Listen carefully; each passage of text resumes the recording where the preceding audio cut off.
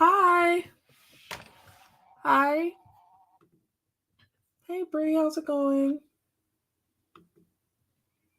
I'm so sorry, guys. I was sitting here in silence. My computer is apparently delayed.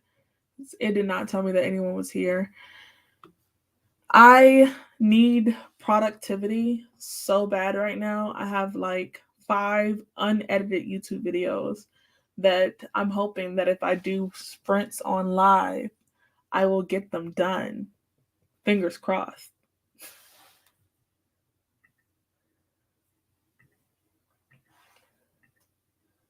But those of you that are joining me, don't feel as though you have to read. You can do whatever from cooking to laundry to naps. Like, this is totally all about productivity.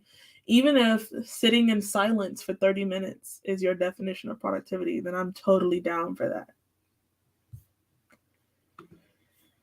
Hello, hi, thanks for joining. I feel like we'll do our first sprint in like 5 minutes, give people more time to join, my computer to catch up.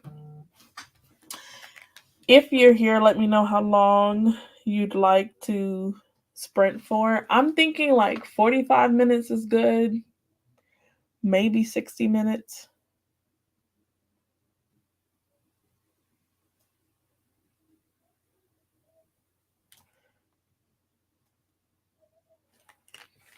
Let me get a timer here pulled up. I don't have any cute timers like everybody else.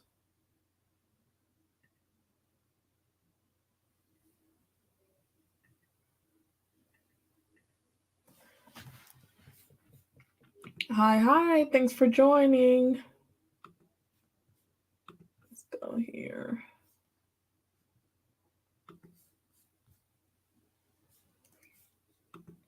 Listening to A Gathering of Shadows. A Gathering of Shadows is a V.E. Schwab, right? A Darker Shade of Magic. Is that the sequel? Are you retwisting? How old is your daughter? I've been thinking about giving my daughter dreads because she's like so tenderhead. Like, it's crazy. And I thought that, after a while, just exposure to her getting her hair done consistently would help. But she might just be one of those individuals that just does not fuck with getting her hair done. So dreads might be the move.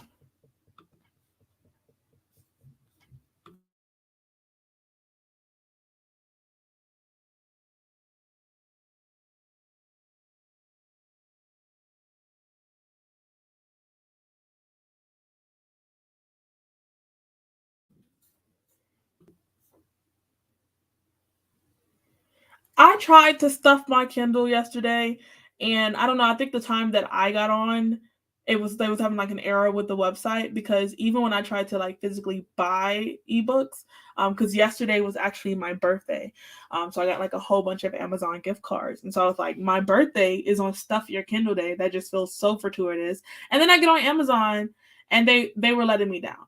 I thought about buying books through Apple, but I don't know. I don't like to read um, Apple books on my iPad because my iPad is way too large for that. Like, I actually like the compact size of my Kindle. And surprisingly, the fact that Apple haven't produced its own like e-reading devices, questionable. Because don't y'all want my money? Like, why is Apple not giving Amazon a run for its money in terms of e-readers? That's the true question. But I hope you got some good picks yesterday.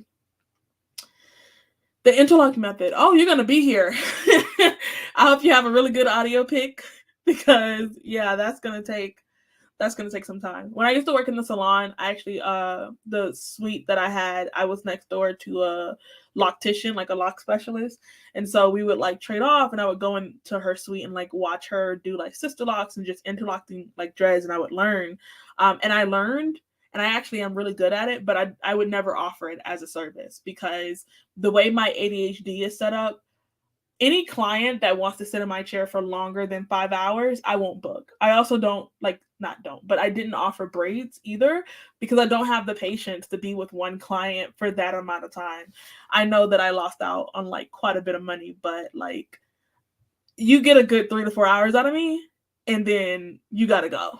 You know? Like I can't. I'm done. I'm done hearing about your life.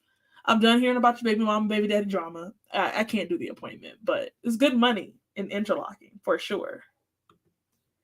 Hi, thanks for joining my impromptu sprints, productivity sprints. The Prestige. Don't believe I'm familiar with that one. I will be productive with you, but you are stopping by. Are you saying that like I'm not going to be productive or like you just don't, you're not in the mood to be productive?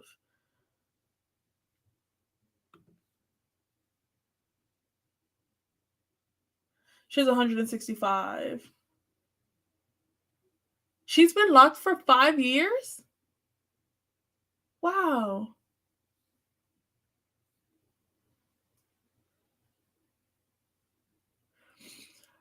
So in my salon suite, I didn't have a TV on the wall. And there's just something about going to your hairstylist that makes you want to word vomit your life. Like as soon as my clients would walk into the door, it was like, girl, let me tell you what happened the last 2 weeks since I've seen you. And so like, not that I don't care about their life, but I was not overtly invested to hear. And then I'm a military spouse, so I always have to do services with like military soldiers and spouses and things like that. And so I had the unfortunate advantage of doing like one soldier's wife hair and his side chick's hair, or I would have to do the hair of the spouse as well as the one that he was cheating with. And you know, I have to pretend like I don't already know the story, like I don't already know the tea. And or there was one time where this lady was like telling me how she's investigating how her husband is cheating or how she thought he was cheating. And I knew he was cheating and I knew who with because they had told me at their appointment. But I have to sit here with the Pikachu face of like, wow, that's crazy. Because I don't know, it feels like I'm breaking a code of confidentiality if I like fill in all the blanks. But yeah, I don't miss that at all.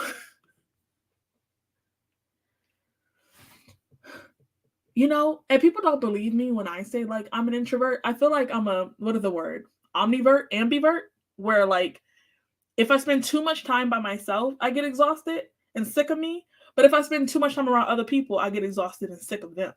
And so there's a scale where like sometimes my social battery like runs out and I have like no desire to interact with anyone. And then sometimes I'm like so random where I pop out and I'm like, let's party, let's get drunk, let's have a good time. And they're like, where have you been? Like you haven't even been around. I support a lazy day. I don't know if you were here when I said it, but if we do a productive timer, they're going to be 60 minutes, by the way. You take a nap, I'm all for it. I'm totally all for it.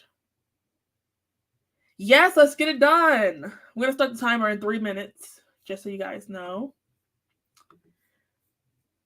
I sit inside. I wish that I had the type of clients that would come in with a book and like pop in some headphones because I want to listen to an audiobook. I'd love to not, but no. My clients are very much like we're going to talk throughout the entire appointment. But it honestly like it kind of helps me speed up because like if a client is spilling her entire life story to me in my mind, I'm like, let me speed this up. So it makes me move faster so I can like try to get them out the door because I actually don't want to hear about your entire life experience.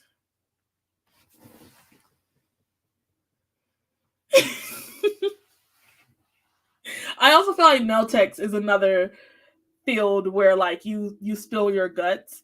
Maybe I need to go into waxing because like I was thinking about returning back to the service industry now that like we're post COVID, but I don't know that I want to go back to the salon. I don't know if I want to do hair. So I was thinking like maybe I would jump into like eyelashes or waxing, but I don't know. There's just something about me, snatching the hairs from your hoo ha that makes me feel like you're gonna sit there in silence, and that sounds like a grand time. Sounds perfect for me. Good. Oh my god. I wonder how successful that will be.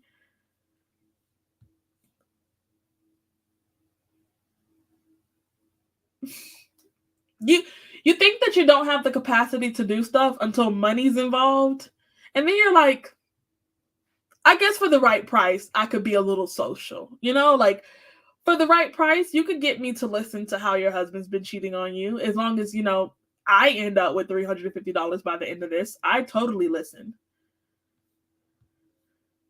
No, Bree's marathon sprints that no, those be like 3 hours long. Bree has done a 5 hour sprint, and I don't know how she's convincing the people to even sit on her live for 5 hours.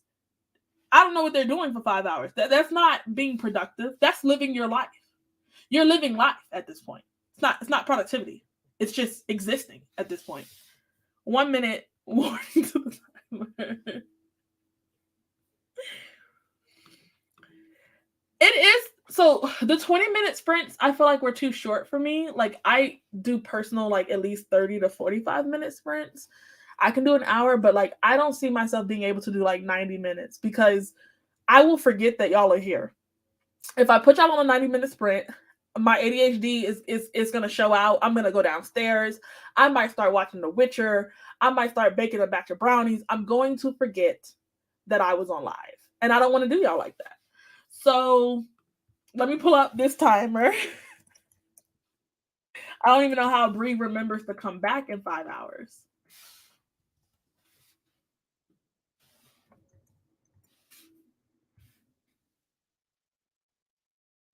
I will be editing probably my mid-year freak out, my mid-year update because I need to do that.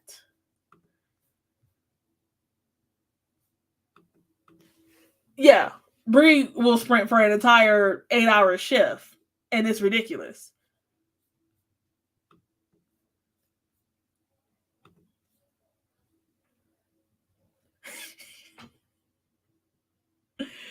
I'm sure you'll let her know, Aaron. No slander here, though. Just complaints, all complaints. I will see you guys in 1 hour if you're still with me.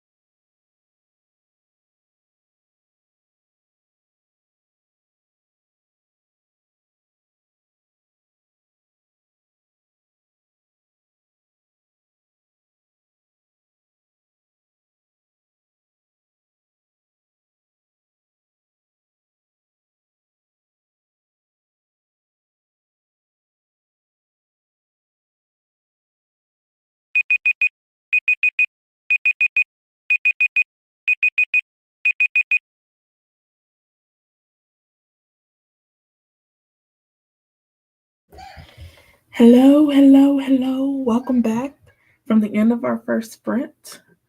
Um, Bree is here joining us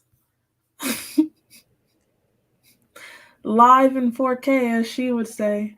Live and okay. A hot mess this morning, this day. Bree, I don't know if I don't even remember what happened last night. Who knows? But you had a good time. I had a great time. It You was had a great fantastic. time. Don't worry about it. You had a great time. Don't worry about it. It's all good.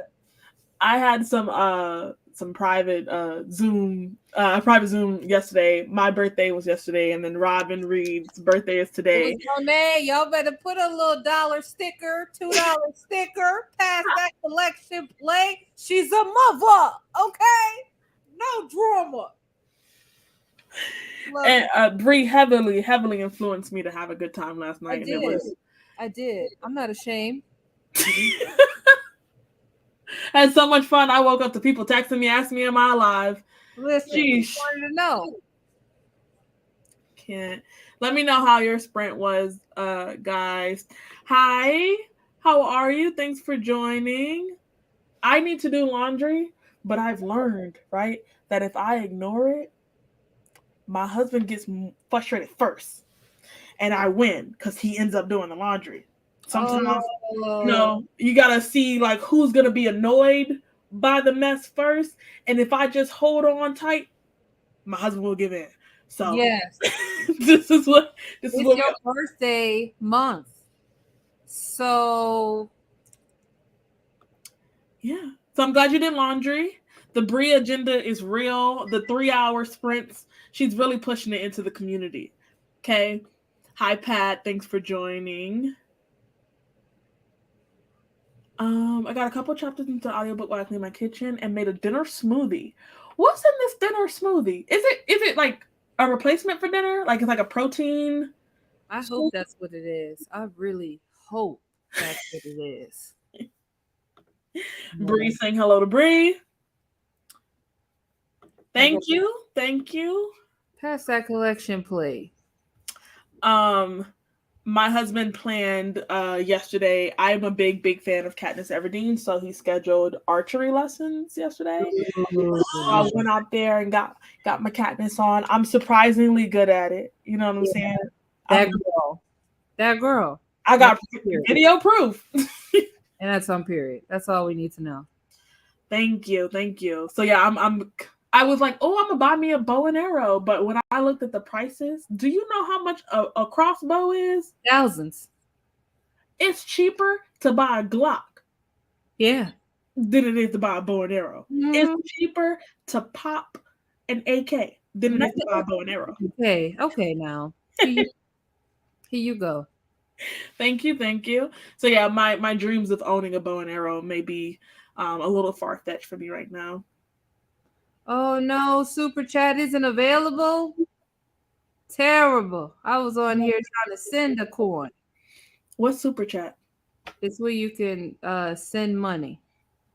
Oh, is it on YouTube? Yeah.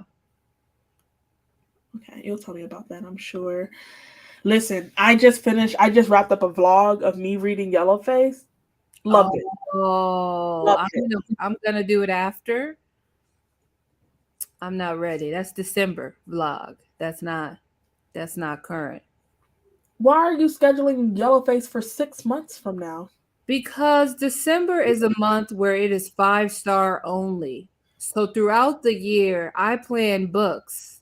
I should have did a video, but I don't. It's just me internally.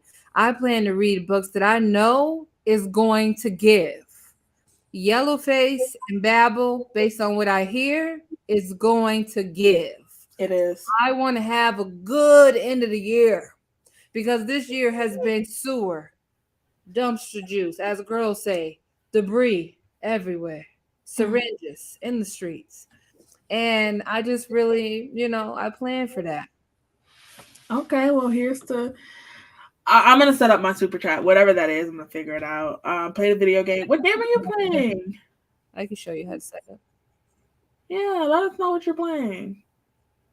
You don't have to read. These are just productivity sprints. I don't care. Just focus on breathing. That's Yeah, productive. breathe in, breathe out. Regular smoothie, but at dinner time. Almond butter. I've never had that. Brie, can you eat almond butter? No. Yes, I can. Why you judging? You have like this long list of things. That's all I was like, are you I do have a long list of things, but I can't do that. okay? Hello, hello. Children of Blood and Bone. You know, we was recently talking about Miss Tomi Adeyemi. No, no, no, tell me. Waiting on book 3. Been waiting a long periodical time. I don't think it's gonna come. Don't be like that. Don't say that. It just ain't looking good. Thank you, thank you. Bless you, Brie. Girl, I'm done. That's why I had to get up. She is so unhinged in Yellow Face. I loved it. That's I loved it. it. Huh? That's why I want to read it. Yeah. I would see that like it would be very frustrating for some people to be in the head of such an unredeemable characters. I feel like authors usually are afraid to centralize a character that is unredeemable and Not Miss R.F. Kwong. yeah, not she didn't care. She's never been that girl. She's never been that girl. She do not want peace. She don't care about peace. Brie is playing a dangerous game. I am, but it so far has not failed me. Because this is the thing. If several people tell me different things about the book, I know I'm gonna have a good time. So Babel, I first was afraid of. I was like, ah. And it's in my like TBR cauldron that I have for my Patreon. And I go in there every once in a while and read the book. So one of the books in there is Babel. So I hope I get it before the end of the year. But if I don't, I'm gonna read it because I really am passionate about words, how they're saying the meaning, how they put together linguistics. Mm-hmm. And I heard that Babel is giving us a lot of that. So I'm excited for that part of Babel. And then Yellowface, it's more of like the main character being so unhinged that it mirrors a specific demographic in America that I'm so pumped for because it may seem unhinged, but it's given reality. Mm-hmm. So I'm really hoping. I don't know if that's true. I don't know. Yeah. I don't know, but and I love a female character that is a hot mess. That's why I loved Queenie. I know a lot of people didn't like Queenie. They're like, she is too unhinged. But I was loving it. My girl was making mistake after mistake after mistake. And then was like, I need to get my life together. Ooh, mistake again. And I just loved it. I loved it. I'm glad we all have love for scared to. Don't be scared. Don't be scared. Just go in there and have a great time. Have a great. It is exactly what I would expect from when I like reading from the perspective of a very privileged white woman. And one of my favorite things about Yellowface is actually that R.F. Kuang didn't do anything to make the main character stand out. She doesn't even have blonde hair and blue eyes. Like she's just a average brown-eyed brunette white woman, and in a era where everyone's using certain identities and cultural connections to stand out and to have like this oomph, she's such an individual person that doesn't connect with anything that would give her like this gold star of like being a part of some disenfranchised group. And so she really struggles with being ordinary. She struggles with being normal. She hates it. She can't stand it, and it's such a fun time. I just love how what I'm getting from Yellowface is the basic bitch is not winning. No more. She's so basic, and it's eating her. It's eating her alive. Yeah, you can't do the bare minimum no more and have all these privileges and these identities that hold such privileges. We are not in the age of that anymore. No, we don't care what SCOTUS saying. Okay. The facts are the facts. Uh-huh. So I love to see it. Yeah, but yeah, I can't wait to see. I think that aspect, and then also watching someone coming from an individual community try to fit in with a more communal community where everybody is connected off shared experiences and shared understandings. She can't fake it. That's not something you can fake. And so I was so in love with watching her. Like, how do you do this as an individual person, try to connect with a community? Girl, can't wait for you to read it, Bree. I'm ready. I'll be in your DM. Oh, I love Witch Hat Atelier, and I would love to play a game similar. Hold on, let me take a picture of this. Cause I was just saying, Bree, funny. I was just saying that in a video that I recently recorded that I wanted more mangas like Witch Hat Atelier because like so good. Oh, well, I'm not your girl, but Ashley is. Oh, maybe I should ask Ashley. Yeah, Ashley and I, we do love manga and comics. We are on two different spectrums. Like What she, huh? you read the plastic wrap mangas? No, she does. I don't. Okay. And she is like, lovey romance, a good story, a fan favorite, or whatever they call it, fan service. Sorry, I'm like death, death, murder, murder, kill, kill, stab, stab, and that's kind of where that's the only manga I read. Is somebody's murdered, somebody got killed, there's a crime. I'm concerned. It's just what I like to read. It could be the forensics in me, but I love to solve a crime. Okay. Love me and Nancy Drew. Ooh, a mystery. What happened? How they get there? What? Not mom's. Not the cousin. I love that. I love that. I am into the killing murder manga. That's why I'm like, if you need any of that, I'm your girl. But when you start talking about this person as a cute, no. I tried to read romance manga from Kindle Unlimited last month, and I DNF'd every one of them. I was like, yeah, I'm done. She's taking too long to tell him she like him. He don't know if he really like her. I'm done. He don't like him. Him don't like her. I just no. What's your favorite romance? I don't have one. Hmm. There's some romance I've read because there will be like a week or 2 weeks every year that I'll be like, let me read some romance, and it's Black romance. I have some authors I've enjoyed, but I think if I was to read like their whole catalog, I would be dead because I don't read it as consistently. So have you read 7 Days in June? No, that does not entice me at all. Well, I mean, I don't really call it a romance, but it would be one of the books that I would have expected you to pick up by now. No, and I also read a lot of indie romance. Like I read from Nicole Falls, Alexandra House, Alexandra Warren. I've only read book 1 and 2 of the McLean by Alexandra House. I read Let Me Hold You and Let Me Love You. Those are the only two I've read by her. Yeah, I feel like I forget the what brothers. It's like Set Sha something. Oh, that's like that's a different series. You read That's that a one? different series, but I liked it. Yeah, I Huh. mean, it was a lot of sex. It was so much. So I'm Salt Bay to the sex. Salt Bay. I can't be in it too long. It's the same thing with romance. I feel like fantasy. A lot of fantasy nowadays has heavy romance tropes in them, and I just want it to be done. Like Akatar, I would have loved just having the elves fight each other. Not The the A? elves. Not the L's. I need a moment.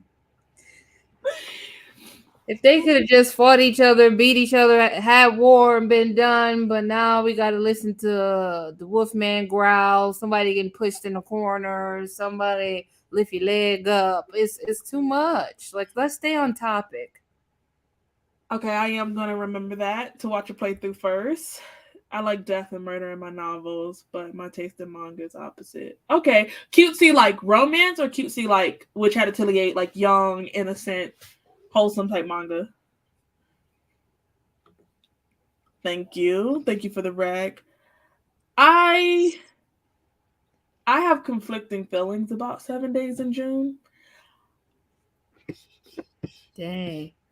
I don't think that it's a romance, but I do think that it's a great depiction of trauma bonding and checking that and realizing that. What I enjoyed about their connection is that they both identified that as kids they trauma bonded and they were heavily in love, but they also had like abuse and substance abuse a part of their relationship. And so like as they're trying to reconnect as adults, they're challenging that perspective of like, let me find other ways. Even though today we still deal with stuff, we can still trauma bond and we can fall head over heels like hard in love like we did the first time. But like that's not sustainable, right, for like a adult healthy relationship. And so I enjoyed them both checking that of like, let me not only connect with you through my pain and trauma, even though I know that you're one of the only people that may understand me that way. So Yeah. I like that, but I don't feel like anybody else got that away from the book. And so that's like my biggest problem is that I hate when me and the book community, we all read something and the takeaways are different. Cause I'll be like, I hate that. how did y'all get 12 from 6? I hate that so much, especially with Akatar. When you told me that part was unskippable. You get what I'm saying? Like there was no way for you. So every interaction, I'm like, dude, you really ain't shit. You know what I'm saying? And no one talks about that. I told Bree when Bree was reading Akatar, one thing that I don't like about Rhysand, it's a bit of a spoiler, so I'm not going to share it here. But the thing that I don't like, Bree, you can attest to this. No one talks about. No, I've never heard anybody else talk about it. Never heard one person talk about it. So then, and my thing is, it wasn't just mentioned once. You know what I'm saying? Like it was mentioned a couple times, and I was like, I mean, I acted the way I acted in my blog, but I'm just like, why? You never get in again. Never. It's clank clank time. I'm not with you, Wolfman, other Lucifer. I'm not nobody's. Nobody's is putting the alien thing on my thing, which is now alien because I was once one of them. You know what I'm saying? Yeah. Spoil. But it just I I can't. just feel like that challenges, like if you look at it from that perspective, that challenges every single interaction they've ever had, even from Everything. it's manipulative. That's the only thing I'm thinking. I'm like, wow, this dude played the long con. That's all I'm thinking. Like, you really played the long con. And the thing is, what killed me is that you didn't tell me how it unfolded. You just told me, like, hey, Yeah. situation. So when I saw how it unfolded, it validated me being like, why this fake person didn't kill her when she ran out of the house? Why was he nice to her? He should have murdered her. Right. That didn't make sense. The other dudes was trying to, and these other dudes, so I'm like, if you why are you, you know what I'm saying? So now we roll black. We bring the tape back, and we find out that A plus A is really C, and you just like, what the? So now I can't trust you because when I was throwing it back, you already wanted it back. You knew I didn't have a choice. I had no choice but to throw it back. And they say he a feminist. Where? You played the long con. And then as a forensic therapist, hold on. Oh Lord. That was too much. But as a forensic therapist and a person who had to work with a lot of survivors of being trafficked, I was taught that there are two types of pimps. Okay. There's the gorilla pimp and there's the finesse pimp. And it was given finesse pimp to me personally. That you're out here just like, oh, let me give you all these things. Let me let you think it's your choice. But I'm out here to puppet master the whole goddamn time. Whole time. Okay. So I feel attacked and victimized by Regina George or the Fang or the Flang or the Wing people. And I just didn't like it. I didn't like it. After all this, I'm still trying to convince her to read book 3. Okay, if you have cute manga romances, Rex, send them my way because I need them. I need to read Before I Let Go. Before I Let Go, now that one got me. That one got me good. 5 out of 5 stars. I loved it. I also loved Real by Kennedy Ryan. I would say that's probably my favorite romance, and it made me cry. So Take your pick. She was on TikTok live today, and I've always wanted to read that book because I have the audio book. So maybe I'll read it one day before my 30s is over. Yeah, 7 Days in June was mismarketed, especially by the bookish community. Like, I don't feel like the reviews were given what it was. See, I don't want to spoil. Have you read Akatar? I don't want to spoil what I don't like about Rhysand. I'm not gonna drag him through the mud, but that's just one thing that I don't particularly like. Bree, I think in our group of friends, the only individuals that did not give that book 5 stars was me and Ashley. Me and Ashley from Bookish Realm both gave it 3 stars, but everybody else gave it 4 and 5. They really Which is fair while y'all did. Yeah, I had me and Ashley had the same concerns about Fourth Wing, but everybody else that went in, easygoing, guard down, they had a good time. So I had a good time, and I, upon reflection, because I'm not going to change the 5 star it was given. That's what I was feeling in the moment. Shout out to Past Bree. But upon reflection, if I also too have been reading as much fantasy, as much character development that was great in fantasy, better world building, and have also read fantasy that has dragons in it and it was done well, I'd have read this and been like, okay, so what's going on? You're not even giving me a description of a wing of you just saying they look golden, and that's you know what I mean. But that's what Fort Wing was given. It was given bare minimum descriptions. But it was a good time. Yeah, I will say that, like, of the people, the book reviewers that I know that love Fourth Wing, they dabble in romance, fantasy romance. They dabble in fantasy, but they're not like fantasy readers. The people that I've seen be the most critical are the ones that consume fantasy romances and fantasies in general at a higher dosage. So I do think that, like, we just see that book as like, okay, like, it's given middle of the road, decent. I think that goes with every genre. Yeah. Like, people read Riley Sager and losing their fucking mind over it. I'm like, literally, that is in the pits of hell. No, because Karen Slaughter is right there. She's right there.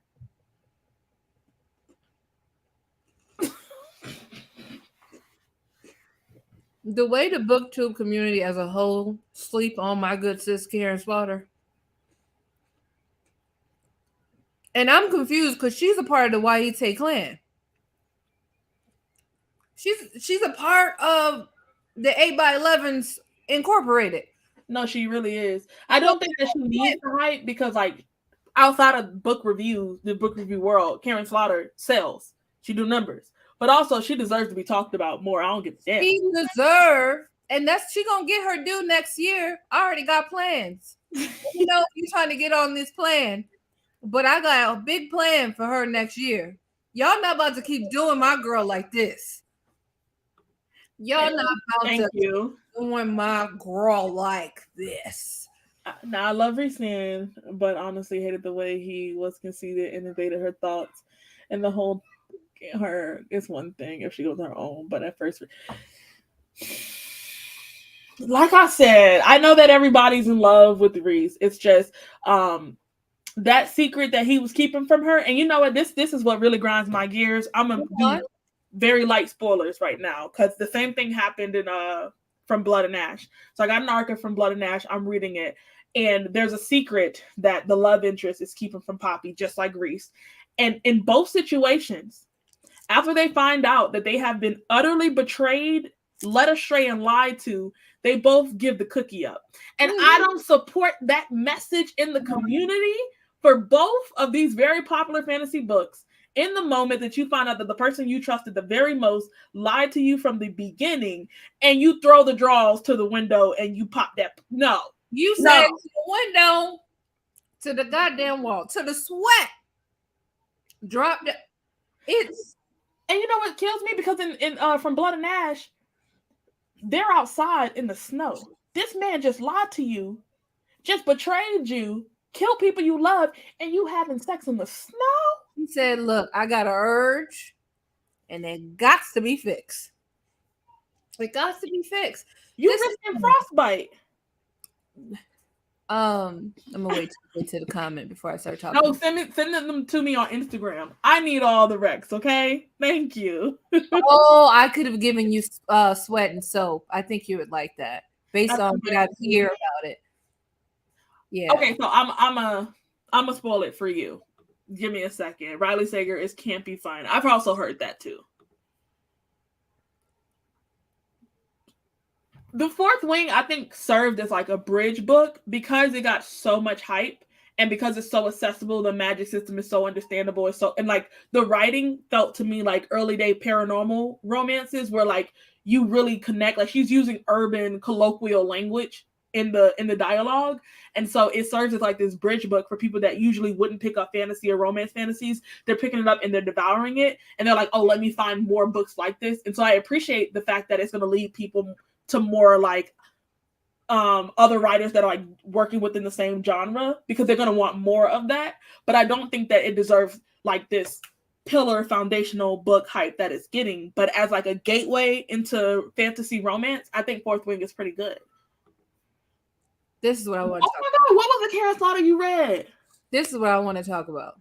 Now, Karen Slaughter and R.F. Kuang has one thing in common to me. They don't give a shit about their main characters. At all. At all. Nothing.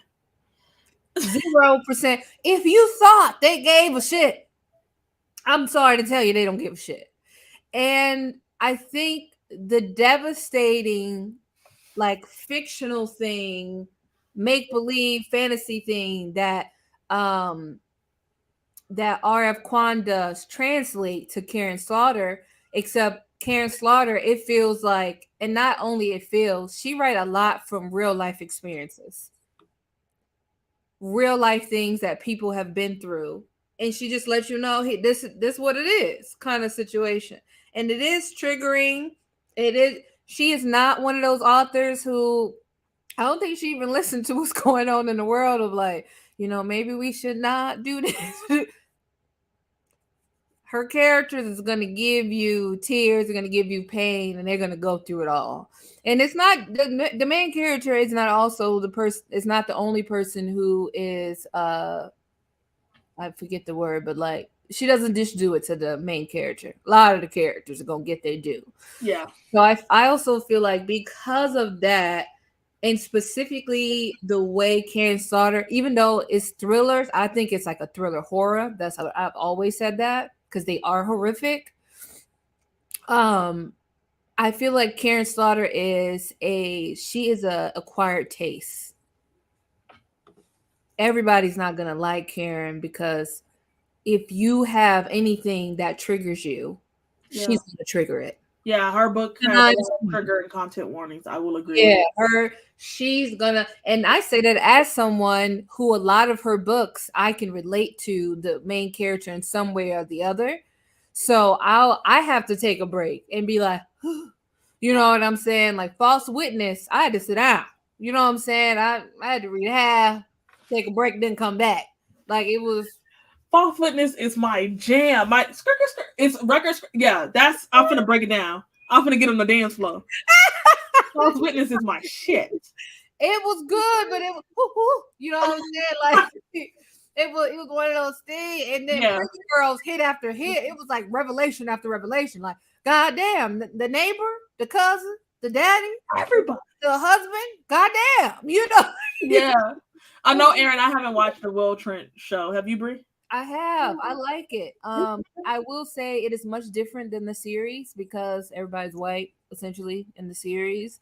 And the TV show is more of a reflection of the times. And I'm assuming everybody is white in the book, but I have decided to restart the series because I forgot that when people have series like that, like Karen Slaughter and Kathy Rice, I just start wherever. I don't start from book one. I just be boo-doo. No, you gotta pick it up. Yeah, so I realized I've only read from 10 to 16 or 14, something like that. I've read. So I'm like, whoop, let me go to the beginning. So that's where I'm at. For you, Sophia, I would say so False Witness and Pretty Girls, while they are my favorite, and I think that everybody should read them, they are very dramatized in book form. So if you can tolerate that, I mean, like it's breakneck like TV drama in a book. But other than that, I would say The Good Daughter is a good like middle of the road book for Karen Slaughter to get introduced. Of course, it is. Yeah, come on, Monet. I might need you part of my Karen Slaughter project next. Invite me. I think it's me and you on that one. So I haven't read Sharp Objects, but this author wrote, was it Gone Girl? This is Gillian Flynn. Yeah. Sharp Object and Gone Girl, or was it Gone? Yeah, I think it was Gone Girl. Gone Girl, we had to do a deep dive analysis of that book from a forensic psychologist perspective while I was in grad school. That was tough. Have you okay, so I'm gonna ask you a question about that later. But yeah, I read Gone Girl. Oh yeah, and Pieces of Her. Perfect to start there. Pieces of Her is a decent one too. Start with Pieces of Her. Reese is toxic. Like I said, I don't hate him. I can't say that because like one of my favorite like male love interests in like a paranormal fantasy romance is extremely toxic. I mean, he make Reese look like a gentleman. So I ain't here to judge nobody. I'm just saying Reese did some shady shit, and I wanted to call him out. Tamlin, I feel like I blame her writing for that. Like, I mean, the signs were there all the way through, but I do feel like Sarah J. Maas switched up on Tamlin and like just gave up on him as a character. I don't feel like he is as unredeemable as she has left him throughout the entire series. I think she wanted to direct her fans to hatred, and that's something that I don't like. Like, if you have two love interests or two whatever, don't make me hate one. Give me a good old Jacob versus Edward, and let the fans go to war. Don't be telling me who to like and who not to like. Let me let the fans go to war, Mo. Let the fans go to war, okay? The fans fight it out to the death. Let us duke it. Don't tell us. Set the mood, not future.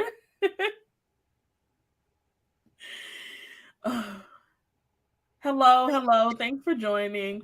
Oh, it was Pieces of Her that you didn't like? Yeah, I wouldn't say that was like a top Karen Slaughter for me. I do understand how that book could be dislikable. I did watch the Netflix show of Pieces of Her. I thought it was decent. I thought it was okay. My frustrations really played out. Like my frustrations with Pieces of Her. The thing is, let me tell you why Pieces of Her is not my favorite Karen Slaughter. Because the main character was just so dumb. And she don't usually write just dumb. And I hate to say, I don't know any other word to say it. And I know dumb is not, a good word, but it was different. I think Karen Slaughter, from the other books that I've read from her and enjoyed, she will give you a vulnerable character. She'll give you a character that is vulnerable for a multitude of reasons, maybe something that happened in their childhood, or maybe they're like codependent upon someone. But she will put you in the head of a character that you don't expect to trust to solve a mystery or to carry the story, or you are fully aware of like their shortcomings, and it makes you nervous. But it also makes the book better because you don't know, like, is she gonna survive? Because they're very well, she could be dead, and we didn't went into another perspective. You know what I'm saying? I'm telling you, in Pretty Girls, you know how you would describe like a damsel in distress, a doe in headlights, a doe with wobbly legs. That's the main character in this book. She's so damn innocent and naive, and she just doesn't believe the world is as crappy of a place as it is. And by God, is she gonna learn? And did she learn? Immediately. Okay. Life lessons were taught. Life was taught. Monet, I hate to interrupt, but I had to tell you this because it's kind of funny.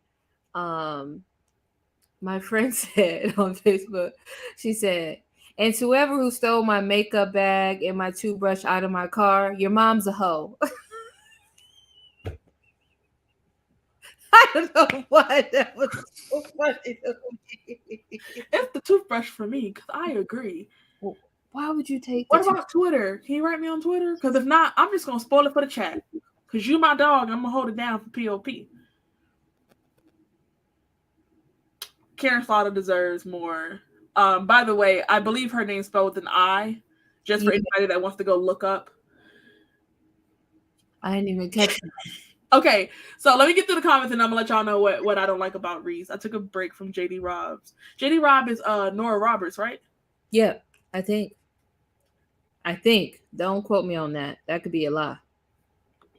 I know JD Robb is somebody's pen name. Yeah, it's Nora Roberts. Hello.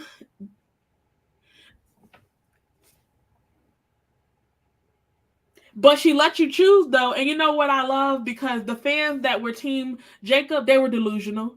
It was always going to be that dead light-skinned corpse. It was always going to be him. But yet she let us believe. She let us have faith that Edward had a shot. Mm-hmm.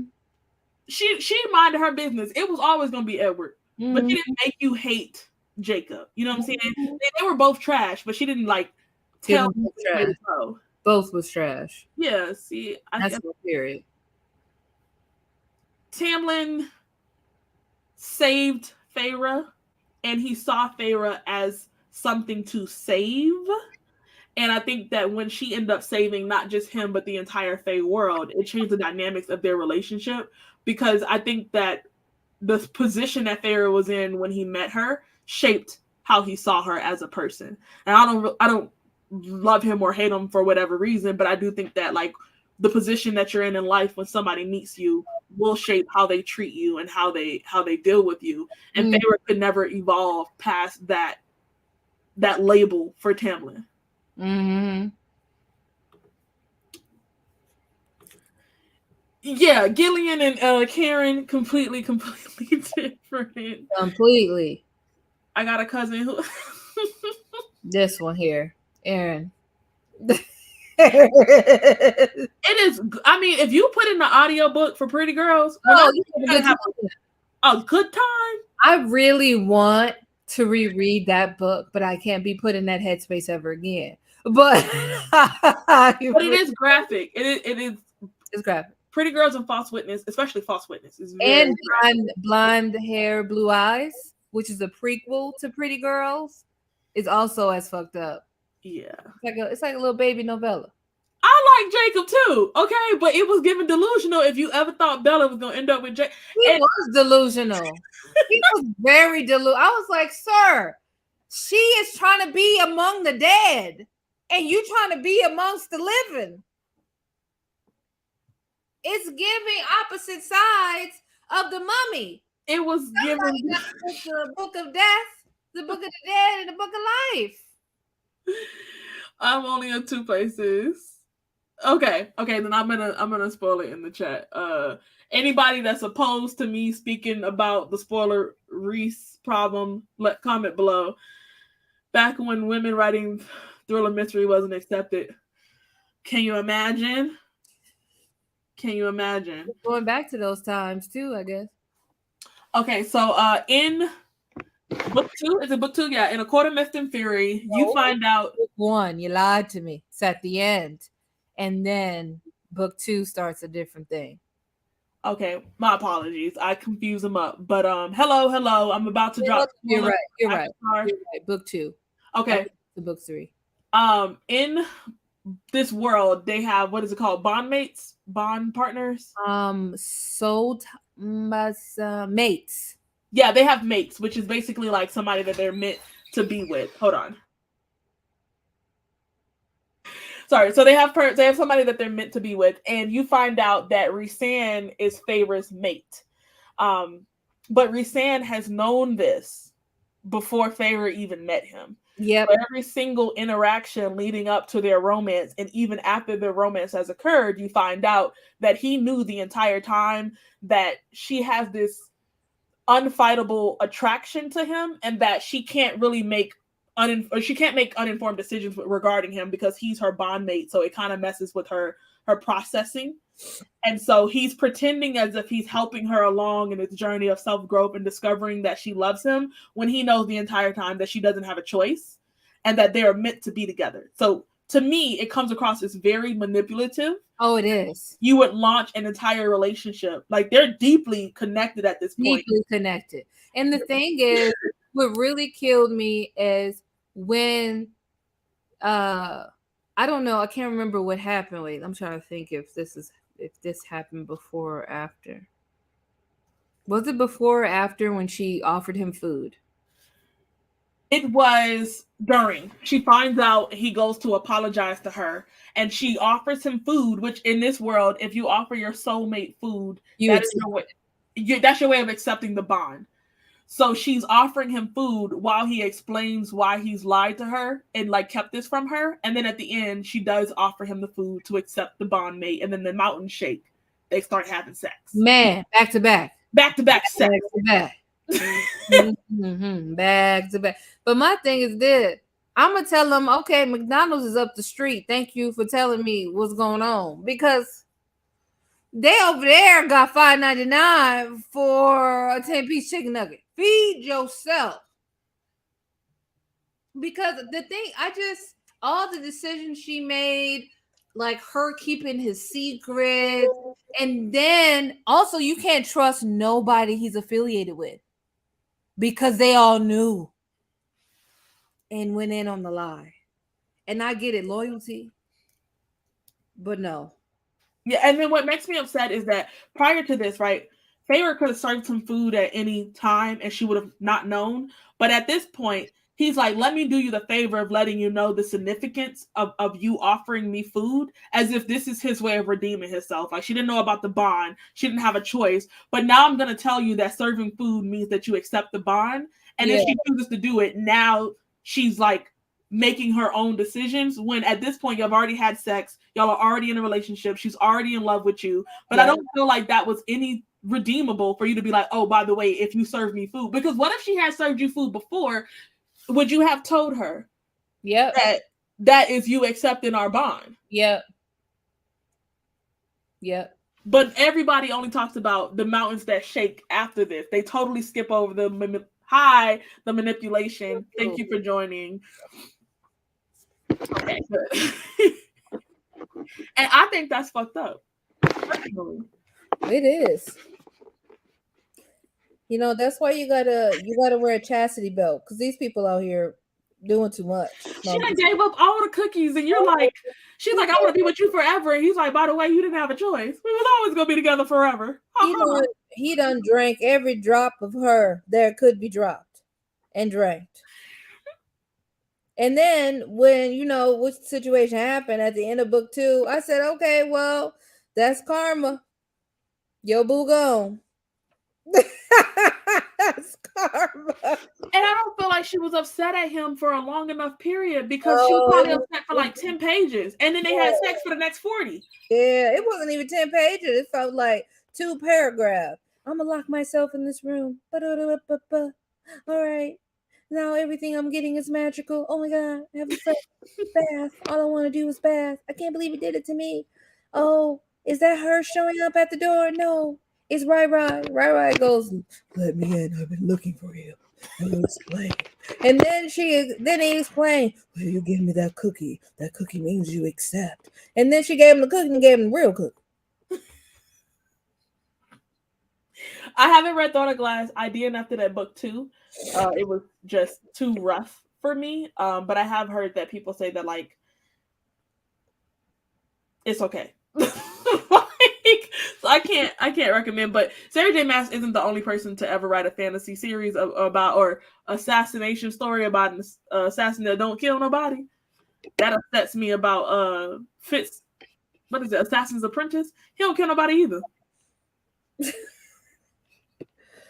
And you were judging me early because I like murder, stab. If you're gonna write a book about an assassin, also the book by Brent Weeks, the Night Assassin, the Night Angel. I don't know. That's an assassin story. He don't kill nobody neither. Why y'all keep lying to me? They don't want to kill folks. They're trying to live on the edge. Okay. Bree ain't right, but yeah, don't. If you pick it up, just be mindful of that. And people want to hate on Tamlin. For a multitude of reasons. I'm not saying that they shouldn't, but I'm just saying we're gonna overlook the fact that, like, you started this entire relationship knowing that this girl was going to be unable to fight any attraction that she ever felt towards you because y'all are soulmates. Yeah. Tam Tam is the Lulu. Super Delulu. And I'm hoping Lucian dies. A terrible, slow death. You don't like Lucian? No. Everybody loves him. Sorry. Everybody loves him. And I hope that Nessa dies trying to save him. Nesta's soulmate. We can get 2 in 1. Who's Nesta's soulmate? The other boy. The other one, yeah. It was the Nessa's soulmate is on, is with the night people, with Rai folk. One of his folks is hers. Yeah, but Elaine's soulmate could be either Lucian or what's the dude? The other dude, not Cassian. It's not Cassian, but the other dude is Cassian and Nessa. Is that is with Nesta? But the other friend, there's Cassian, Reese, and Azrael. Is that his name? I don't know. I'm just hoping for a quick death for everyone. The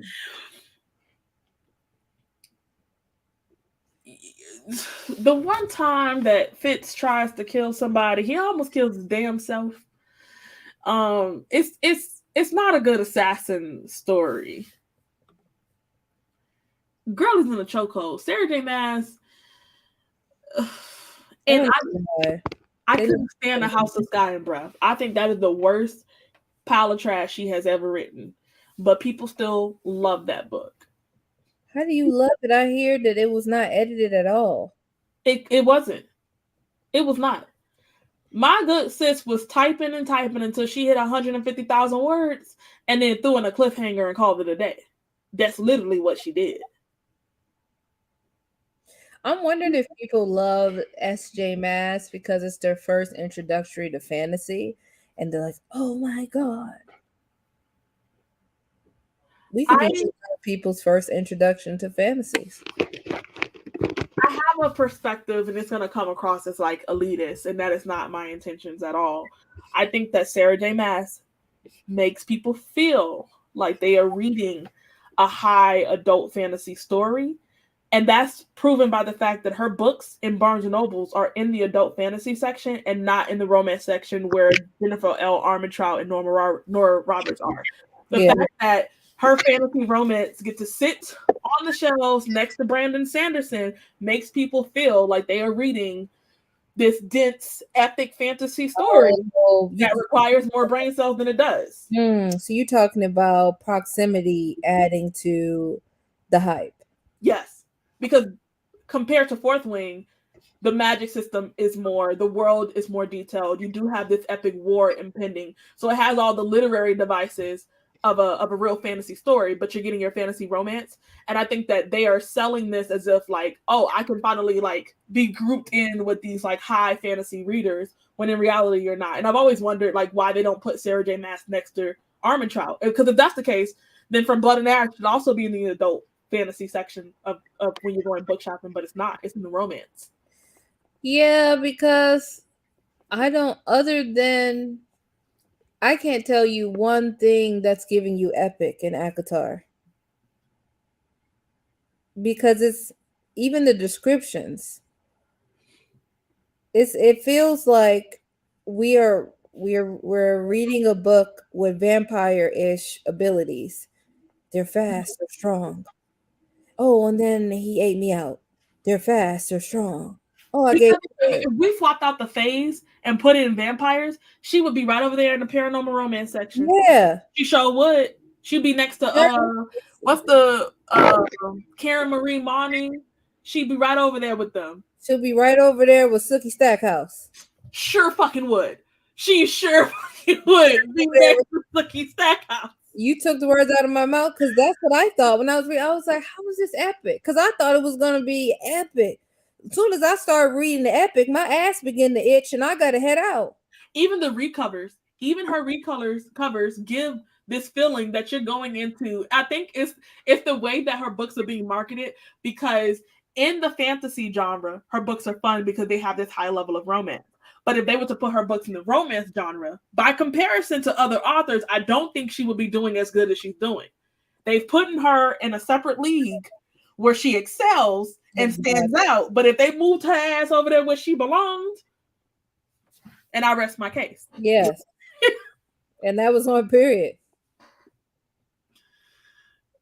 I don't blame you. And I don't know how Elaine's going to get her own book because she is about as interesting as a beanstalk watching asparagus grow. Oh my God. She is about as interesting as watching paint motherfucking dry. Okay. She's going to get her own book? Watching the turtle cross the road. It's just no. I'd rather read the back of a bleach carton. I'd rather read the back of the WE-40 paint can. I'd rather do that. I'd rather read the ingredients in water than go ahead.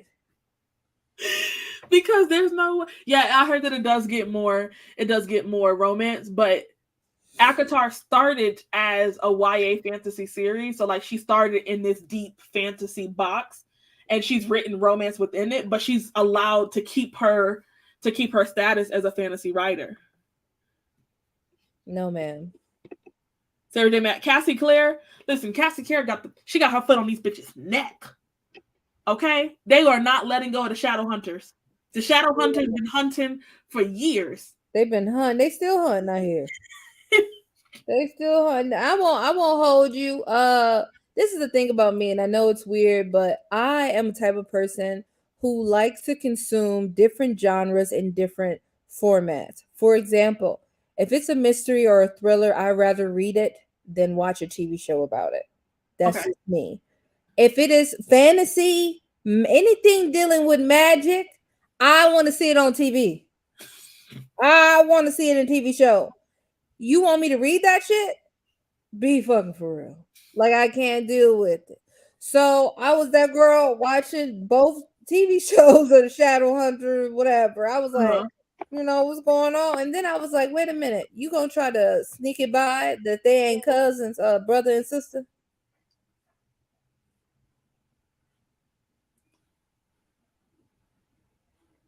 Yeah. Okay. Please don't call yourself dumb. Babel is not over anybody's head at all. They are easy and accessible, and they are quick reads. But people eat them up. You know, people in this bookish community has, you know, we can get really sensitive. So I just wanted to, you know, preempt that message. Here she go. Not the fictional assassin we crave. Briefing and kill them all. They all should just. You don't like Sookie Stackhouse? No, I can't believe me and Deidre, we tried our best to get to book 13 of that series, and we both stopped at 6, I think 5 or 6. That was it. If I heard, and then also Jessica or Jennifer Parker is the narrator, and I do not like anything she narrates. And the other day I was trying to listen to another cozy mystery by Tanya Capes or something, and I saw that she narrates the book. I had to return it right away because every time that narrator goes, so good, I want to fight the air, knowing that I'm not gonna win, but I want to fight the air because it's just not. It's I can't stand. And the writing was trash. All the men were trash. It's giving ACOTAR adjacent. They literally rocking in the same boat.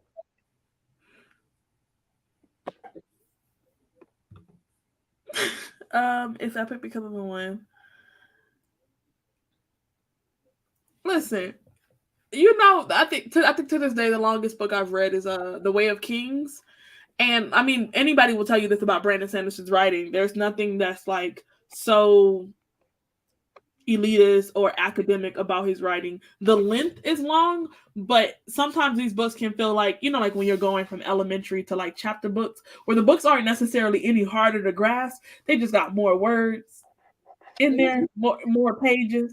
More pages. Just 4 pages, and that's it. That's all. I can't do Brandon. I'm gonna let y'all. I let the other girlies have it.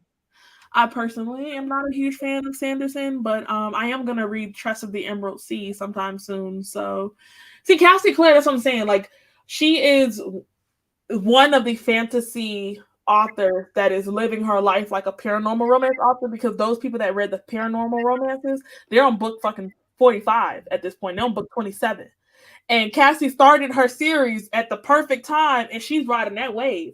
But I am interested because I heard that she's finally releasing another unrelated to the Shadowhunter world book this year. It's an adult. Let me look up the title of that. But I am interested in reading that because I'm like, you've been cashing the Shadowhunters check since I was born. So why are you switching up now? I'd rather watch two Figure out how many books she got. Dang, there's a Discord on fandom for Cassie. Trying to see how many books she got.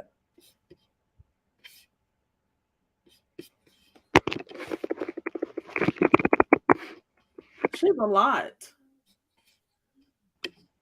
Let me find the title of this new release. How do you It says coming October 10th, pre-order now. This is fantasy at its finest, Lee Bardot said. It's called Sword Catcher. Lee who? You know what I just said? You ain't said her name right. That's all I know. What I say? You said Bardot. I said that's what Lee Bardot said about Cassie's book. Who's Lee Bardot? Are you saying Lee Bardugo?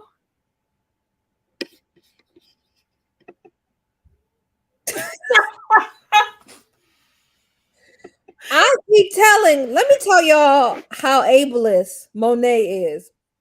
I keep telling Monet I have dyslexia, which really severely fucks up my pronunciation. Now I use it as funny, but it's for real. And she be like, who name are you saying? And I'm like, girl, you caught it? You understood? Did you not? Because dyslexia is an excuse for a mistake, but not to be wrong. Not to be wrong. Bardugo. What's the title of the book? I gotta end our friendship after this. I can't be victimized like because you be throwing me off.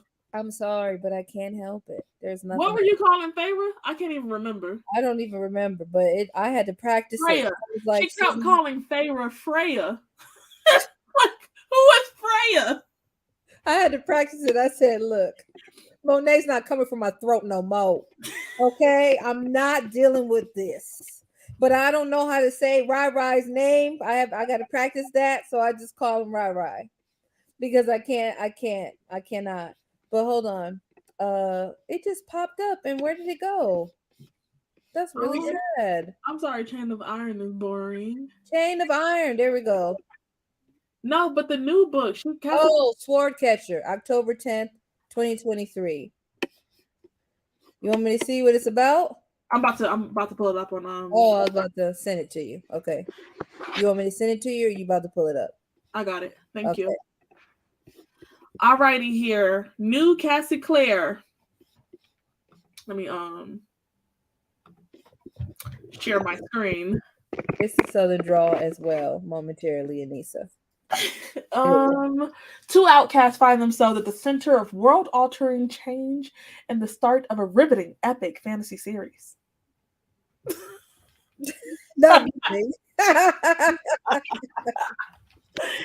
Okay, we got an orphan stolen from the life he knew to become a sword catcher, the body double of the royal heir. You got to zoom in on that. Some of us can't read that. Are we good? Oh, no, we're good. He and the prince are closest brothers, but Kel knows he has one destiny: to die for Connor. No other future is possible. Usual fantasy stuff. Some magical abilities. By law, they must live behind the walls. She's a physician. She ventures out to...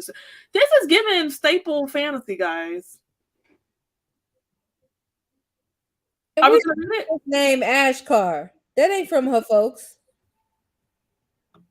What do you mean? What's wrong with the title or the name? I'm just wondering where she get that from. It's a fantasy. She created it probably. No, she ain't creating. I know some people named Ashkar. It's giving fantasy romance for sure. It's 600 pages. Boy, Cassie Clare can't keep it short to save her life. She Does can't she keep have it short. any novellas? I'm about to look it up. Do she got any novella? Oh, her narration. I've heard that her narration is really bad. I've only watched True Blood. It started getting worse after 4, but honestly, I don't know if I could have read True Blood, but I did watch the show. Wait a minute. She got a book called The Bane Chronicles. I Oh, might that's watch a character that. from that's a character from the Shadowhunters. Yeah, I like him. Oh, really? Yeah. House of Earth and Blood was really good. I also loved it when I read it. House of Sky and Breath was ass. Utter ass. Damn, that's crazy. There's So a lot of books she wrote for this. Jeez. There's a manga series too, The Infernal Devices. Did y'all know that? there's a manga for it. Manga series for the Shadow Hunters. Yikes. Sanderson he's never been a hit for me. Like I don't think I've ever given him more than 3.5 stars. But I keep hope alive. One day we might get there.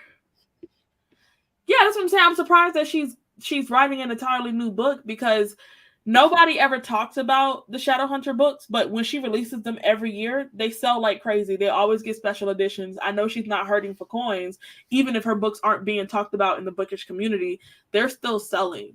Like there's an entire like different field of authors that do numbers that never get talked about on BookTube. I think Cassie Clare is one of those. James Patterson is another one. Karen Slaughter is another one where their books are going to sell regardless. James Patterson. We need to let that man retire. He has so many books. I will cut her name short too. It's too long, man. It's too long. Judith Lewis? I thought Cassandra Clare was really her name. I don't think she would be born with something that's cool as that. That falls off the list. Judith Lewis? Off the lip. You know, Cassandra Clare. Who's buying Judith List? Lewis. Y'all see the hate crimes that's happening in It's love. It's a loving correction.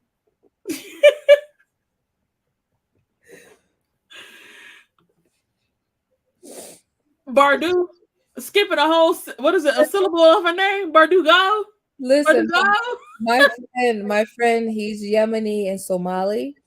And every time I speak, we've been friends for like 13 years. Every time I speak, he'd be like, Bree, why do you keep saying words wrong?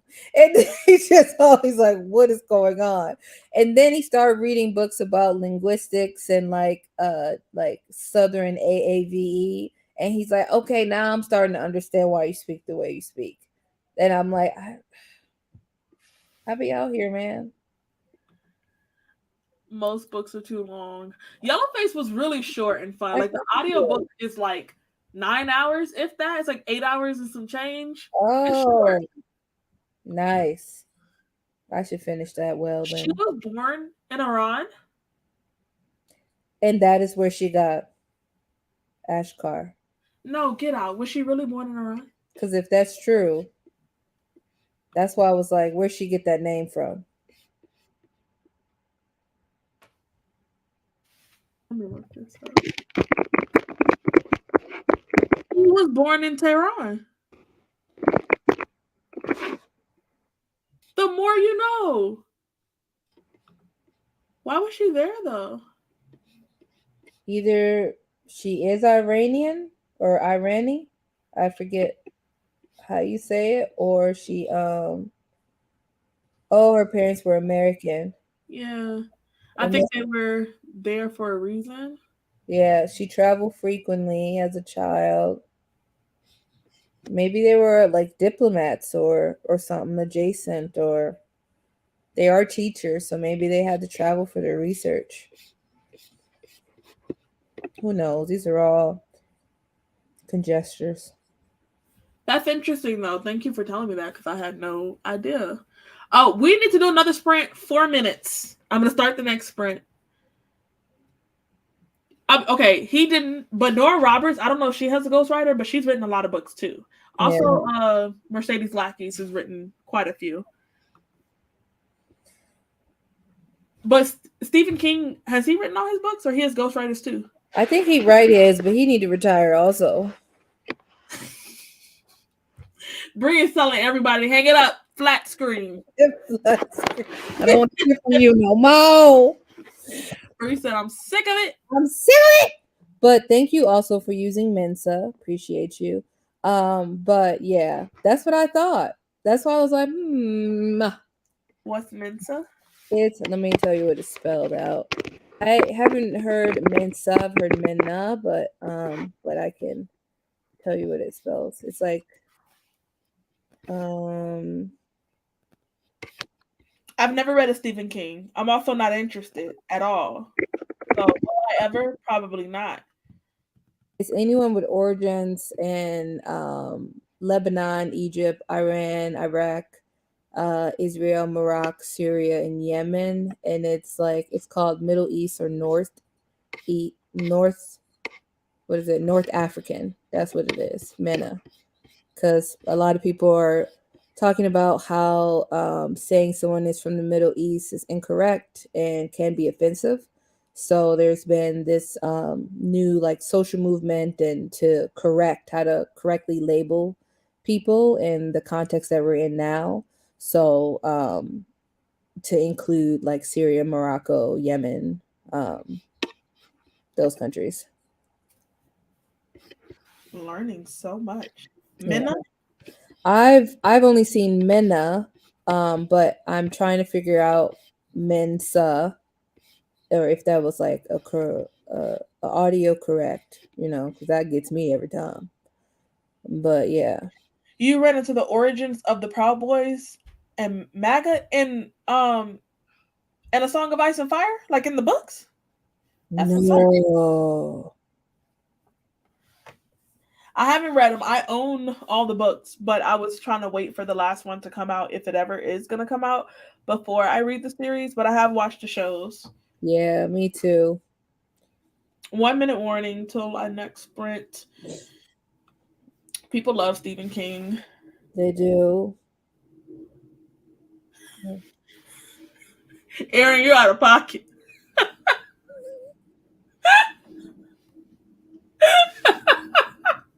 And Aaron, stay out of pocket.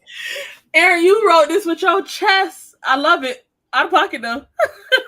Exactly. James Patterson said the white man is the one who's more disenfranchised, and Wait, he said what? yeah, he said they're trying to get the white men. He said white people are a minority group or on attack, something like that. I forget the words, but it's that vibe.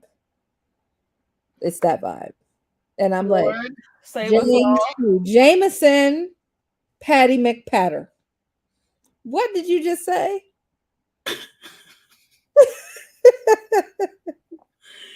Well, then you were never disappointed by that series finale because it was bad. It was very, very bad. I haven't watched it. I feel like I'm gonna have to rewatch the whole series because I only watched half of the last season of Game of Thrones. I was not ready for it to be over. I actually think that this is very beautiful. In our program, I remember there was a conversation that me and my cohorts were having about Iran, and we were just talking about, just a misunderstanding of our cultures, and most people don't give them the credit they deserve as being a very educated society.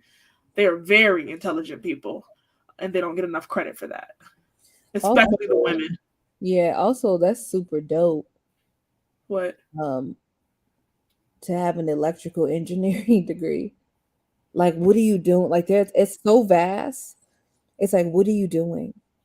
That's dope. Whatever he wants. Whatever you want, really. But I don't know, man, taking us to the future.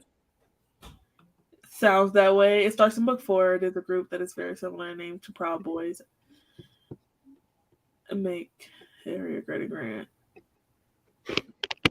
Probably. I wouldn't be surprised if a fan made its own way on over there.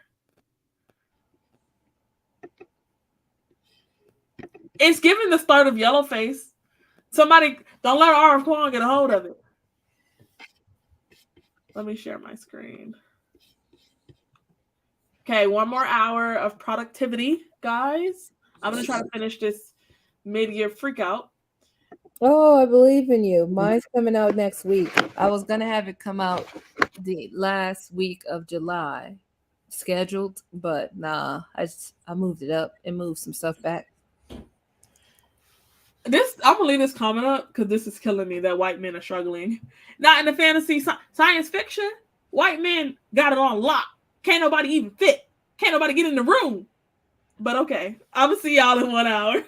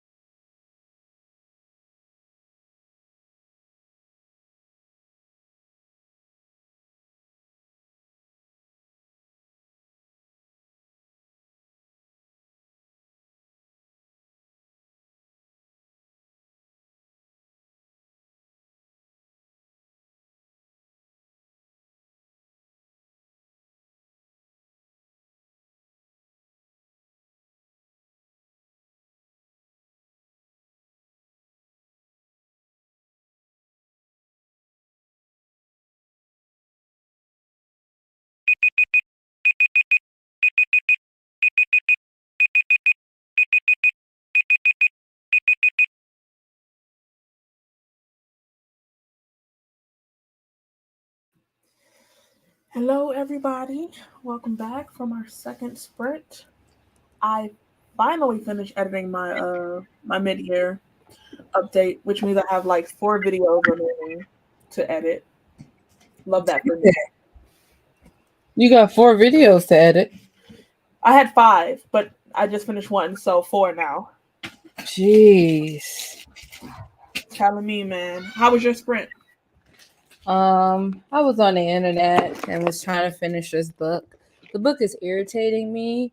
I kind of want to just DNF it because I already read it before, and it's just giving. It's for a series I'm trying to do, and I feel like the information I have right now is enough for me to be like, boop bloop, I'm done. But here we are. Hey, Jessica.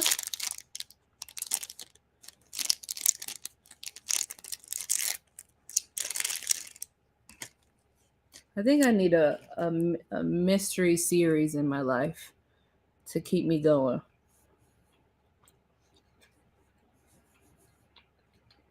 Hold on. My brain just goes completely blank when I try to think of mysteries. Mm-hmm. It's just not my area of expertise. I totally vote for DNFing if you're not enjoying the book. It's not that I'm enjoying it, so I'm doing a series where I analyze characters' behaviors using what I've been trained to do in my career, and solely thinking of it as that. There's just so many red flags of things and trauma and stuff. So I do think I can explain what's going on without necessarily needing to finish the book because it jogs my memory of what's going on. So I think I can move on from here. And I took enough notes so I can hit certain things. I was going to make it super like diagnostic, but I also don't believe in the DSM-5 or the DSM-5 TR. It seems too linear, among other things. You're so intelligent. I don't know what the fuck you're talking about. Oh, the DSM-5 is the diagnostic manual that therapists and psychologists and psychiatrists use to diagnose you with whatever. Mm. To me, there's a lack of culture, lack of intersectional input into those books. Even though they try, but they ain't trying hard enough for me. So I just feel like I'm probably just going to just talk about, this is what this looks like in practice versus what this looked like clinically. Mm-hmm. When I'm talking about it. I haven't really figured out how I want to organize it, but that's what I have on that. So we'll see how that goes. But I'm moving on to the next book, which is a 14-hour audiobook of a book I've never read. So we'll see what happens there. And people keep telling me it's good and it's a series. If it's not good, I'm gonna be upset. be upset. It's gonna hurt me. It's gonna really hurt me. The Duchess effect? Y'all always telling me about books I've never heard of. I feel like I'm not in the bookish community enough. Oh, it's a romance. It's a black romance. I just seen this today. Libro FM. This is one of their arcs for the month of July. Let me check. You see, they limited how many books we can download. Did they? Yeah. To what? I don't know, but I was downloading books and it was hit after hit. It was good ones this month. And then they were like, "Oh, you reach your limit." That's so out of pocket. Okay, I seen this and I think I did grab it on Libro, but was I gonna listen to it before I seen this comment? Probably not. So thank you for that. Probably be checking that out. Mm-hmm. I did start a book last night and I need to redo it. It's called Brick, Dust, and Bones. It's a horror, I think. Last night I started nothing, but this morning I started The House in the Cerulean Sea, and I'm almost done with it actually. So, what's that face? Nothing. If you like hood feminism, let me just recommend Bad Fat Black Girl. It'll take you to church and deliver Listen, you. It'll take you to church and deliver you. I've been trying to read Bad Fat Girl. I'm just not ready to be shook to my core just yet. But I love the hood feminism. And I say if we want to go a step further, I definitely feel like you should read um, About Love by oh my God, Bell Hooks as well. Why you won't read Bad Fat Black Girl? It's not that I won't read it. I'm going to read it. It's going to get read in this lifetime. But I'm not ready to be, you know what I'm saying? Like there's like I'm starting to feel the tentacles of my nonfiction game, which happens. Like I'll leave it for a minute because I need a break, and then I'll come back with the vengeance. So that's kind of what I feel. Last night, let me show y'all some books I got. I added it to my TBR. I had to. I still recommend that for anybody else that's listening. I'm reading American Sirens, the first Black paramedics. Ooh, That sounds interesting. that is dope. Yeah, hold on. I gotta go get Oh, that. this is a spinoff series? Like The Duchess is a spinoff? Because I didn't know that. I was just going to pick it up and read it with no context. Because that's how I roll. Yeah. Wait, you won't read what book? Bad Fat Black Girl? Or Hood Feminism? I'm unsure. But the book I'm going to read next is The Pain We Carry. And then The Pain We Carry. Have y'all heard of that? I have. And then I'm going to read Platonic. Have y'all heard of that? I haven't heard of Platonic, but It's, if yeah. you read The Pain We Carry, I highly recommend you read it in conjunction with What My Bones Know.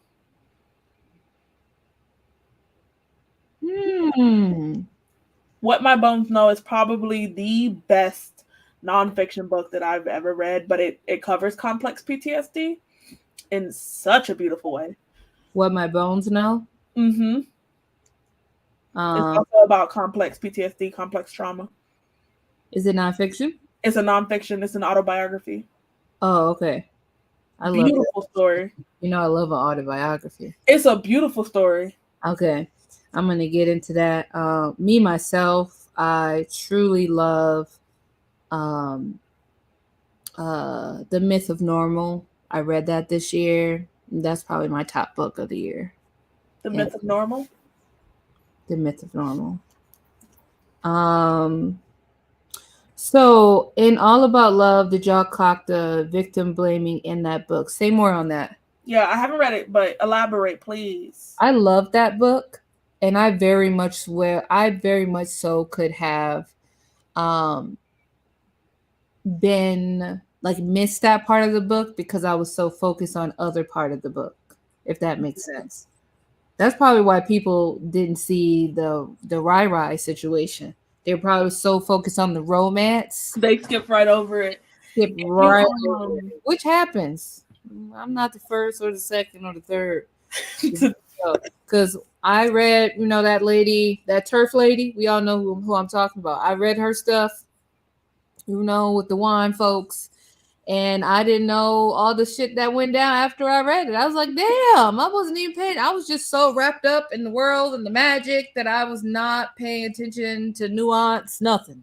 Mm-hmm. I was just in there for a good time and a long time. And then when it came out, I said, oh, but then I'm so used to not being centered in books that it was normalized. For you, yeah. You know what I mean? So I wasn't paying attention. And if you're living and existing as a dark-skinned Black woman in America, you have to choose your battles. And popping off about this turf lady at the time was not energy I possessed. I was like, gosh, on Being top. a social justice warrior is exhausting. It is exhausting. Before I forget, let me also add, if you'd like to hear about feminism as a Black woman dealing with church and church trauma, Red Lip Theology is also a really good one. Oh, I've heard that was a good book. It was a really damn good book. And what I love, I think the most, is that most Black women, when we reckon what the church has done to us and our identity and how we see ourselves, most of us choose to step away from the church. What's interesting about Red Lip Theology is that she actually chooses to still participate in the church, but she's a preacher. She dropped out of her PhD program for what is it called when you go for Theology? Theology, yeah, but it was because of racism, oppression, disenfranchisement, but she still chooses to be a better example in the church, and I thought that was beautiful to say, you know what I'm saying, like, I recognize all the harm that the Black church has done to Black women, particularly, write a book about it, and then say that I'm going to lead a new evolved version of Christianity, and that's why I love Red Lip Theology. Wow, that sounds. I feel like if that's a nonfiction, I think the lives of church ladies is fiction, and I think that would pair well, because I was like, man, I know all these groups of women, and they were judging. Chuck the deuces. Forget the whole church house. But for those of you that are grappling with, being more informed, being more educated, and more self-aware, but also not wanting to give up on your faith and your belief and your practice of church, Red Lip Theology is a really great example of how to do that. Yeah. There's another book I've wanted to read. It's called The Black Church. This is how our story. This is our song. Gates Jr. I own it. You want to read it together? It's on my shelf. Okay. You know who actually, I think one of my channel subscribers got it for me. So the TJ Klune book, why don't you want to read it? It's not horrible. Read what? Because of who TJ Klune is and what they did with that book. Did you hear about that? I don't know. So I just was educated on it, and I forget who educated me, so I really apologize, and I'm sorry. And I mean, was just educated, like, re-educated yesterday, and I forget who it was. But TJ Klune took themes, if memory served me right, from indigenous groups when writing that book as a non-indigenous person. So when indigenous readers read the book, it was given ick. And that was the Cerulean Sea is a book I wanted to read. What's on me? Who bit me? I think it's pronounced cerulean. I'm going to need you to mind your business and let me live before I come through this goddamn computer and choke the shit out you. No, because that was the first time I heard it pronounced like that. That's why I was like, is it Cerulean or cerulean? I said Cerulean. Who am I to stop y'all? I don't know the damn pronunciation. Smashes. Yeah, The Secret Lives of Church Ladies. I was trying to get the name of the title. It is delusional, but it's a fun fucking time, ain't it? Ain't it? I know it is. You know what I feel like? I feel like I'm going to read Yellowface and have such a good time because I know the type of woman that's represented in this book, and I've known her, and I've interacted with her. And she was exhausting. I know that. I have not read I Don't Want to Die Broke. But should I read it? Is that what you're telling me? No, I have not read that. Let me look it up. That's what I'm going to do too. Also, I really want to read this book. It's been on my TBR for like maybe a year and a half. I just have issues with this lady. Wait, what's Madame Lalaurie. She's like a voodoo priestess person, but not really a voodoo priest. I won't put voodoo on her. She's like this white woman long time ago in New Orleans who was like killing and sacrificing enslaved people and using their blood and being like, oh, I'm gonna say youth and I'm gonna say young and beautiful. Yeah. So now, like, the house that she lived in and her legacy still live on, but I don't know much about her. I just know like I was never to fuck with her or to go anywhere near her. So the house that she had in New Orleans is now turned into like a museum and people go to it and they visit it and all that other stuff. I Questionable. really by choice. I just feel like the choices that people are doing in New Orleans is a bit too much for me. Going to cemeteries. You went on the cemetery tour? So many questions.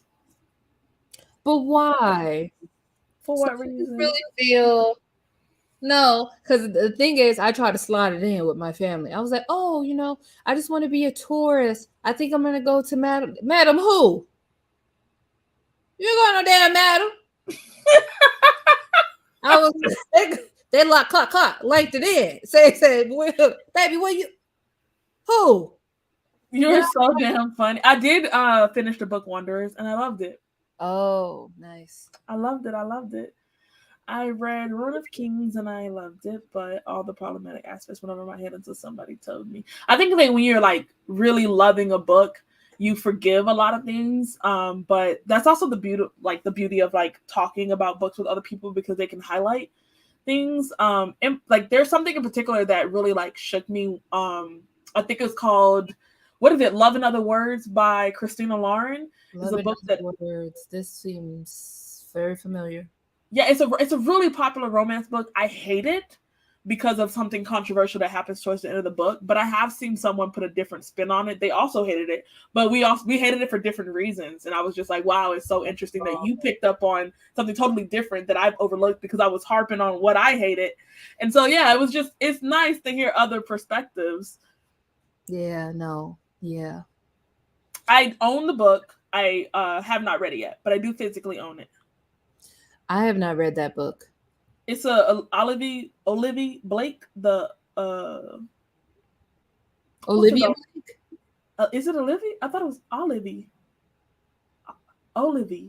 It's the author of the Atlas Six. Don't make Is it me lie. Olivia? I don't know. I thought it was Olivia. Olivia. I'm thinking of a romance writer. What you thinking of? Are you thinking of Olivia Atwater? I don't know one Olivia other than Reed's a latte. Oh my goodness, Bree, stop with me.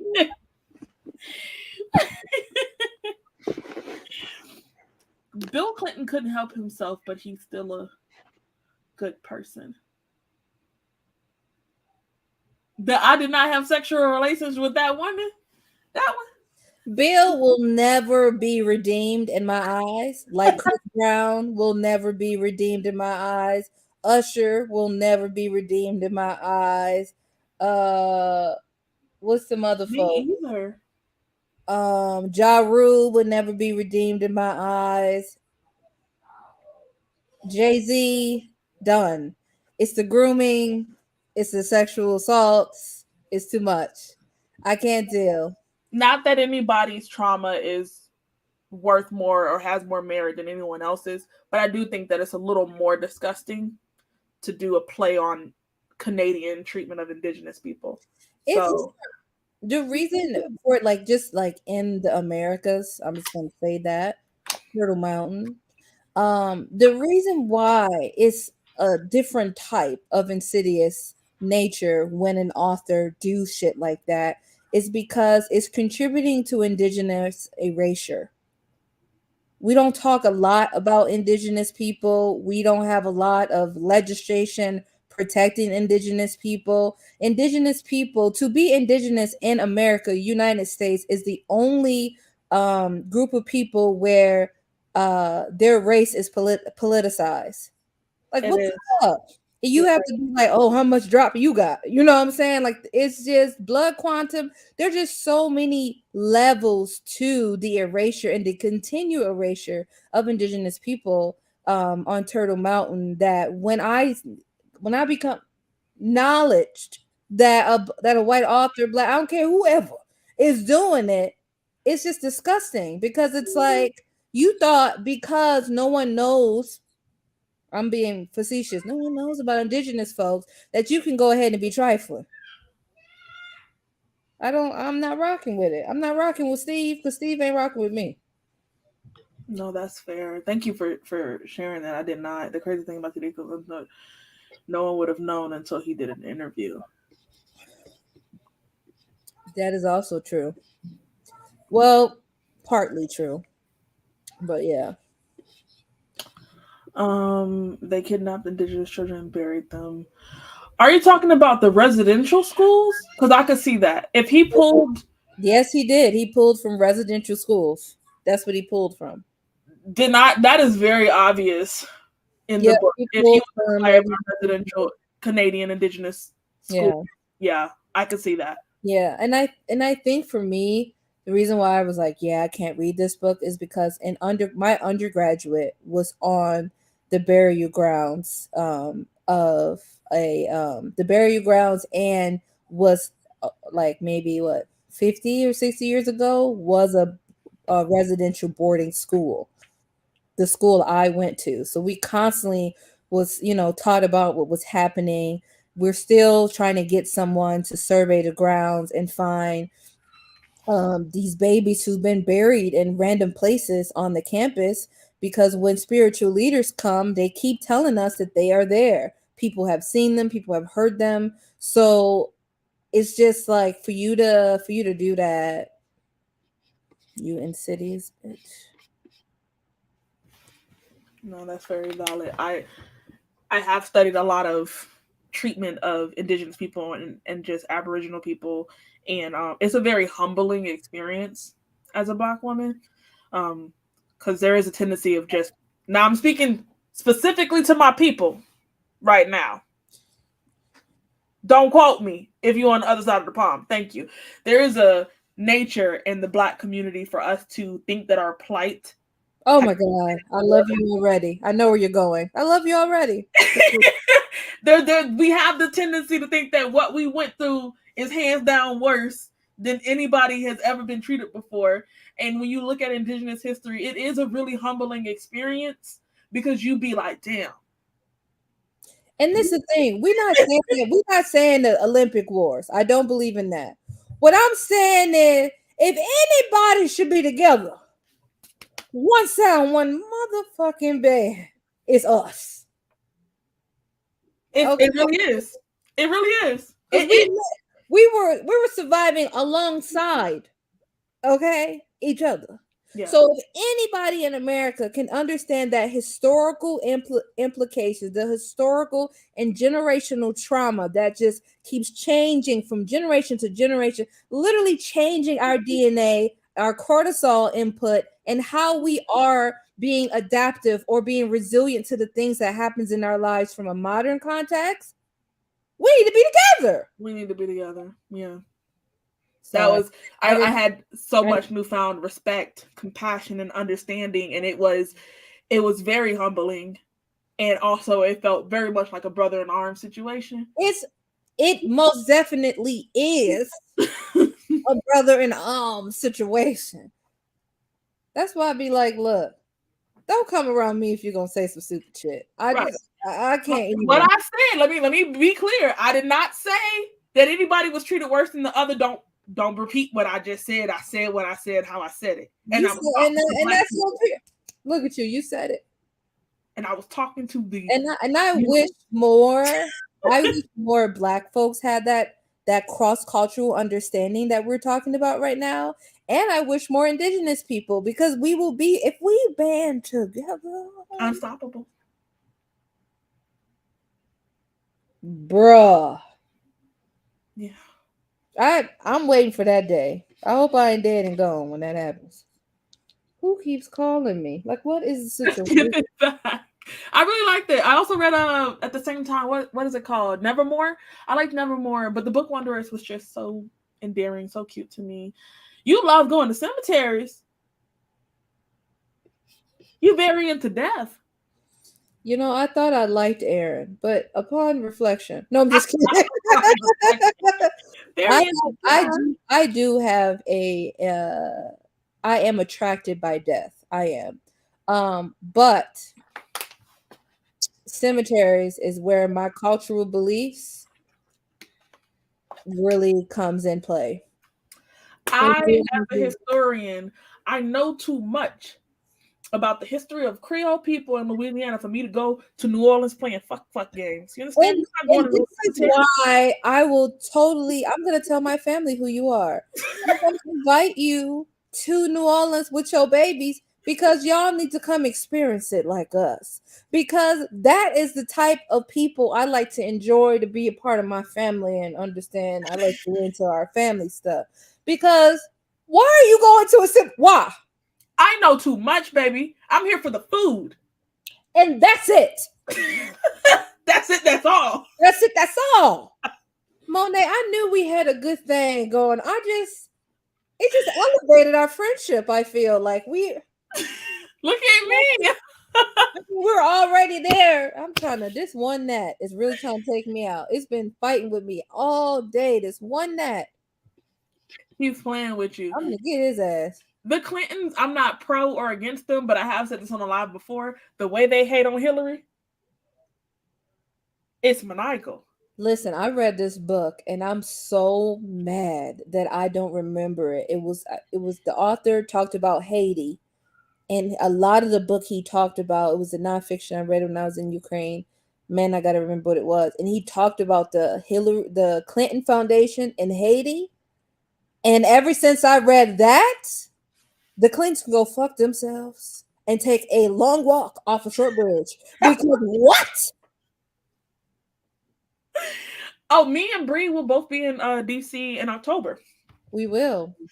What? Not what did Usher do? What did Ja Rule do? You left the people hanging. What did Ja Rule do?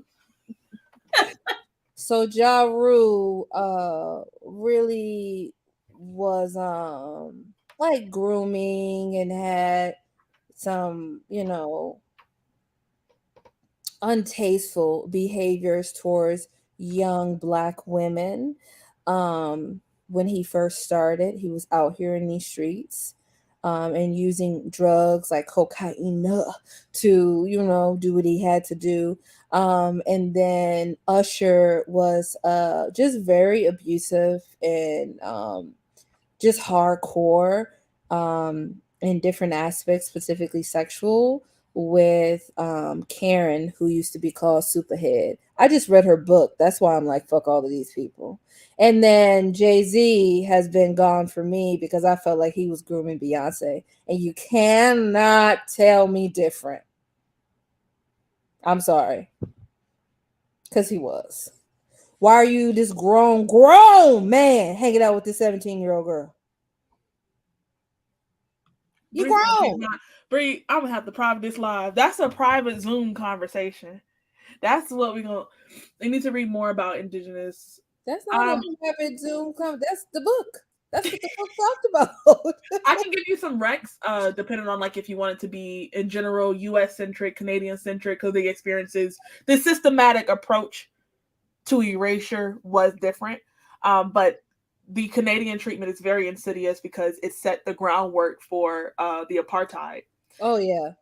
The South African apartheid was very much inspired and as effective as it was because they looked at the treatment of Canadian towards indigenous tribes. So if you need the Rex, I'm here for it, but just prepare yourself mentally because it's going to do some damage, especially if you're a person of color, because you're too in tune with it's hard to separate yourself.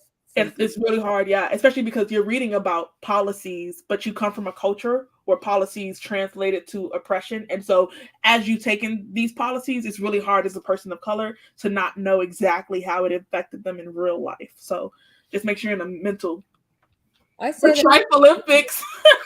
Yeah. I say that with everything though. Just be careful if you share identities of what you're reading. Just know a part of you might get activated, might get stimulated, might feel some type of way. Might get triggered. That part. It is disgusting. It is an inspirational thing. Yeah, the resiliency. There's a lot to learn. How do you read books about a painful history and not let it pull you down? That is something. I hate to be ignorant. And I'm not saying that to be like, I have the feeling, I don't have the words, but I'm not saying that to be above anyone. I'm not saying that to look as if I'm this like erudite scholar. You know what I mean? Like I'm not saying that to be boisterous at all. I'm just like, I hate being ignorant. And if I hear something, like if someone says something about a group of people and I'm like, wait a minute, I don't know what that's about. I feel like I have to go research it. And I'll research it to as much as I can. It's usually it'd be like 2 or 3 books and then I'll do articles and other things like that. But I hate to be ignorant. So I just push through it or take my time, but I really hate to be ignorant. I think for me it's a little different. I wholeheartedly believe that repeated exposure to something traumatic traumatizes the brain, and so it's easier for me to consume painful content from a community that is not mine. It teaches me tolerance, compassion, connection, and understanding. But Mm-hmm. it's really hard for me to expose myself to Black trauma specifically because I feel like I can feel. Let me back up. A few years ago, I read this article. It was like a scientific art journal where they said that they studied the brain of Jewish people that had experienced the Holocaust, and there was scientific evidence that their brain had been rewired Oh due yeah. to the trauma that they had been exposed to. Oh yeah. Their DNA, like their genetic makeup, was literally altered from the Holocaust versus other Jewish people that hadn't experienced the Holocaust firsthand. Mm-hmm. And so I feel like that's how it is for me when I read, and I'm getting goosebumps, but that's how it is for me when I read Black trauma. I feel like I'm experiencing that genetic rewiring from the Mm-hmm. constant exposure to that trauma. So I can read it from other communities better than I can read it from my own. Yeah. I mean, you already have that rewiring. Yeah, but I don't know. It just becomes so real. Like, Yeah, yeah, you already have you have 7 generations of that rewiring. and when you think about it, it's like their descendants were the same too. Like even the children of people who had experienced the Yeah, Holocaust, their 7 genetic makeup had been altered due 7 to this. years. It keep pounding on it. It's 7 generations. Sorry, 7 generations of it. So it's real. So, and they don't hear us. They don't hear us. And they got us fighting. They got us infighting between ourselves Oh over Strike my Olympic. God, the within group propaganda, the between group propaganda is ridiculous. I'm sorry that you experienced that. Not for me too. Why was she in Ukraine? Yeah, Peace Corps, right? Bree? Yeah, Peace Corps. No, because Haiti, now I'm gonna be real historical. Haiti got a bone to pick with all the European world leaders from France on down. Listen, From let's not France talk on about down. France. Let's not talk about Francais. Okay, pourquoi? Don't Pourquoi? don't get me started on the Listen, plight of Haiti and how they got to where they are, because it is absolutely not their fault. but I'm gonna tell you right now, if it wasn't for our dude, what was his name? Oh my God, I'm blanking. That he freed everybody. He was like one of the generals. Oh my God, I'm gonna look it up.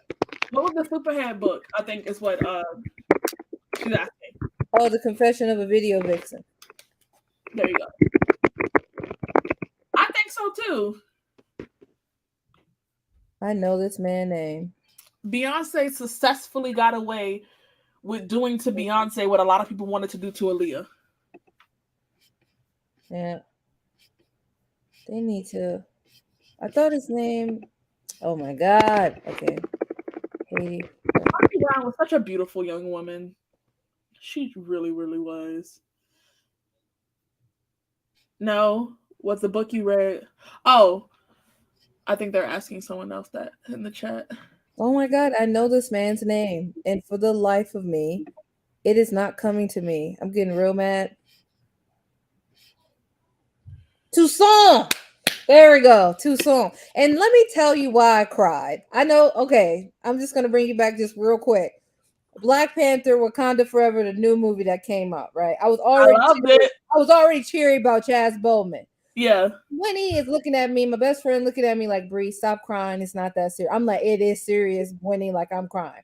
So then we get to the end of the movie, and he's like, Siri's like, what's your name? And he says his name was Toussaint. Oh, I started bawling again. Just the like historical significance. I couldn't take it. The writer's wrong for that. They took me through. I said, not too soon. It was a beautiful movie. It was. It was beautiful. I read and watched racist things a lot, but I also have a very low opinion of humanity. I also have a very low opinion of humanity. Yeah. There was a Zoom not too long ago where I said, hypothetically, during the alien invasion, if they offer me a good deal, I'm going to turn on the humans. I am. I'm going to secure my place on the spaceship. Don't count on me. Oh my God. I want to see what they got to offer. Oh my God. 1920s. Aaron, don't even listen. That's a whole nother dissertation. If I get talking about how capitalism is the root of racism, capitalism is the root of sexism, it all boils down to money. Listen, let me tell y'all a book. Now we getting in the deep. I love these conversations. Let me tell y'all a book that's gonna fuck your head up with capitalism. It's called The Shock Doctrine. Have any of y'all read that? Monet, I need you, whenever you read it, let me know so I can reread it with you. When I tell you, it pissed me off to see how capitalism profits off of coastal areas globally when they have natural disasters. And then they talk about charter schools and like Hurricane Katrina. And oh my God.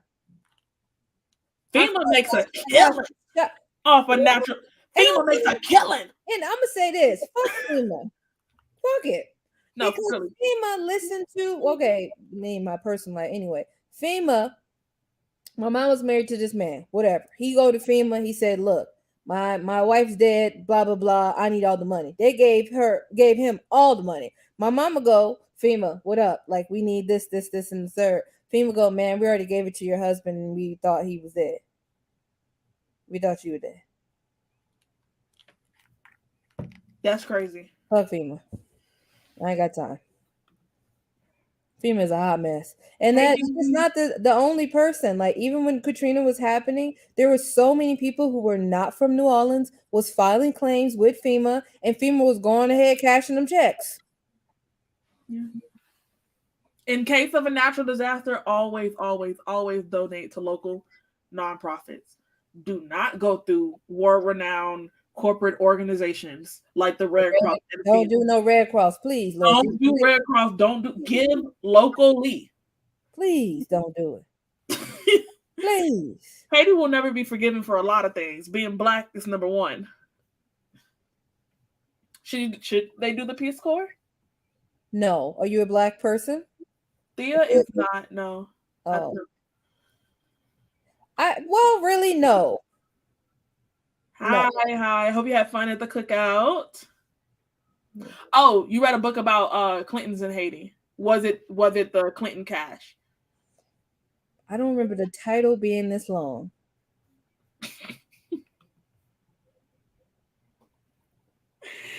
See, we're having too deep of a conversation. This a Black conversation for Black people, y'all, and I'm a firm believer that I shouldn't be speaking in a mixed company. I feel like y'all read. No, I haven't read that. Oh, Frantz Fanon. I think that was the author of the book. Oh, that you read? Yeah. I honestly think that was. Hold on. Was it OH? How was it spelled? Let me go back. Fanon. I am not surprised. A lot of people benefit from keeping Haiti needing international intervention. And unfortunately, from what I've seen on the news lately, it's looking like they're leading up to another international intervention. I've seen that there's people in Haiti that are calling for it because it's just, it's getting that bad where they feel like people need to come in and help. But I also feel, I don't know, just torn because I've seen countries ask for help and not really understand what it is that they're inviting in when they open their doors to countries like America and France and the UK. So it's a double-edged sword.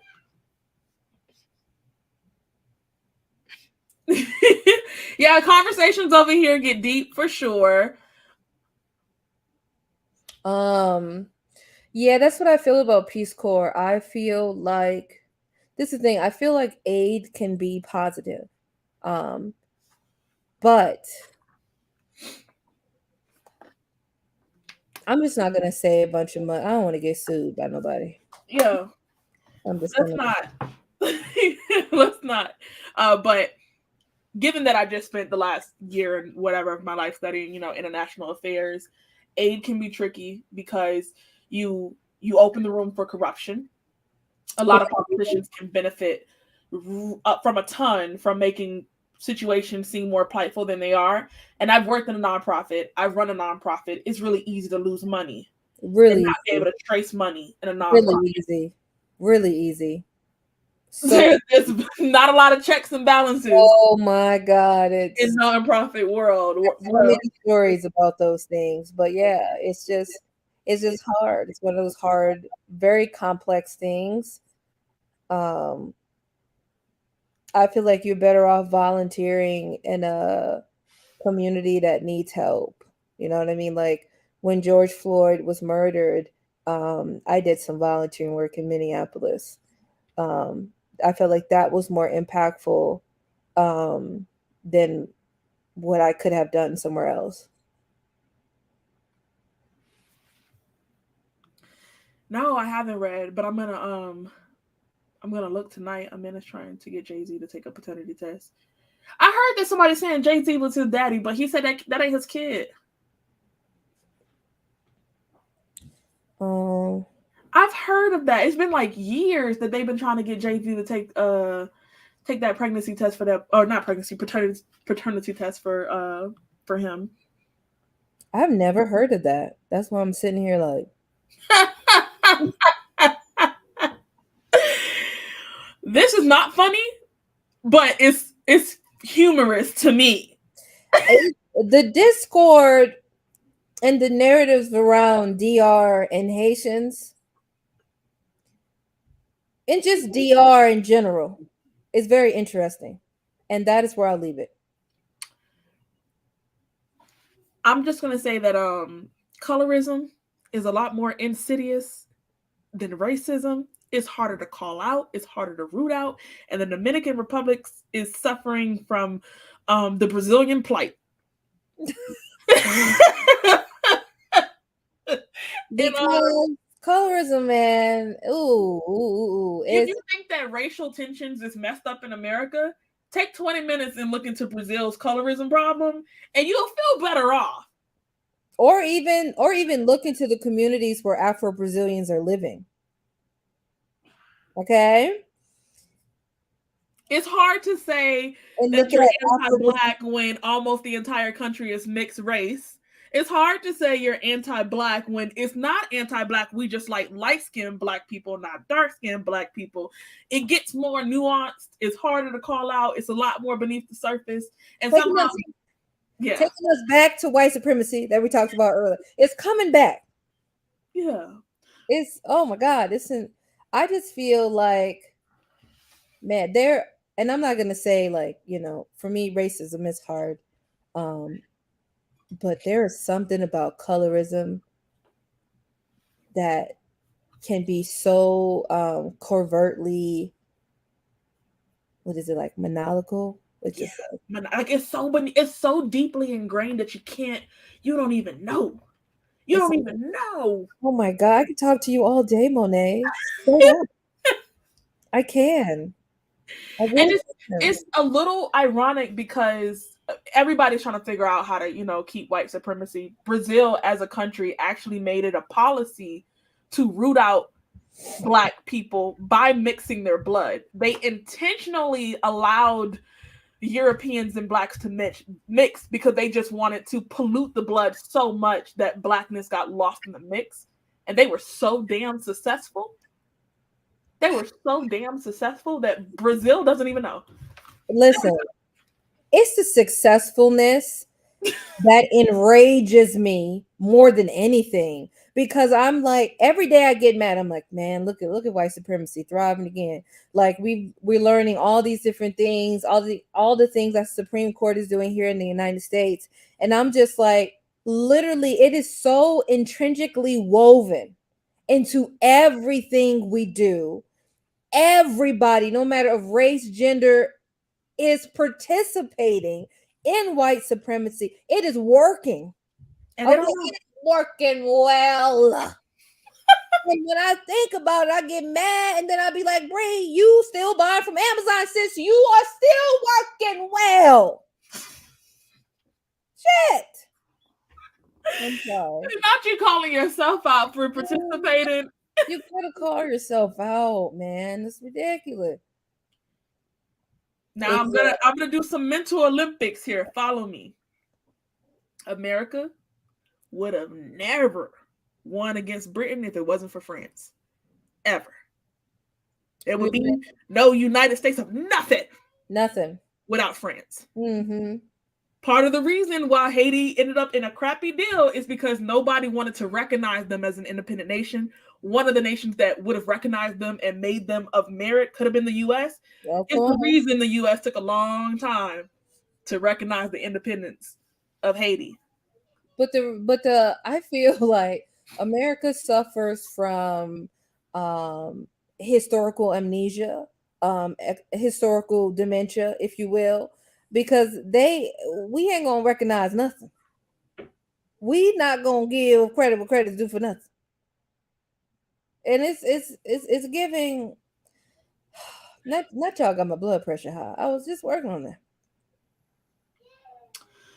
Not just America, but leading globally world leaders benefit from destabilizing all. Reminded me to keep it global. Absolutely. Yeah, they benefit from the destabilization of not just black and brown countries, but any lesser developed country. Mm-hmm. And that's just a fact of the matter. We are as rich as we are because these nations are as poor as they are. Are we rich? That's what they say. I'm broke. I'm broke as hell. Mm-hmm. And we also, and I gotta put my camera up, and I hate to bring us here, but I'm trying to think of what's the word, because I think it may have changed. Developed countries, like developing less developed nations and so developed countries really need to figure out how to get corporations on board to making stuff more sustainable and really dealing with this fucking plastic, because sending that shit to India and all these other countries that don't have resources in the way that we have is giving trash. Is giving, I'm gonna go ahead and send it to the brown people and let it be the brown people issue. You should be embarrassed of your goddamn self. You really should be embarrassed of your goddamn self. That was it. That's all I had to say. Thank you. Don't even get me started on corporations and monopoly. Colorism is very real, and people don't even know. They think, oh, I just prefer lighter people. Oh, I just prefer. Yeah. Uh-huh. And I'm never getting over you, ASAP Rocky, because you a colorist too. You a colorist.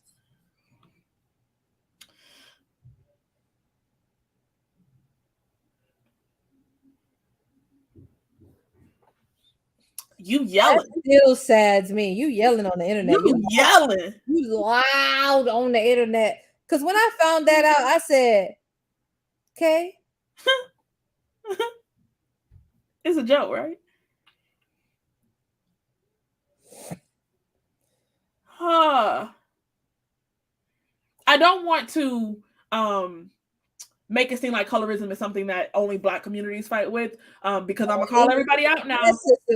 Asians also have a problem with colorism as well, in the Asian community as well. Your favorite creams that you're putting on your face, you might get lightened at the end of the day.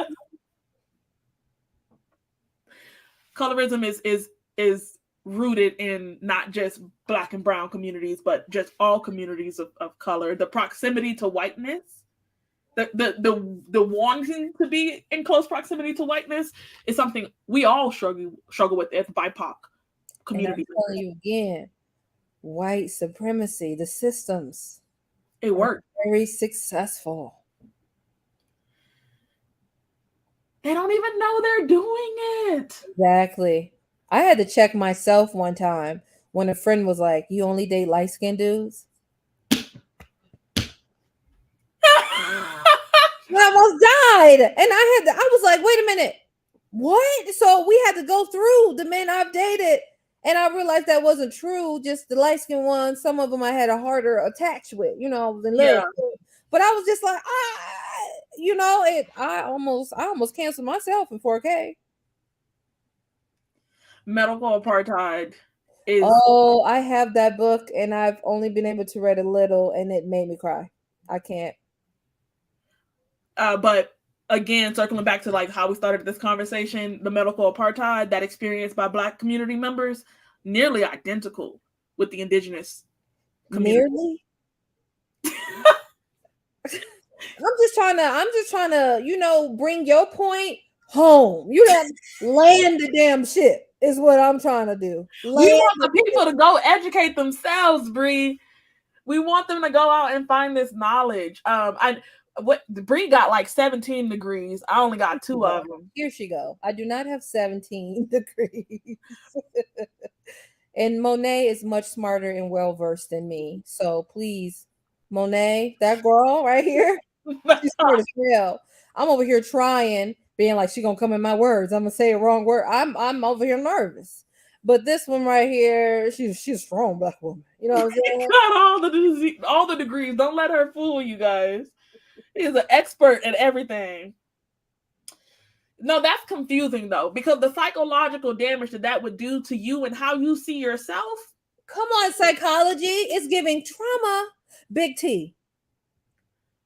Because how do you reckon? And I've shared this before because like I have one side of my family that when I was growing up, I was a very hairy child. And so one side of my family sees things like hair removal, like shaving, as something that's grown, sexy, only a woman would do for the purpose of pleasing a man. And my mom's side of the family sees the lack of, shaving and grooming as you letting yourself go. It's a complete disregard for yourself. And so they're disgusted by it. Oh, super heteronormative in thought. So it takes me a while. Like I get waxed now, but when I remember like shaving, I would like go long periods of time without shaving because I'm like, I don't want them to think that like I'm doing this for a boy, but I can't go too long because then my mom is going to be disgusted with the amount of hair on my legs and my arms. So skin. Yes. Wow.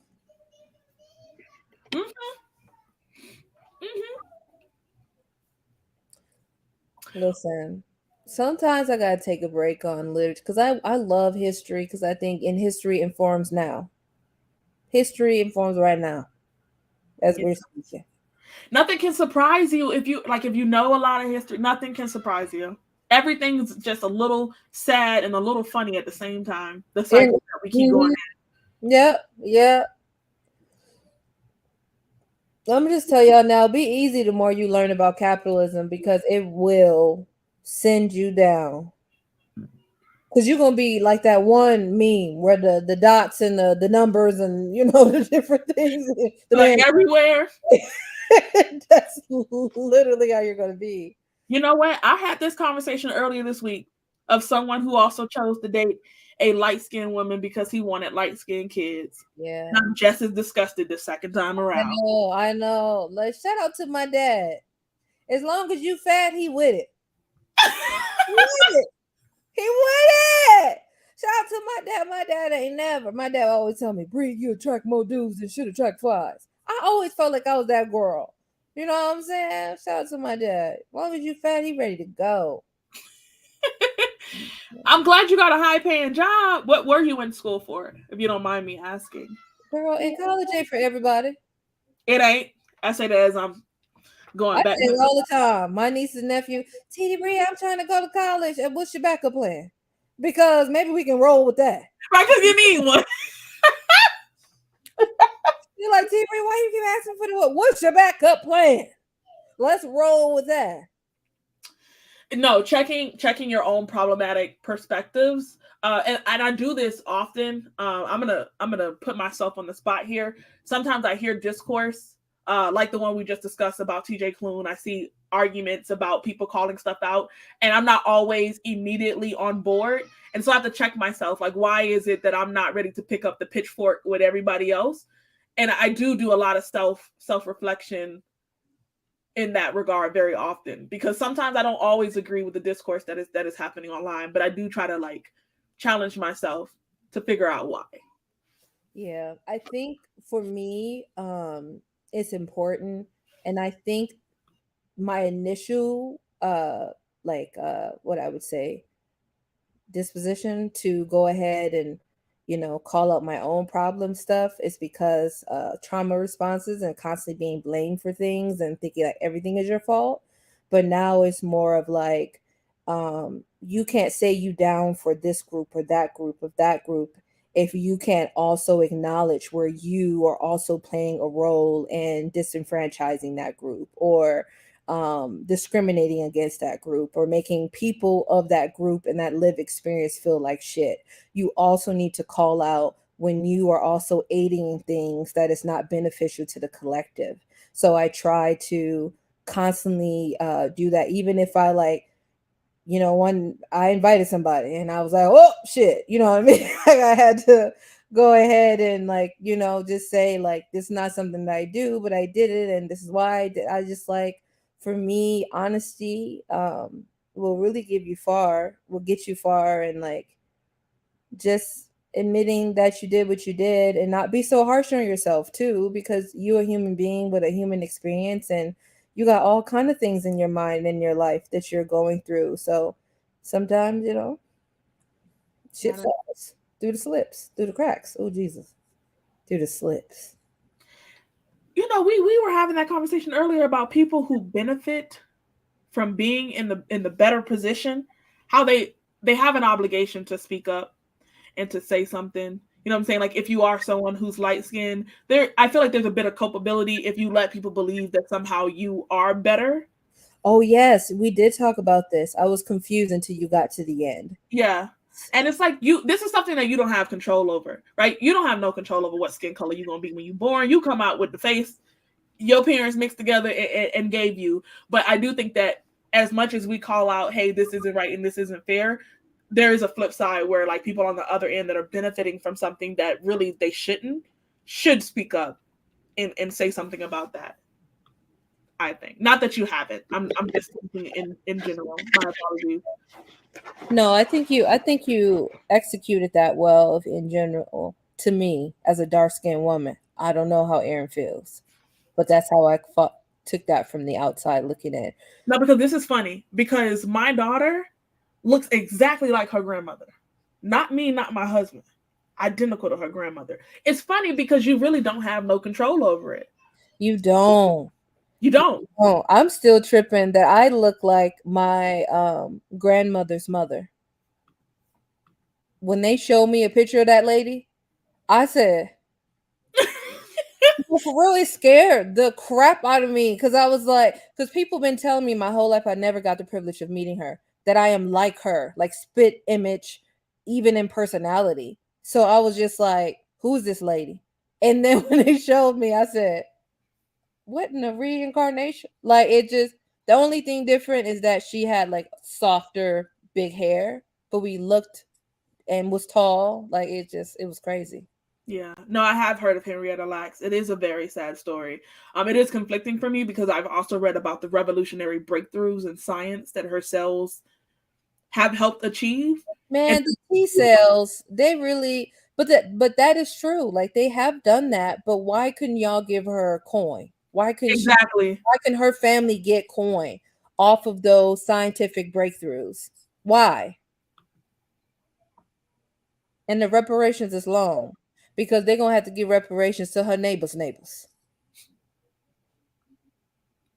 I'm glad that your dad recognizes that that is a problem. Woo! You screaming in this. You screaming in the chat. Oh, you screaming in the chat.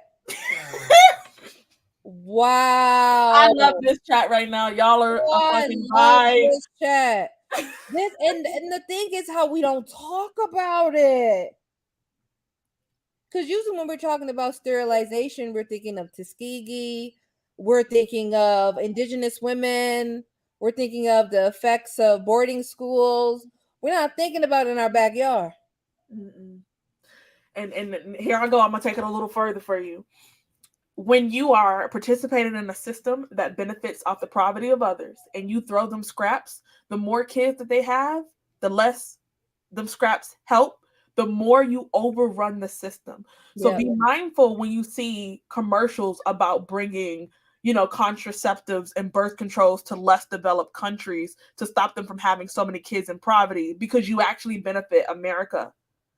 Because then the little bit of fucking scrums and crumbs that they're throwing them actually goes further along. America wants to keep less developed countries from having It's as the many long kids. con. It's the long con. We benefit from them having less kids because then they don't overrun the system. When people show up to your borders, they get desperate. The only way you get to a point of desperation is when you literally cannot make ends meet. So we try to make sure that they don't get desperate enough to overrun the borders, to overwhelm the system. Keep them in poverty, but don't give them no other options, because if they have no other options, then they're gonna want to rebel, go to war, overrun the borders.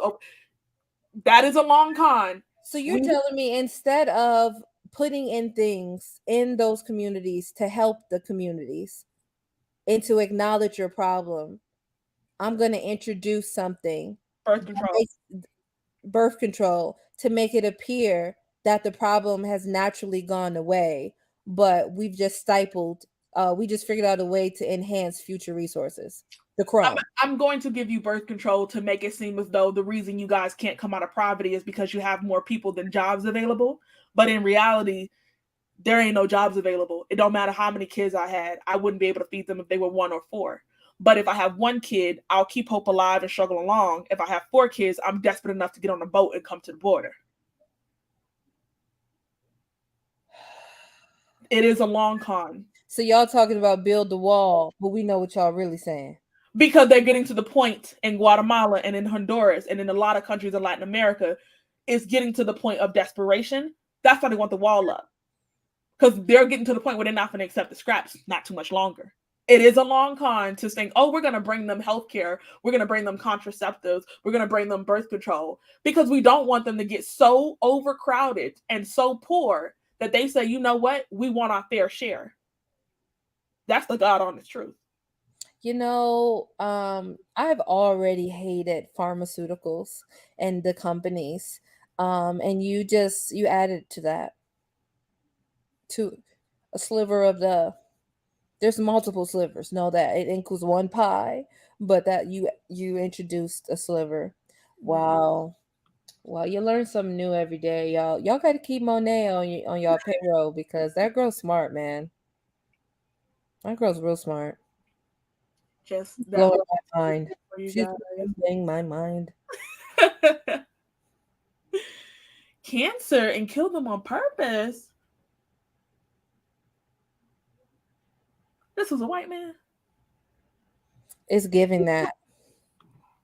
Okay, we'll be here. I'm Okay. almost sure. Skin coloring that black folks, but okay. No, because the ambiguously racial people, the Paula Pattons, the Zendayas of the world, y'all be confusing the masses. Y'all do. Y'all be confusing the masses. Not confusing me, but y'all be confusing. I remember one time I went to and this is a real story. This was recently, like a year ago. I went to where I used to work. The girl who greeted me, I knew she was one of us. So we joking, we talking. I said, "Yo, you black?"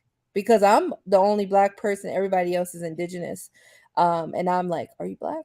And but I'm thinking maybe she's black and indigenous or black and white. And she's like, "No, I'm just white and indigenous." I said, "Okay." She went, and she's a twin. She took a test, 23andMe, which I'm so mad that I did that, but we don't need to go down that rabbit hole. But she took 23andMe, and then 23andMe came back. The girl's like 70% black. So then she goes to tell her mom, like, "Yo, you told me this white man was my daddy." She was like, I don't know, like, I don't know what to tell you. So now her and her twin sister is trying to figure out like where the black man came from because her mom is a white native woman. So she's like, they're trying to figure out Like, what's happening? what's happening. And I knew as soon as I saw, I said, one of us. We know a person of color. You know, little tidbit, I'm not going to say any names, but there is someone who was in the bookish community that is indigenous, but they were white passing. And so I was seeing them and I knew immediately off the ripple. Yeah. And they were like really, really pulling the wool over people's eyes. So when I told them, they was like, "What gave it away? Everything: the eyebrows, the eyelashes, the darkness of the hair, like everything." Keep going. But I wasn't gonna say nothing. I was gonna let you make it, but you wasn't fooling me. Not fooling me. One of my closest friends did that to me in college. I have a couple friends from college, so no one should know. When I first met her, I was like, "Yo, you black?" "No, I'm not." "Okay, you tell me. You tell me when you're ready." I meet her mama. I go, and then I meet her dad. White man. I'm like, still. So then I'm like, literally, we're like 14 years in the game now. But I'm like, year 6. I'm like, "Yo, you black?" "No." I'm like, "Okay, you still tell me when you're ready." And now, they accept, had to go on that journey. A lot of people got to go on that journey. Yeah, it's a self-discovery. A lot of people got to go on that journey. But I was like, you not going to tell me you not going to go. No, you're not going to tell me. You lying to somebody, but it ain't me. Amen. You lying to somebody. I see you up in there. I see you up in there. Featurism got some folks in the chokehold too. Oh, because there is this, it's connected, right? There is this thought that if you have a light-skinned kid, their features somehow come out better. Like, it don't alter the features. No way, no shape, no form. And maybe I got a little, I'm not gonna say I have a little colorism in me, but when I see dark-skinned people, I'd be jealous of their skin tone because that's like, there'll be no hyperpigmentation. It'd be smooth, it'd be even, it'd be like beautiful. And I'd be like, dang, I got dark spots everywhere.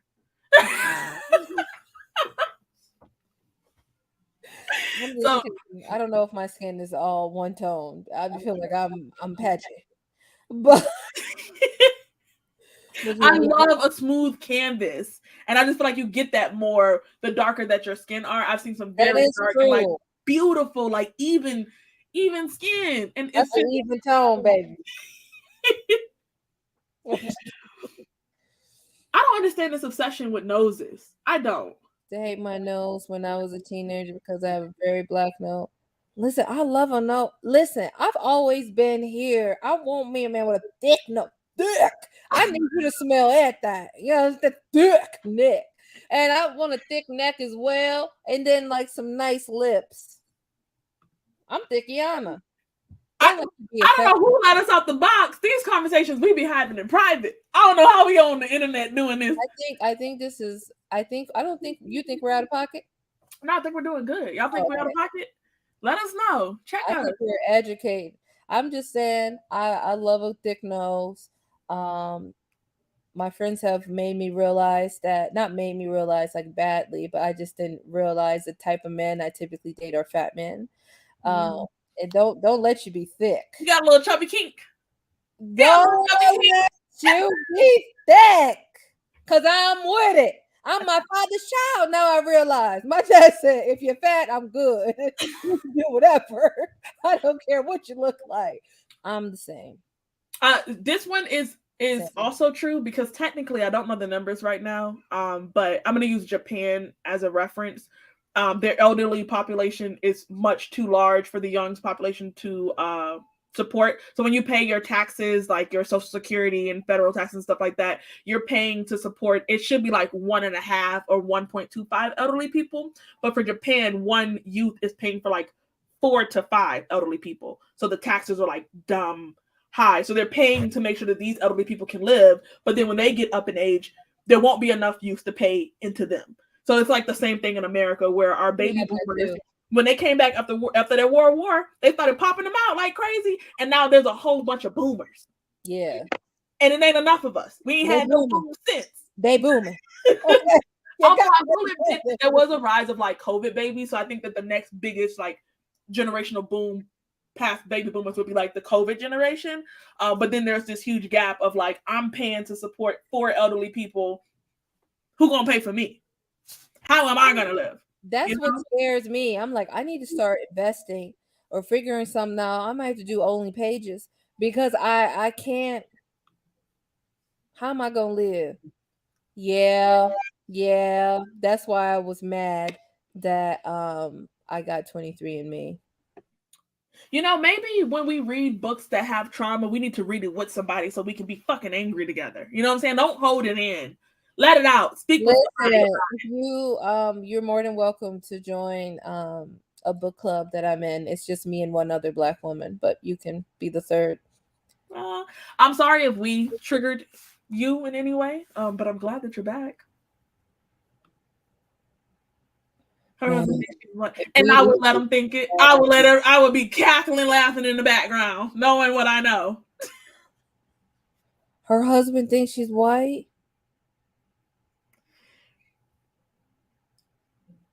The deception. I don't know why I'm really hurt by it. It's giving. What's that book by Brittany? Not oh my god. Vanishing Half. That's Stella. I still got beef with Stella. I usually don't remember people's names, but Stella can get these hands swiftly. You know, it's funny because I read The Other Black Girl and I hated that book because the main character, her name is Stella. I hate Stella too. A different Stella. Yeah. Listen. Why is Stella such a cool name at this point in the literary world? I don't know. And guess who also hates Stella from The Other Black Girl? Same. I thought Black woman was stupid. Really? I don't know why the book was written, but here we are. I want to talk to the author because, like, we gotta what from one Black woman to another. Help me understand. Help me understand why. But here we are, Ulysses. I hope that we didn't activate you too much. I do want to say that. Yeah, we are talking about some pretty strong, heavy topics. I hated A Darker Shade of Magic, so there's no telling if or when I will pick up A Gathering of Shadows. I tried that book 3 times, then decided to DNF it. A Darker Shade of Magic? Yeah. I think me and V should. What's her name? V. Schwab. There we go. I think me and V. Schwab is just we're not cousins because I really felt like she wasted our lives. She wasted moments of my life that I'm so mad that I will never get back when she had the audacity to make me read The Invisible Life of Luru. And I was just like okay, I'm glad I'm not the only one because there is some really beautiful, like Lupita, is that her name? Lupita Nyong'o. Her skin is so gorgeous. She is that girl. Every time I see her, I get to exfoliate and I'm gonna be one fucking color come hell or high water. Tell you right now, Kenyans have some of the most beautiful skin I've ever seen, and Sudanese, that rich darkness. Oh, I'm over. I'm done. Eritrean or like a specific region of Ethiopia that can get really dark too. Oh yeah, the Oromo people. The Oromo can. They can get really dark. The Amharic folks, I don't know how dark they can get. They're more on the light skin side, but the Oromos can. Love a chubby love. I love a chubby. The Tigray people can also get darker as well.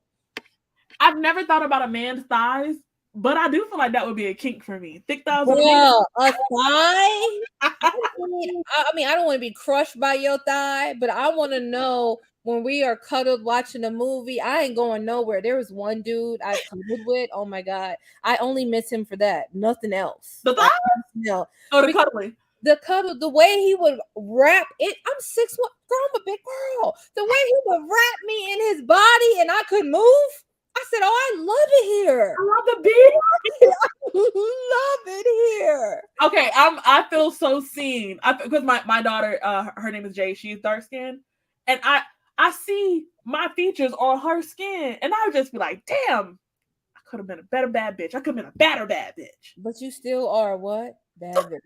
Y'all see Monet makeup? She comes on here giving y'all.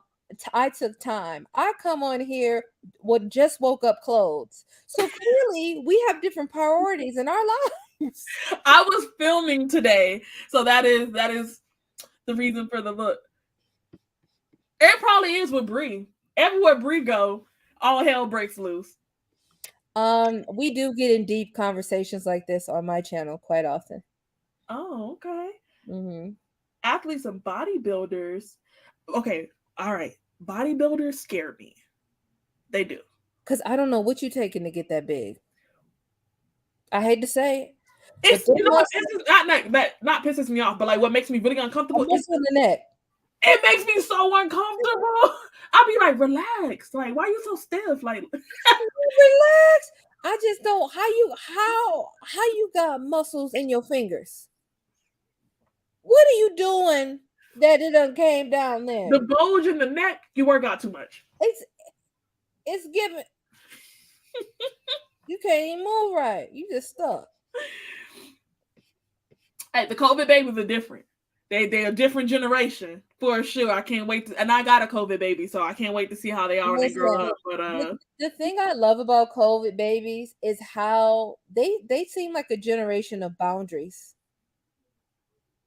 They are. They seem like a generation of, and I love it. Like my little 2-year-old niece, somebody would be like, "Give me a hug." She'll be like, "No, no hug," and I'll be like, "And that's on period." Because if you touch her, her great auntie ready to go to war. You got to know that. You know, now that we're talking about baby boomers, there was a fad, I guess, last year, and I've seen some books talk about it a little bit about how baby boomers have ruined America with their policies. And I want to keep that momentum going. I want to lay blame at the appropriate person's foot. You so funny, Monet. So I was here for it. I haven't read the book, but it was a book that talked about how baby boomers ruined America. I need to circle back around and see what that was about. That's what I'm saying. Retirement, they saying that the 401k is running out. They don't know if they're gonna keep that system going. The Social Security's running out. They don't know if they're gonna keep that system going. What's the point? I don't even know. I see Sarah in the show. What is Nella? I thought her name was Nella. Sorry. Vina, why you coming in here trying to do the white man check us for our English? No, I'm just kidding. I've already been checked 15 times by this girl they call Monet. Nene already came for me. Nene said, "Don't do it, sis." Not in all fairness, my job is very racist. So you understood why she was like, "Don't be asking me that in public. We got people around. I'm not black." I still don't understand what. No, because what's the author of that book? What's her name? Still don't understand what she meant when she said she was trying to show. Zakiya. What's the author of the other black girl? It's Zakiya. Let's call her Zay Zay, because you know I'm not gonna say it right. Don't try to embarrass me in 4K, Monet. Okay, I want to know. Like, do you have black women friends in your life? The thing is, she's not the only author who said some stupid shit like that, and I'm gonna slide it in the private chat because you know mixed company and all. Okay.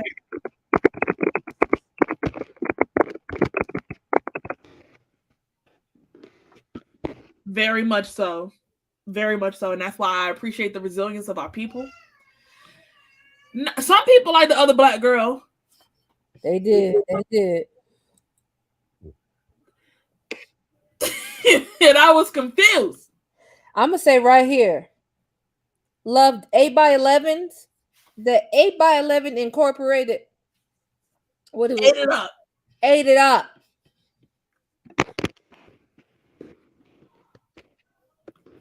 Black women who work in publishing. Really? They like that book? I'm trying to remember the year. Those of y'all that are veterans to my channel, I know y'all remember me dragging that book for filth at my end of the year. Yeah, because it had me bent 7 ways to Sunday. And I'll drag it again for posterity's sake. Damn, not posterity. The lamest execute. You know what? Like, I like V. Schwab, but I also agree with this. Her execution be mediocre, but sometimes it works. Shadow told her Me and her dad was black, but she's How are you supposed to teach me how to do my makeup from afar? Sorry, I just thought of that. cuz I can show you. Ain't no problem. No problem. I got you. Oh my God, that she's white. That's her right mother. Oh yeah. Yeah, I mean that's real. The thing is, the biracial and the multiracial experience is so vast and like it's a journey. It is a journey. And I told my friend recently, and I don't say this to be prejudiced or anything. I say this to be honest in how I feel right now. And the experience has got me here. A large part of my adult life have me had how do I explain it? A large part of my adult life have been of me meeting girlfriends who are biracial. One of the parents were black. They don't know that black family. And then I'm friends with them and they have unknowingly triggered the shit out of me. Like saying things, doing things that was offensive and they didn't know or didn't know or whatever it was, or watching them just actively participate and not acknowledging blackness and me being their dark-skinned black friend. I don't know if I'm making any sense. Like it No, was just, yeah. it was hard. It was very hard. So a couple years ago, I've decided to not put myself in situations like that anymore. I cannot walk another woman on their journey. I wish the best for them. No shade. No shade, no shade at all. But I can't do it anymore. It was very hard for me. No, I think my experiences have been a little different because one thing that I don't subscribe to that I think is stupid and I wish we would let it go is the one drop rule. Why do we perpetuate that? I'm not regurgitating that. I don't see black blood as tainted, and if you get one drop, then you all Negro. Like I claim who you want to claim. Like you know what I'm saying? Like if you're biracial, like there's no reason to be like, oh, but I'm black because no, like I don't believe in the one drop rule. If you want to claim 50% white, 50% black, Godspeed. I don't give a damn. Do you want to claim your white? And then I see that people get upset about the Maori twins, Tia and Tamara, because Yeah. it's clearly more in tune with her And black side, the one other is with her clearly, white side. and they're really, really upset at her for being, I guess, more connected to the white community. The thing is, I'm not connected by that with Tamara. I'm not upset about that with Tamara. Alexa, stop wherever you are. Alexa, stop. Oh my God, it's still going. What is that? Anyway, I have different whatever. Let's whatever. So Her name Tamara, Alexa, you know that, right? what'd you say? Ain't her name Alexa? That's what I said, Alexa. Okay. You and I gonna have real problems. You're gonna keep correcting me when I speak. I didn't correct you. You did. You did on 4K. We're gonna talk about this after this live. I just want you to know. But anyway, Tamara. So Tamara, our girl Tamara, the reason why I have issues with her is because she can be very all lives in her response when that's not reality. That's the only issue I have with her. Live your life. Yeah. And you can't be out here 8x11 Incorporated. You live your life. That's your husband too. So live it, you know? But don't be out here all live and making other black women feel like their experience are valid. Don't do Yeah. that. You know what I mean? I still don't believe in the one drop rule. I think that's stupid. It's pseudoscience. I won't be repeating it to nobody. He says pseudoscience. It's what is it? It's true. Eugenics. Yeah. It's No, eugenics. oh my God, it's on the side of. I have heard about what them brothers. Did you know that they're also responsible for the overtaking of Hawaii and assimilating it into the U.S.? Listen, you talking about Driscoll? It's the they was brothers. It's a banana Doles or Cole? what is the I know what you're talking about. It's OLE is the last three letters of the word, right? yes, Doles. Yes, I said Doles, my bad. Doles, you're right. Finally, oh my God, how long did it take us to get here? But what I'm saying is, I got beef with Driscoll and playing into machismo culture in Mexico and preying on single women who are single parents and giving them throat cancer. Throat cancer. Terrible. Everybody hated Adam LaRue in this chat. Yeah, it was terrible. Next person, She next never person meets get any loud. black people, and she did nothing. Next person get loud in this chat. We're gonna have a And throat. she did not. That's the first book in history I DNF'd at 83%. I said, you know what? I don't really care about the end. I'm tired of being on this damn journey. It's over.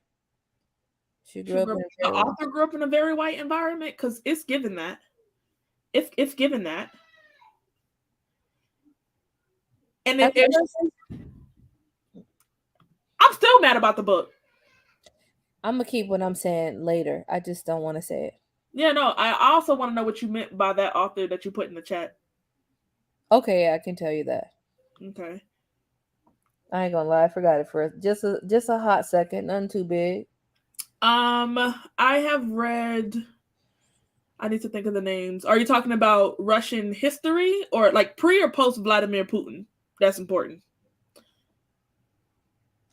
I feel like if you want to read a good book about Ukraine and Russia, it is my favorite book by Annie Applebaum. It is called The Red Famine. You're welcome.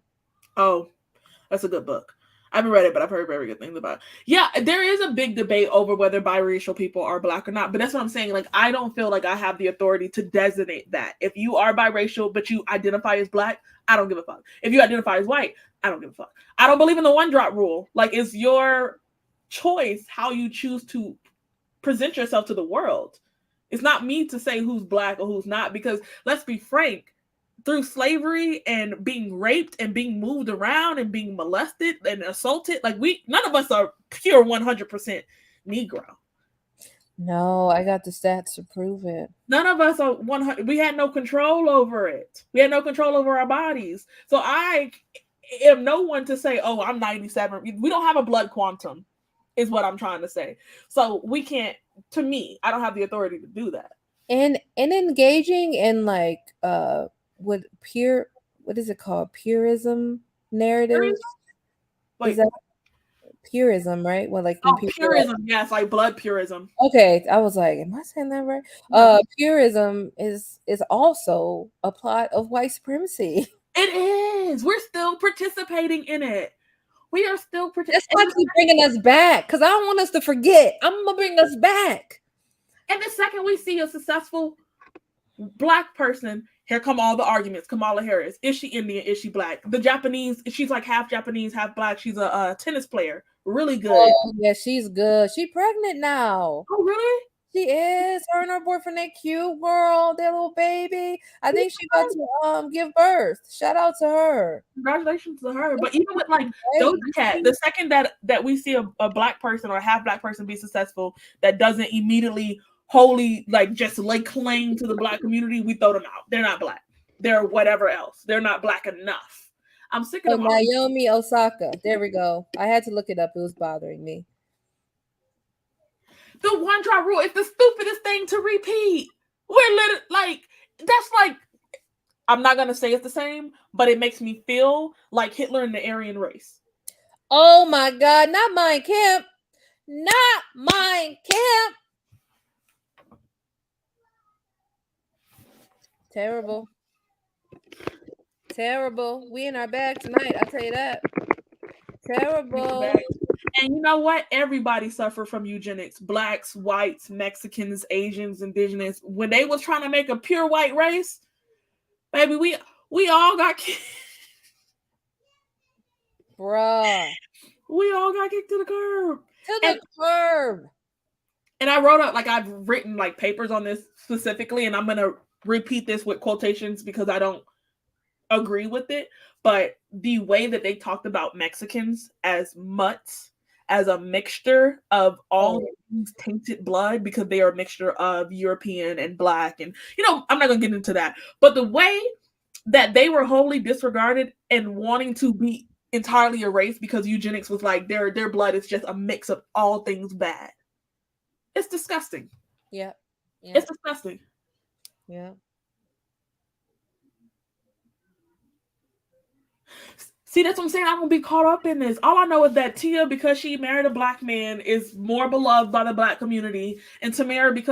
married a white man was her way of turning against us. And again, I'm talking to the black people in the chat right now. So. Monet, do you know you have a beautiful spirit? Me? Yeah. Oh, thank It's you. wonderful. It's wonderful. It's beautiful to be around. Thank you, Bree. I did not know he was a Republican. That's interesting. I did know that from there because I watched the reel. Don't judge me. They had good people on there. So I watched the reel. Just like the View I watch on and off. Which But one has Whoopi? The View. Okay.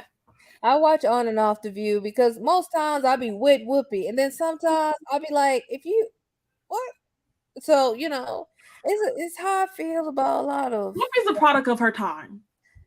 So is Oprah. Oprah's also a product of her time. And Tyler Perry. See, if you're trying to become one of my soulmates, just like it's just a weird way to propose to me in 4K because Tyler was about to come out of my next thought. We're like locked in. Was about to be Tyler Perry. I mean, this is a weird way to propose to me for me to be a part of a polyamorous situation. Like, I just think it's weird for you to do that publicly because, like, that's just so crazy. I just got my house together. Like, where do I move in? It's just so. It's crazy. Brie is so damn funny. But yeah, I think it's weird that is a prerequisite. Is that the word that I'm going with? That is the word for you to connect with the Black community. You have to shed any and all further associations, and also that's just not the way of the world. No. Future statistics show that by 2080, everybody's gonna look like Paula Patton. Everybody. So. Man, when I saw this article, it was years ago, maybe like 10 years ago. It was like by 2050, like I think over 50% of America will be Spanish. And I said, love it. A bitty bitty bum bum. Ready.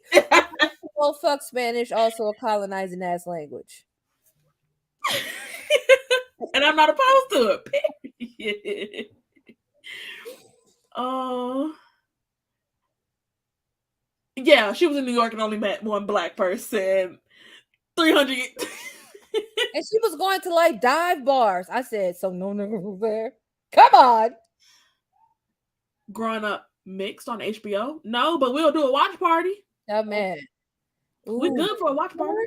Discord? Yeah. So I have no dog in the fight. But they should be. I think so. But I mean, I'm not gonna say I'm not biracial, right? Because I don't have like a white mom. Both my parents are Black, but due to just being a part of the diaspora and someone who hasn't been affected by slavery, we do have other percentages in our blood. Just because like we have no other freaking choice. So why do I get to say that like I can delegate who's Black and who's not? And I think we just need to normalize both sides. Like what I'm about to say is like what I learned from an indigenous elder, and he like taught me that we need everybody. We need white folks, we need red folks, we need yellow folks, we need Black folks together. The color, the medicine wheel to work together so that we can make everything work. So for me, claim both sides. My best friend is multiracial, y'all. And we'll be somewhere. I'm like, look, I'm afraid to go in there because I'm darker than you. She'll be like, my white side to the rescue. I'm about to, hi. She will go in and I love Winnie for that. You know what I'm saying? Like, there's so many times I'm like, Winnie, you got to pull out your white side, bro. And she'll be like, yo, hi. And I'm like, thank you for that. So, there's nothing wrong with acknowledging all of those parts of you. It's due to numbers. The thing I worry about with the biracials are Black is due to numbers. More people seen as Black, the easier to argue that Black people aren't one thing. So you thinking it might lead to Black erasure or may lead to people not understanding that there's different experiences on skin tone? I don't know. I'm trying to. Yeah, I think I understand what you're saying, but I want to throw in some other things just to make sure that we're on the same like wavelength. There's only 13% of America is Black. We've never been a large percentage ever. No, it's 13. 13% is as much as you may live in a black community, go to a black school, see black actors, 13% B. 13% is just not a lot. We were never a huge population of people. But I also think, for indigenous. yeah, but like on the other end, saying that one drop also helped with having more slaves, right? Because there wasn't a lot of us. So if you call biracial or mulattoes black people too, then you can enslave them as well. So are you talking like from that perspective? I just want to make sure that like I don't put words in your mouth. Speaking of mulattoes, even though it is an outdated and antiquated term that we use, well, outdated and antiquated is the same. I hate it when I do that. But that I'll be like, why did you double that? That made no sense. But For emphasis. yeah, probably. You're probably right. Yeah, when we think about it. Yeah, but in Ukraine, I was so taken aback because biracial people who are have African, they're like African and Ukrainian, white, and because you can be Ukrainian and not white. I think that people think because you're Ukrainian that you are white, but that's not it. But because they have indigenous people there too. Anyway, I'm going off. I'm with you. Okay, I'm like I'm just going too deep. But anyway, I was talking to a couple of them because there was like this like gathering of some kind, and I went to it, and they were like, "Yeah, we call ourselves mulattoes for Ukraine." I have never. I was like, "Whoa!" Like to me, you know what I mean? I'm like mulatto, but I can't judge what the word that people describe to call themselves. But I also I wish that I had more of an understanding of Russian language at that time, because most of the people I met there were from Russian like states of Ukraine, and people mostly spoke Russian, so my Russian wasn't that great then. But I wish I had it so I can understand, was this a word imposed on you or a word you reclaimed? Mm-hmm. I didn't have the language. I think that because for me, I being an American, I had to like drop that view studying international relations because social changes happen differently in each community, and so sometimes things would really appear racist by American standards. Yeah. But I can't impose offense. Does Yeah. that make sense? Like I can't force you to be offended by something that is For my American lens. yeah, it's really hard as an American to dial it back because you can't do it Exactly. too much because then you're not pushing for social change. But at the same time, you can't impose American perspectives and what you would be mad about as an American on someone else. But I'm going to come with a caveat.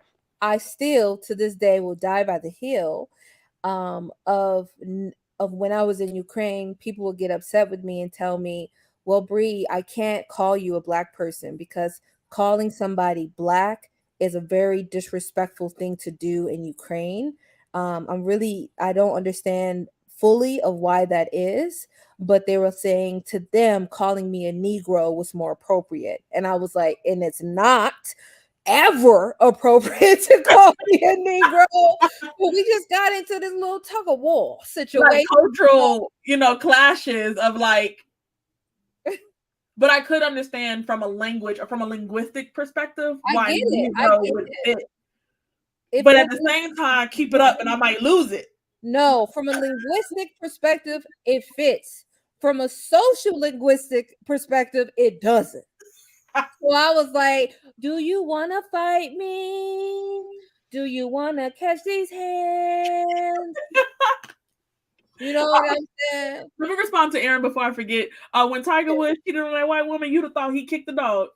How they hated him. You'd have thought he choked the dog on national television. And that man came by stressed and premature balding. He came back. He only had hair on the sides, nothing in the middle when he came back.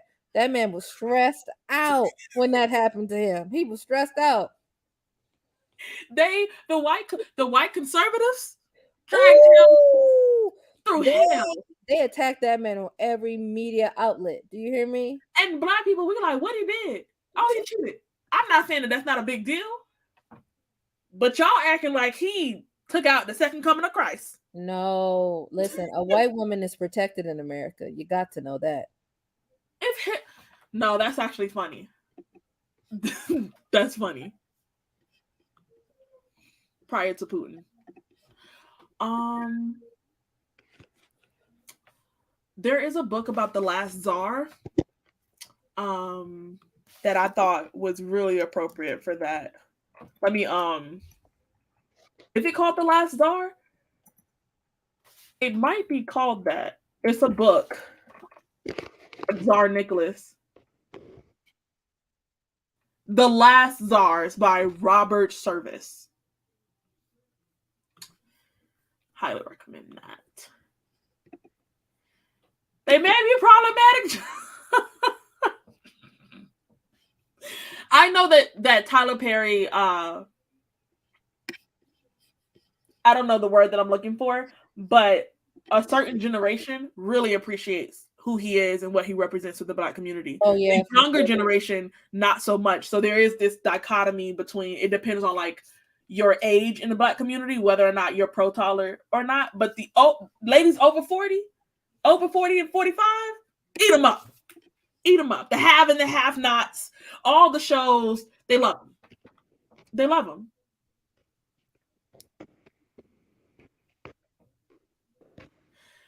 I don't know why they love them. But that's also very important because no matter what you identify as, right? And this is why I say that you don't have to just pick one over the other. You also need to recognize how you're perceived by the world and how you're perceived by racist people. In the future, they really said like in the future, everybody's gonna look like by 2050 it's gonna be given Zendaya. 30 more years, it's gonna be given Paula Patton. It is. You guys, I've just decided I can't do a live show of Monet anymore. She's too smart for me. I can't do it. No, the plays, the I can do bad all by myself. Why did I get married? Diary of a Mad Black Woman. Can't tell him nothing. Can't tell him nothing. But I will say his studio is the shit. I only hear good things about Tyler Perry Studios in Atlanta. And he owns BET and VH1 now. So that's crazy. I can't remember if it was to Venus Point. I think it was in Legendborn, maybe. There is a half Italian student at the school. And I think that there's a scene in the book. It's either I think it is Legendborn. It's either that or Ace of Spades, where the plight of experiencing racism and oppression is supposed to be similar to the half Italian person that was passing as white. They were in America passing as white. And I think that happened in Legendborn, and it made me uncomfortable. So I was like, this ain't the same. A fish fry? That sounds good. I hope you have fun. Everybody went out today. Today was the day. At the start of the war, countries were letting.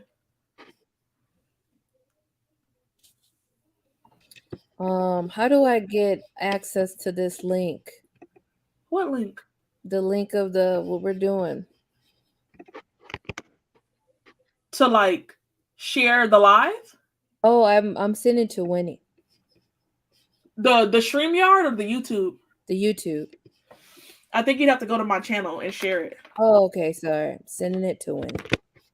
I'm like, Winnie, it's a good time. You got to hit that playback. I don't know if people were very surprised by the treatment of Black Ukrainians, but nobody is excluded from anti-Blackism. No. But Black people be arguing to the grave that they're it's not blackface, but it's an actual celebration. I know what you're talking about in October. They will argue you down, honey, that it's not blackface. It is. Ain't it in Germany? No, there's a Dutch celebration. It's based on Dutch. Yes, it's Dutch. It's Dutch. Yeah, right. It's like it's a person that they're dressing up after. But it's given blackface if you've ever seen it. But they will swear it's a cultural celebration that is not racist. I'm gonna share my screen because I don't know how to pronounce that name. And I don't wanna offend anybody in the chat who might be Dutch. I don't know how to pronounce it. But it is this. What is it called? This is the character, Oh, like it's too far. I can't read, man. I'm sorry. Zort Pa. I think you're trying to make it French. I don't know. Yeah, Dutch has a very like like Russian kind of. So be Pit. I'm thinking like what? You know what I mean? Like, you know what I mean? I don't know shit. I'm talking shit. We're so problematic. Y'all don't cancel us. But Yeah, no. this is the reference to the comment, and they will swear that it is a like a holiday like Saint Nick type celebration, and that it's not blackface. Black Pete, thank you. I was like, you know what? This ain't right. No, really, you would have thought he gave her the what's it the Johnny Cochran. Who was he defending? Johnny Cochran. Who was he defending? What's the dude name? Oh my. Johnny Cochran defended who? It's escaping me. Yeah, it's gonna have to escape me because I don't even know how to spell the last name. Doesn't consider himself what black? He doesn't. Currently social movements as we're making political moves now, fracturing into mo. Okay, you're saying that they're diverting the power in numbers. Recognize that. Hold on, we're going so fast. What is a cabalasian? I don't know. Because I thought you understood it and you moved on. Oh no, I only read he doesn't consider himself black. I didn't see the second part.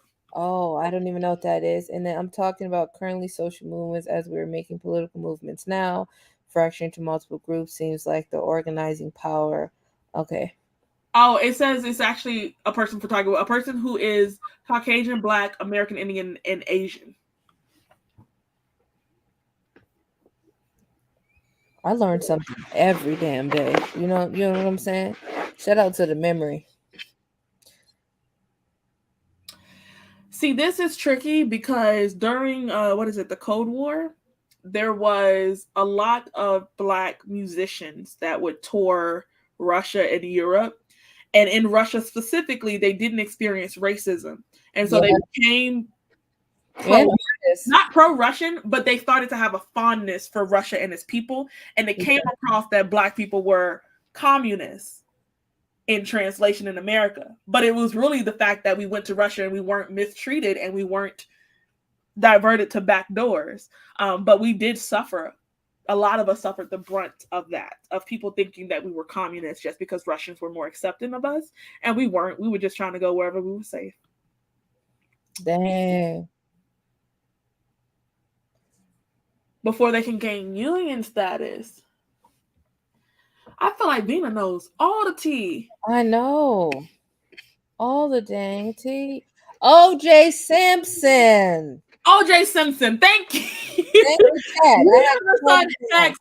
For the past 5 hours, we've been reciting facts, and we can't remember O.J. Simpson's name. Jesus. First off, you've been reciting facts. I've been hanging out. Let the chat speak. Am I right or am I wrong? Sicilians are spicy Italians. I've heard them referred to because they get really, really dark skinned. They do. They do. And so no shade to them. Not the spicy Italians. I ain't gonna lie. I like Sicilians because they straight up. They don't play about their food and how it's made. And I love that because that is a New Orleans way of living. Thank you, Vina. It wasn't Legend Born and it was Venezuelan. But if I'm not mistaken, she didn't tell anyone that her dad was Venezuelan, so she was white passing. She was like, she didn't really talk about that. And so I was like, are you comparing and saying that you understand what Brie feels as a Black young girl at a white prestigious institution because you are half Venezuelan but passing as white? That's not even close. That remind me of the white girls in college who would tan in the summer and be like, oh my God, Brie, I'm almost your skin color. How you not throat chop them? Just we can sit here for 12 years about the shit that people have said to me, and I've had to fight with my ancestors, not to go to prison immediately and expeditiously. I Girl, don't know if she is too. Um, I wouldn't be surprised. I wouldn't be surprised. the A black lot man, of, huh? Corey. I gotta look it up. Y'all fucking me up. Corey, Alfred Hardrick. Oh, Bree, you may. Wow, no.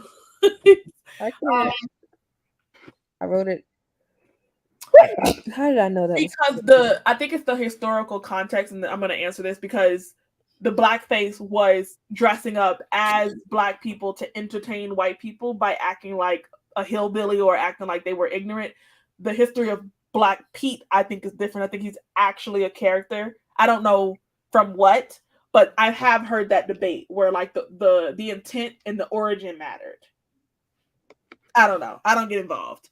Hold on, let me come back to it. I went down a rabbit hole trying to find the Republic, but I couldn't find that anywhere. What was it? The intent? I missed something. I missed something. Is Winnie in the chat? Black Pete. The bishop is in the chat.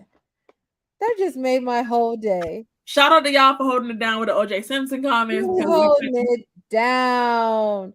Winnie Monet. Monet Winnie. Hello, hello, hello. My grandpa used to make.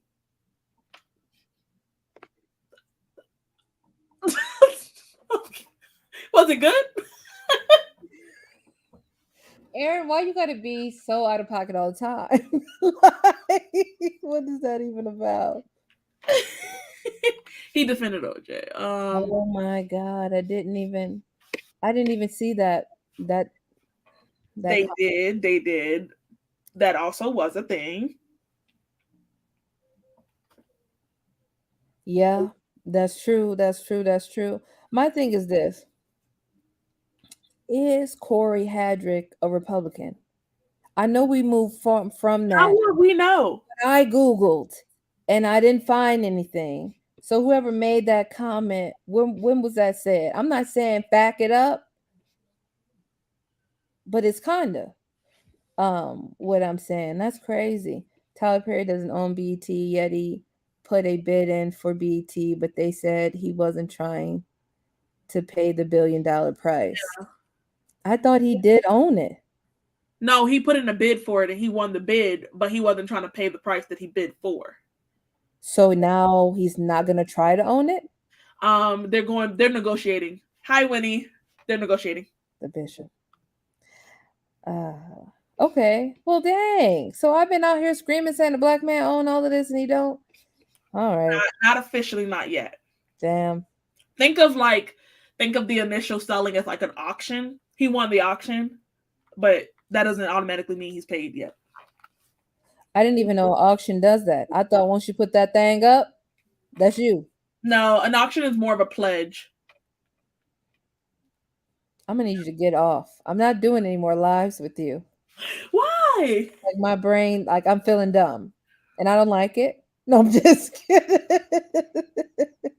No, moonshine I smelled and it burned all the nose hairs that I had. I feel like our ancestors who drank moonshine was really for the streets. No, that liver, the livers don't liver like they used to. I don't know if our liver can filter moonshine. It can't, cause we built differently. We can't do that. And I was talking about this. Was it on the Zoom the other day where I was like, women used to like drink Coca-Cola that had Coke in it, smoke a pack, drink a 40, and do a line of Coke pregnant, and the kids was coming out all right. So what happened? What happened? Why? I gotta go. I guess. Not the kids was coming out all right. They was coming out presidents of the United States, and they was his is now in high positions of the government. The baby boomer that is running this country. You can't tell me their mama didn't used to do a line of Coke for breakfast. She was doing Coke all the time. Hitler was high out of his mind. Hitler was doing drugs day in, day out. He was pumping drugs every pumping them, day. pumping them, He had physicians loading him up with drugs. pumping it. I remember when there was a time in me going down different like historical avenues where I really thought like drugs was a newer phenomenon, and that is a lie. Because these people had tonics and they were shoving them. I actually have a nonfiction book we can buddy read. It's about opium and how they used the flower, like the plant, to create all of these drugs. It's like the start of opium and how it led to pharmaceuticals. Are we gonna go to oxycodone? Because that's triggering. I don't know, but let me read it first. Or let me like read the synopsis. But yeah, it's about the plant opium and how they did. That ain't right. I thought Tia was liberal. I wonder, do you break up with someone based on their political affiliations? Do you say, you know what? I had enough of this. I'm out. Not if you're like a middle, like, because some people will be like Democrat, but they're more like in the middle. They're like swing voters. Maybe not, but like extreme far right conservatives and extreme far right liberals. I don't know how they're gonna get along. The other one. I'm glad. I'm glad. I'm just sponging out here, It man. has got to be because it's not the same. It is not the same. And I'm gonna be problematic here, but not only were they getting high and drinking liquor all day, they was also getting their ass whooped. That They trauma. when the meatloaf wasn't coming out right, it was, you know, them women were strong. They were Strong. Strong. I sometimes I think about it like my aunt used to tell me certain things in the black community that had to happen around that time, like we're thinking like the 40s, Mhm. the 30, 40s and the 50s.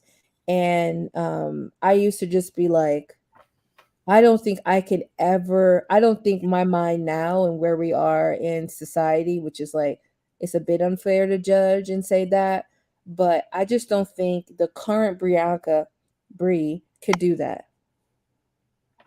I don't think I have the spoons, man. I don't even think I would know how to. Yeah, Crazy. my That was- grandmother smoked 3 packs of cigarettes while pregnant along and walked. That's what I'm saying. They used to pop a baby out and get up and go, be moving around.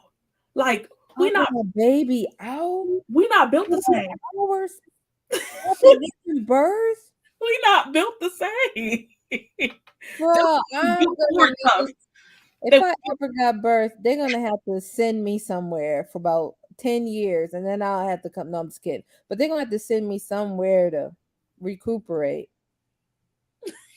they was built for it tough. Oh my God.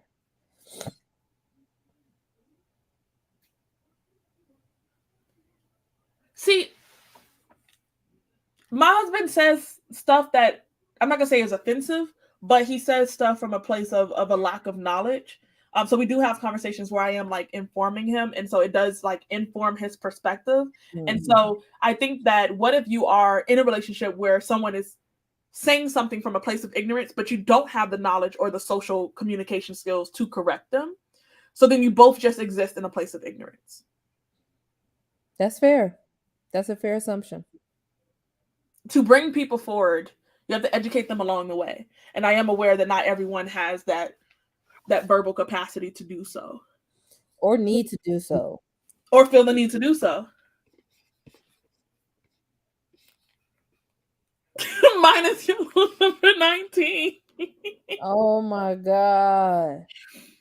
Yeah, I just feel like I think about that with allergies, how so many Americans have allergies to things that we didn't in the past. And I'm like, what's in the food, man? It has to be something in the food. We're pumping stuff, or we're just being more cognizant of allergies. I think he worked for Fox. Ooh, Oh yeah, to me, Adam did work for Fox News. I wouldn't let Fox tell me the weather outside. I just think that's crazy. That's my favorite news outlet. Brie, we're gonna have to cut this friendship short. Short, abruptly short. I can't be communicating to nobody who listens to Fox. I listen to it every day. Alexa wake me up to it every day. I cannot. I cannot. If my partner was for Trump, I'd check myself in forever wanting you because I want to make sure I'm not the problem. Sorry. I think that and just in general, there's people we're not we, I don't want to say we, people are becoming more of like a one issue voter. And so if you are a one issue voter, then yeah, that's going to be really big differences. Like if abortion is what's driving you to vote and you're pro life or pro choice, that's going to be really big. But people in the middle of the road, they're not one issue voters. They care about taxes, they care about healthcare, they care about, you know what I'm saying, like a variety of issues. And so if you are willing to bite the bullet on a politician that's not perfect just because all of the policies that they have line up closest to yours, that's different than like being a one issue voter where like building the wall is making or break it for your vote. You know what I mean? Yeah. I feel like the way that politics are going here in the United States, it's really hard to be a one issue voter because every candidate has such an array of things that they are for or against, and some of those things are driven about who is funding their campaigns. So I'm just weary about a lot of stuff. Not saying you should go one way or the other. I just find like when the last time I voted, I had to look up like everybody, seeing Mm-hmm. what everybody's doing, seeing what everyone's supporting or not supporting. And that's how I vote. Not saying that, I'm shitting on anybody's process of voting, but I just felt like it felt like more of an informed choice. It is dangerous. And like to your point, imagine the politician that collects one issue voters. Like if your one issue is abortion, they're gonna talk about it. If your one issue is immigration control, they're gonna talk about it. If your one issue is being anti trans rights, they're lining up a bunch of one party voters but getting them all on the same ballot. Like that's essentially where our setup for politicians is right now, where they're getting as many one party voters or one issue voters as they can. And it's Yeah. ridiculous because then it's like, I don't want to be a one issue voter, but I feel like now I have to because of the amount of people that are trying to take away the rights from somebody. You're now forcing me to be as extreme as you are because we're not focusing on policies that affect us now, like how much our taxes are going up, how affordable healthcare is, how affordable insulin is for diabetes. Like this is shit that I feel like we should really be talking And this about. brings us back to white supremacy. Circle back around. Right back. And it also brings us to, which is also tied to white supremacy, is the lack of quality education in the United States. Like if we had better education that was supported by the state and not governed or decided by redlining or anything like that, we will be able to make informed decisions when we vote. We don't even talk enough about voting and what that is in our civics class. And a lot of classes don't, like colleges, I mean, high schools don't even have civics no more. You know what I'm saying? So it's just like, what's going on? They don't have civics, and it is detrimental. It's detrimental. Most of the youth today don't even understand the three branches of our government and who has more power over the other, and how the Supreme Court can make decisions overriding the president. They really don't understand that. They don't. It's scary. Yeah. Yeah. Crazy. It's crazy. You know, I had a conversation with someone recently who is a Republican, and we're just talking. They don't know. I'm consider myself an independent. I'm not Republican or Democrat. So I'm just chatting with them, and they were saying that their dislike of Democrats come from this perception that Democrats wants everybody to accept their way of life and the way that they live, and don't accept that everybody doesn't agree with that. And that if people want to feel acceptance, why don't they just like feel acceptance in their head instead of forcing others to like comply with that?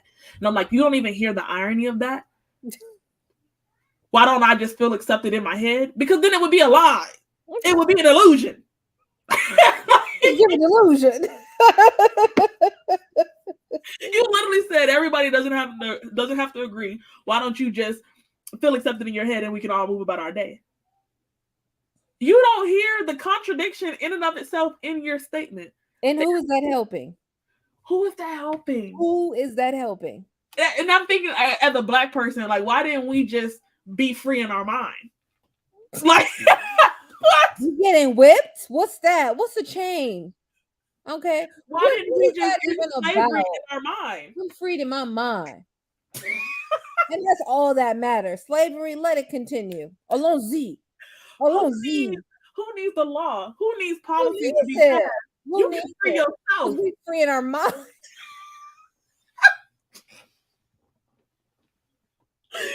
You know, sitting there like, okay, Wow. sure. Like, You ever have this sounds like a conversation you have, Monet, is when sometimes when somebody tells me something that is so absurd, I look up. I don't know if that's Christianity or what that is in me, but I just go. Like I have to because what can you say to that? what to use? Nothing. I was just like, okay. I remember there was a guy in the gym recently, younger than me, 24. I told Winnie this, who was really trying to convince me that beating your child is the right way to go. Well, Republicans Oh, vote to deny everyone not white straight their rights and vote to look. And that is why I think becoming a more informed voter and of voting issues collectively is better than voting for party. this is why I like my man.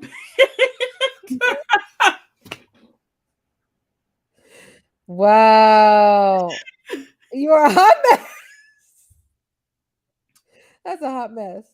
No, you know what, Brie, I gotta share with you because this is remind me to come back to this conversation and share something that I spoke about with my husband. This is like a perfect example. But Okay, I don't want to put him on the spot. put it in the chat. I think both parties suck. They serve their corporate interests and not their their constituents. Oh, the U.S. is absolutely an oligarchy, and if you knew how much, Oh my God. if you knew how much money was in D.C. from the Russian oligarchy, you'd vomit. First off, You everybody to go home. We are done with our live today. Because the amount of times I talk about the Russian oligarchy and its plot and intertwingle, mingle with the United States, I tell you right now, Congress is flooded. Like they need to, it's a swamp of Russian oligarchy money. Your favorite politicians. Oh yeah. You got to know that. Oh yeah. You can catch that, take it to the bank. That. You can take it to the bank. Y'all, it's crazy. It's crazy. We are out here in the whole world. I hope my umbrella don't fall off the porch, Winnie. Winnie, let me go. I gotta go and get it. I really hope it don't fall off the porch. Florida. It ain't just Florida. So politicizing education is a damn good distraction. Oh, wonderful. It's a damn good distraction from other policies that you're trying to pass. Oh yeah. Oh yeah. I have not considered getting a PhD. She really should. Have you heard about how they treat Black women in PhD programs? I'm good. Was I the one to tell you that? I've heard it in general. I've had a lot of friends okay. I was PhD programs, and like that's when you like academia is racist, but they feel it when they get that's the glass ceiling as a Black woman entering that PhD program. You done got beside you got too big for your britches. Too big for your britches because they too big. Monet, I'm about to text you something too. Education issue for me is so scary as a future old person. I don't know whether to be more or the old people making laws. It's gonna be a hell of a reckoning. It's a delusion. They want everybody to be delusional. Kanye said it. He was ahead of his time. Free yourself in your mind. And who can hold you back?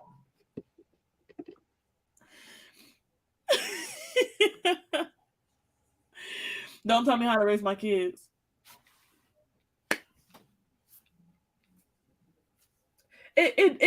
really doesn't, it doesn't make sense, right? It's Because the like, it, this is the thing. I understand the human experience is contradictory. I get that. But there are some things that I just be like, and just be fucking for real. That just does not make sense. What do you mean I don't want you to tell my kid anything? But, we don't want y'all to read. If you don't see the similarity in that, at all, I'm unsure. I'm worried for you. for you, Sophia, I think the confusion is that we have been passively voting for so long. Like there has to be an issue to revitalize and energize voters to get them to come out. Otherwise, you have the same group of people voting and they're not changing their mind, right? So Yeah. we have been passively voting for so long that the people in power are like implementing policies that's going to take a while to overturn. And so people feel like now voting doesn't work because it takes time to get those people out of office. Does that make sense? So like now we need to catch up. And so because we're not seeing the fruits of our labor and the fruits of our efforts right now, it's feeling like the entire system is a failure. And in a lot of ways it is. But understand that these policies, like what the Supreme Court just did, they have been lobbying for this for decades. Yeah. They have been doing the legal work for decades. They did not just get into office, they have been working at this shit. And we have been, because everything felt fine, because it felt like people were being accepted. It felt like gay people were getting rights to marry each other. It felt like everything was on a copacetic up and up, that we got complacent. A lot of us stopped voting. And so now it's going to be a while before we see the overturning of this, because these people have been laying legal groundwork for a really long time. And also, Winnie, Bishop, I don't know if you in the chat, but I remember having a conversation with Winnie, and we were talking about how when somebody put a bill on the floor, right, they have a certain amount of time to read it. And what a lot of lobbyists do is make those bills long as fuck. Super long, so they sneaking in shit. That is the long haul. That's the long con. Just sneaking in shit. So I'm just like wondering, it's just making me think when you were saying earlier, that's a great distraction, because that's true. It is. Our system, the biggest failure of our system is that if you lollygag for enough time and you get people to say, fuck it, like I don't have the patience for this, if you get people to be lazy or impatient, then the system works in your favor. That's the biggest failure of it. Yeah. That's why you have stuff like the filibuster. You know what I'm saying? So like the point of the filibuster is to make sure that it never goes to the floor to actually get a vote. So we will waste everyone's time. Yep. Yep. It's effective. It's effective. That's the whole theme of tonight. I'm gonna take it back to white supremacy. That it works. The amount of media that is funded by the amount of media, TV shows, and movies that is funded by Mormons is also a lot. By just the religious Confederate in and of itself, yeah. That feels like new knowledge, but also doesn't. What you just said. I'm gonna have to research that later. Mormon? Oh yeah, there's a lot. Mormonism.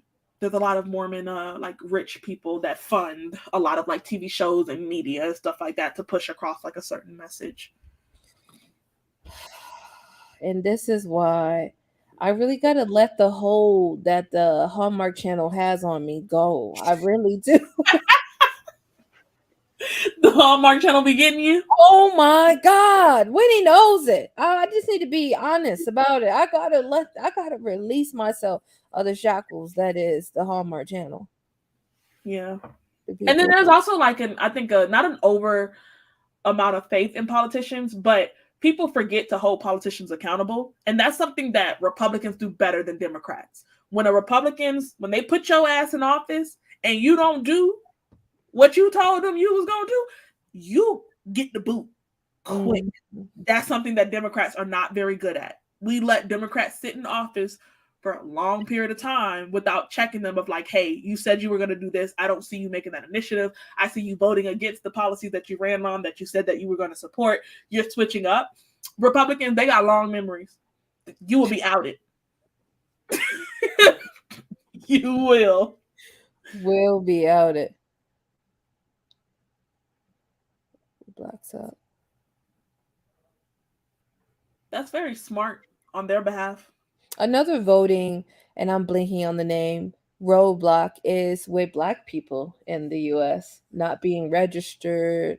What Hmm. is all the stuff that Stacey Abrams is doing to Not make having a sure valid ID, all that. and also it's also a roadblock is if you have ever been incarcerated. If you are a felon, you cannot vote.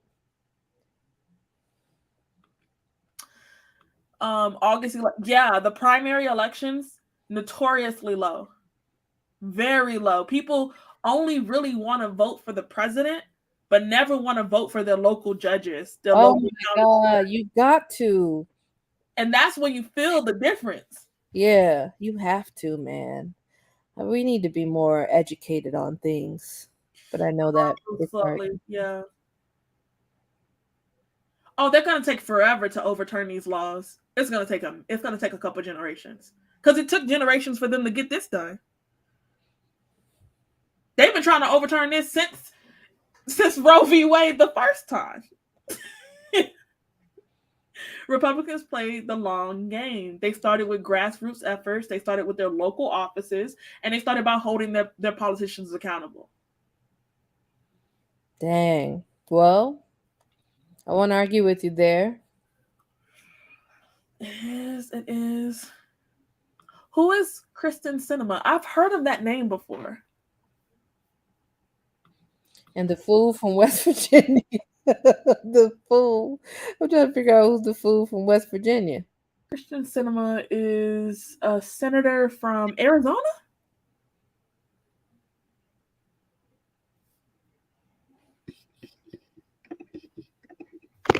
I don't be knowing no politician names. I'm gonna let you guys vote in the chat if y'all want to do one last sprint before we hop off of here because it has been like 2 hours since our last sprint. So let me know if you guys are down to do one more. I googled so much stuff while on this chat.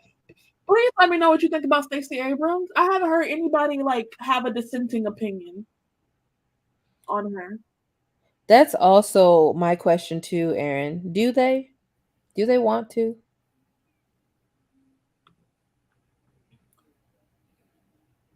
I say let me live in ignorance for Stacey Abram today. My mind is too much. This is me postulating. I'm gonna postulate here Come from on. what I've ever since the overturning of Roe v. Wade in local districts and provinces, when you put abortion on the ballot, people vote to keep abortion rights in most states, even like unexpectedly Oklahoma. Nobody thought that they would actually vote to keep the right. And so technically, Democrats benefit from people feeling so riled up that they go out and vote locally because I just said that nobody wants to vote locally. They only want to vote for their president. So if people feel like the only way they have now to protect abortion rights is to vote locally, they'll typically vote Democrat. And so Democrats get a higher turnout. So my guess is that they want to keep it in the hands of the local voting offices because they get more people coming out to do so if they feel like that's their only choice. And they typically will vote with Democratic policies. That's my guess. Thing. Now I'm wondering how that plays into the popular vote. But listen, political science will make your brain hurt. It will. It will. That's what I want to know too, right? Don't let me. Science conspiracy for this. It's really the white event. Ooh! Jesus and John Wayne, 5 out of 5 stars. Gotta read it. Gotta read it. Just read it and keeps telling me about it. Required reading, required literature. Jesus and John Wayne is required literature. You read it, it seems. I have. Oh. Yeah. Dang. The white evangelicals, I was blaming everything on the white evangelicals at that book. It was 6 months. Everything was on Ronald Reagan. I mean, I already like I don't like Ronald Reagan. Hands down the worst president to me, but yeah. And so when she was telling me some stuff about when he was telling me stuff about Jesus and John Wayne, have anybody read The Color of Law? Will make you hate him more. Ronald Reagan. The Color of Law will make you hate him more. I think I've read that. Is that about redlining? Yeah. I think I have read The Color of Law. I think. Girl, I was so heartbroken.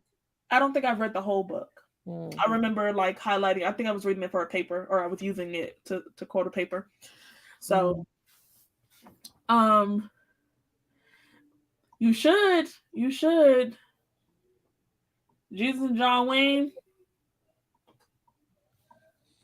I blame everything on Ronald Reagan and Martin Luther and his 95 Thesis that he nailed to the Catholic Church door. You'd be surprised how many things I can blame on them two incidents. And y'all have heard me all night be as intelligent as I am.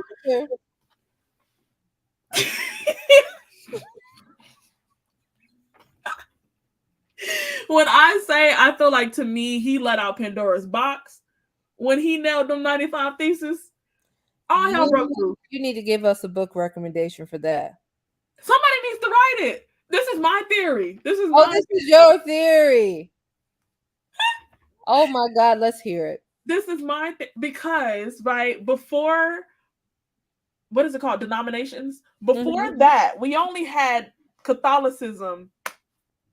That was it, right? His 95 Theses included translating the Bible in English so that everybody could read it. And when everybody got their hands on the Bible, we got all these different denominations. We got cults, we got sex churches. Just the corruption got crazy.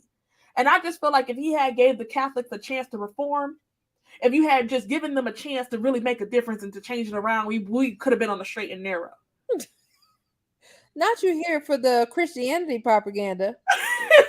But no. Now we have, do you know how many denominations of Christianity there is? It has to be over thousands. It's thousands of them, right? And it stems from Martin Luther. And so I blame him. Every time I see somebody read the Bible and get something they not supposed to have got, every time I see them interpret it and get something they not supposed to have got, I be blaming Martin Luther. You should have just left it in Latin. He said, we don't need to. Have issues and have been focusing on local level elections for a while, even back with Obama. Hasn't been a good. Yeah. The federal government hasn't been the system. Like, when was the federal government for us? For Black people? When was the government a good stage for America? A good stage for change? During FDR. Honestly, before baby boomers got in office, it was a functional government. It was functional. What is it? Was it FDR with the Great New Deal? Y'all don't get me the line. It is the Great New Deal. I would say that's the best era. That's the most functional. That was the most progressive that we were. The Great Deal. The Great New Deal. So Roosevelt was the Great Deal, and then FDR was the Great New Deal.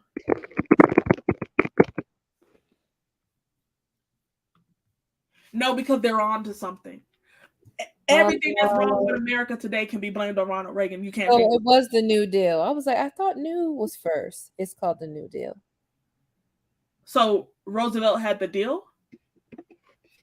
Roosevelt had a whole bunch of policies to get people back to work after the Great Depression. What was it called? 1 second.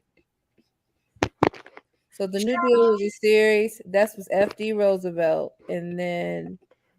But FDR. No. So FDR is Franklin D. Roosevelt. Then LBJ, Lyndon B. Johnson. He had a New Deal. A Great New Deal.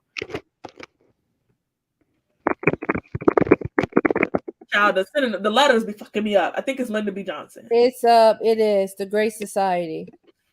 Thank you. The Great New Deal. Yeah, so put me in somebody's historical classroom. I'm teaching the masses tonight. But everything can be blamed on Ronald Reagan. You can't change my mind. You can't. I blame a lot of stuff on capitalism and white supremacy, so I don't judge. I don't have anything against Bernie, but I do understand why he wasn't elected. He is the far left version of Trump. I feel like he was way too far liberal. No, I think a lot of people share that sentiment. Like, he was too much. He was too much for folks. He was trying to do big change, and they were like, no, we benefited from this. And we don't even, as a society, we don't understand the difference between socialism and communism. It was fucking them up. They was calling him a communist. It was tearing them apart. Yeah. So that's why he was ahead of his time. And again, why our education system needs to be better. Right. The church folks love Martin Luther because I mean, again, like he did make it possible. Like, to be fair, Catholics were selling tickets to heaven. I don't know how or why. They was wilding. They really were. But I just feel like, he opened a whole new can of worms with the damn 95 Thesis. Like, go to bed, take a nap. Why are you up here writing 95 Thesis anyway? Go to sleep. He had words that he had to get out. And he nailed them to the door. To the door. Write a book on how everything can be blamed on Ronald Reagan or Martin Luther. No, Martin Luther. Because I was reading the chat, and that was said when you were talking about Martin. Okay. The Catholics will tell that. They will. They will. Proudly, they will. Proudly. The federal government is working. I've also heard that too. Yeah. From a racial oppressive standpoint, it is doing what it was supposed to do. It is doing what it's supposed to do. Thank you, Aaron, because it was LBJ and FDR. Yeah. Tearing me up. That's FDR. As problematic as he is, Lyndon B. Johnson is my favorite U.S. president. He's a piece of shit. Okay? Don't go make him your hero. But he is my favorite. So there's that. You have to unpack why he's your favorite. I like his policies, and I love a villain. You know what I'm saying? Lyndon B. Johnson had this very you're gonna agree with me or I'm gonna bulldoze you. These are your choices. And I like that. I like that about him. You didn't really have a choice. Agree with me or don't agree with me. But if you don't agree with me, I'm gonna run you over. I'm gonna get what I want at the end of the day. So you're feeling seen. I feel seen. Probably shouldn't have said that one public, but here we are. You said it publicly. And if you look at his policies, I feel like he was a very good domestic president, even if his international policies were terrible. Internationally, good. I mean, the New Deal had a lot of infrastructures in there. It included the Environmental Protection Agency. He had a lot of really good checks and balances. I think so. And I also like the way he went about getting it done. It wasn't a good way. He was a jackass. Anybody that I've read, because I've read a lot of books on him, anybody that had the displeasure of being on the other side of him, they described him as a piece of shit. He had a total disregard for people's boundaries and what they wanted, and he was going to get whatever he wanted anyway, anyhow. And I just respect that. I personally respect that. I personally don't like that.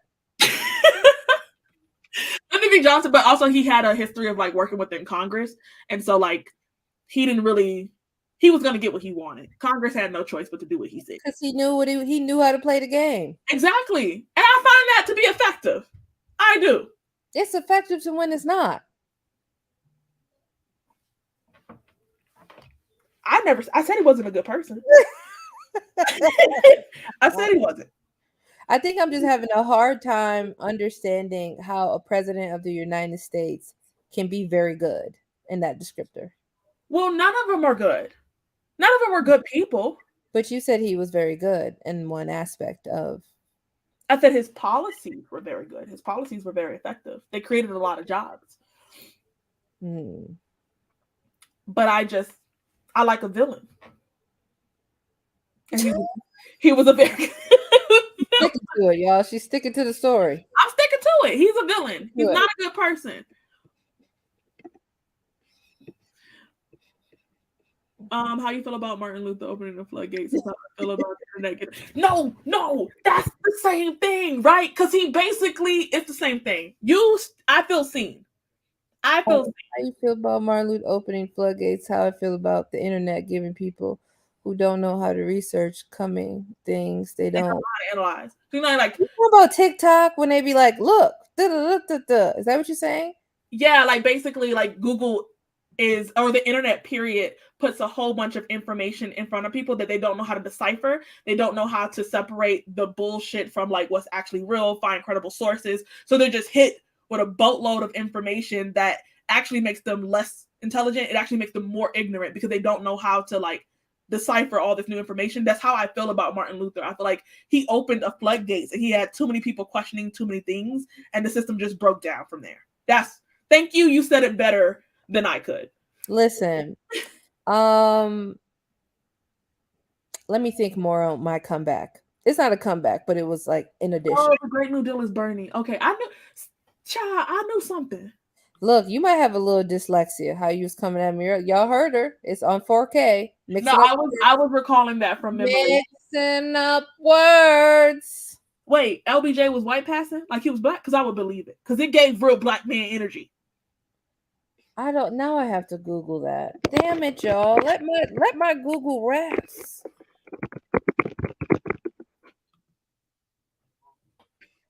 You see me. Oh, I believe that because of people like Stacey Abrams. Hello. Thanks for joining.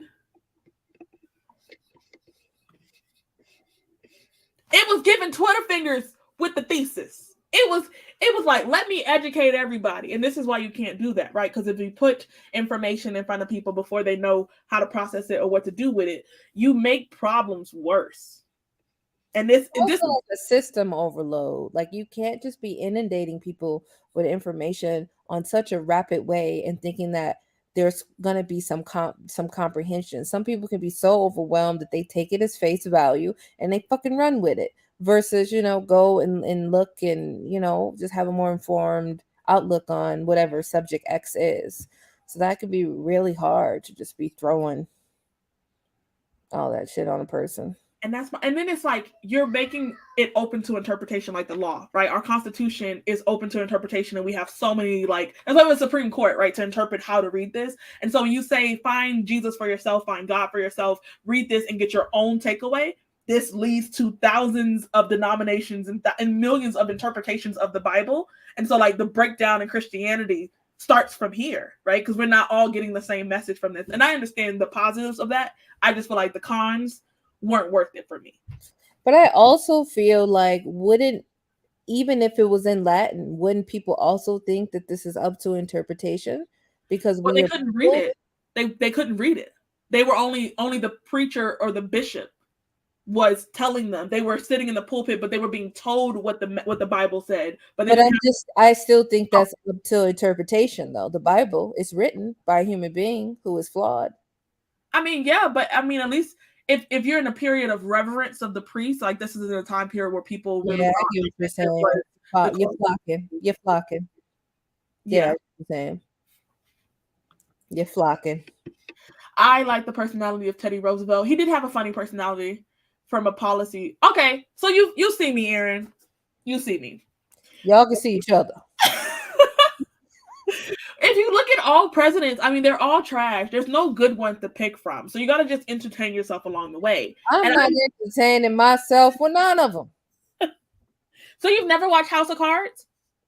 No, I've never watched House. What's that? House of Cards is a show. It's very popular. They have a British version and an American version. But it's about a corrupt president or politician that seizes the presidency. But he's based off of Lyndon B. Johnson. Like his entire personality and the way that he interacts with people, the way he's conniving and manipulative is based off Lyndon B. Johnson. And it's a very popular show. I don't know if I want to watch that. I already had to have Game of Thrones in my head. That was hard. It was Johnson who forced the Civil Rights Bill through. That also happened under Johnson because Kennedy died. He lollygagged with it, and then he was assassinated. Lyndon B. Johnson gave us the Civil Rights Act and the equal voting right. Yep, also Lyndon B. Johnson. I'm not saying there were not some key parts. What I'm saying, listening to the language, very good is never going to equate to a U.S. president on stolen land. Yeah, okay. You get what I'm saying? Like that's the link I have every time in my mind. I probably should have said that so people can further understand my disconnect, but that's I can't ever go there. You know what I mean? I feel you. Okay. I'm speaking from the best of the worst, but they are the worst. I'm with Brie. They all suck.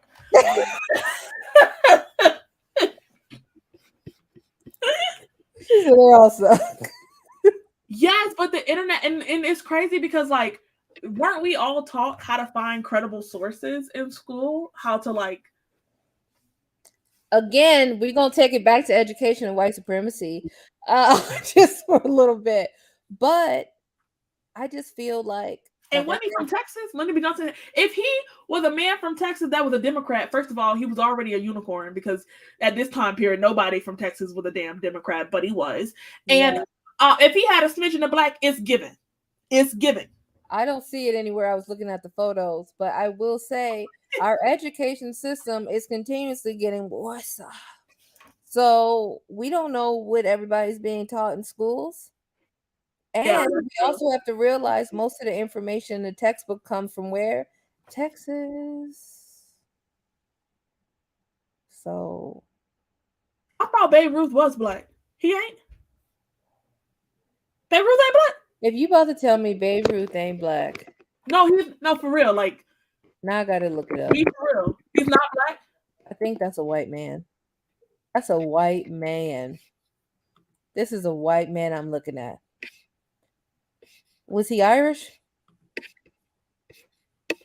That man had a little Negro in him. You can't tell me otherwise. He was mixed. He was mixed. I'm on the situation here.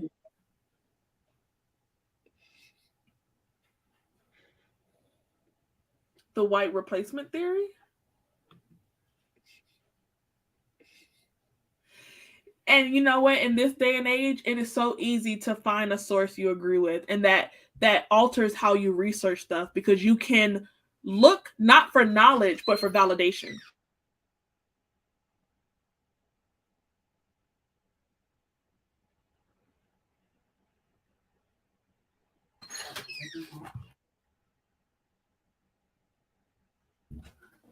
Sorry. Food was delivered, but yeah, you can look on the or not on the internet, but you can look for sources to agree with you. And I actually read an article on that. He was German. Sorry, I had to look it up. Yeah, German ancestry. Sorry. Oh no, you're fine. That based off of what you like on apps like Facebook and Instagram, the algorithm will show you things that reinforces your belief. Yes.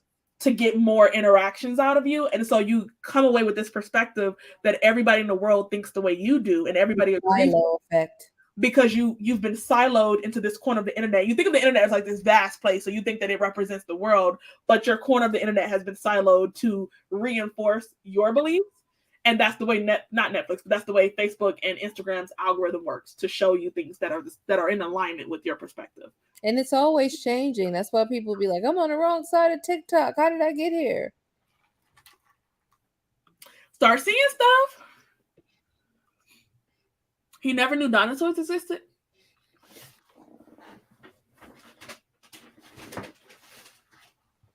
Y'all never even told me in the chat if y'all was trying to sprint again. I guess the answer is no.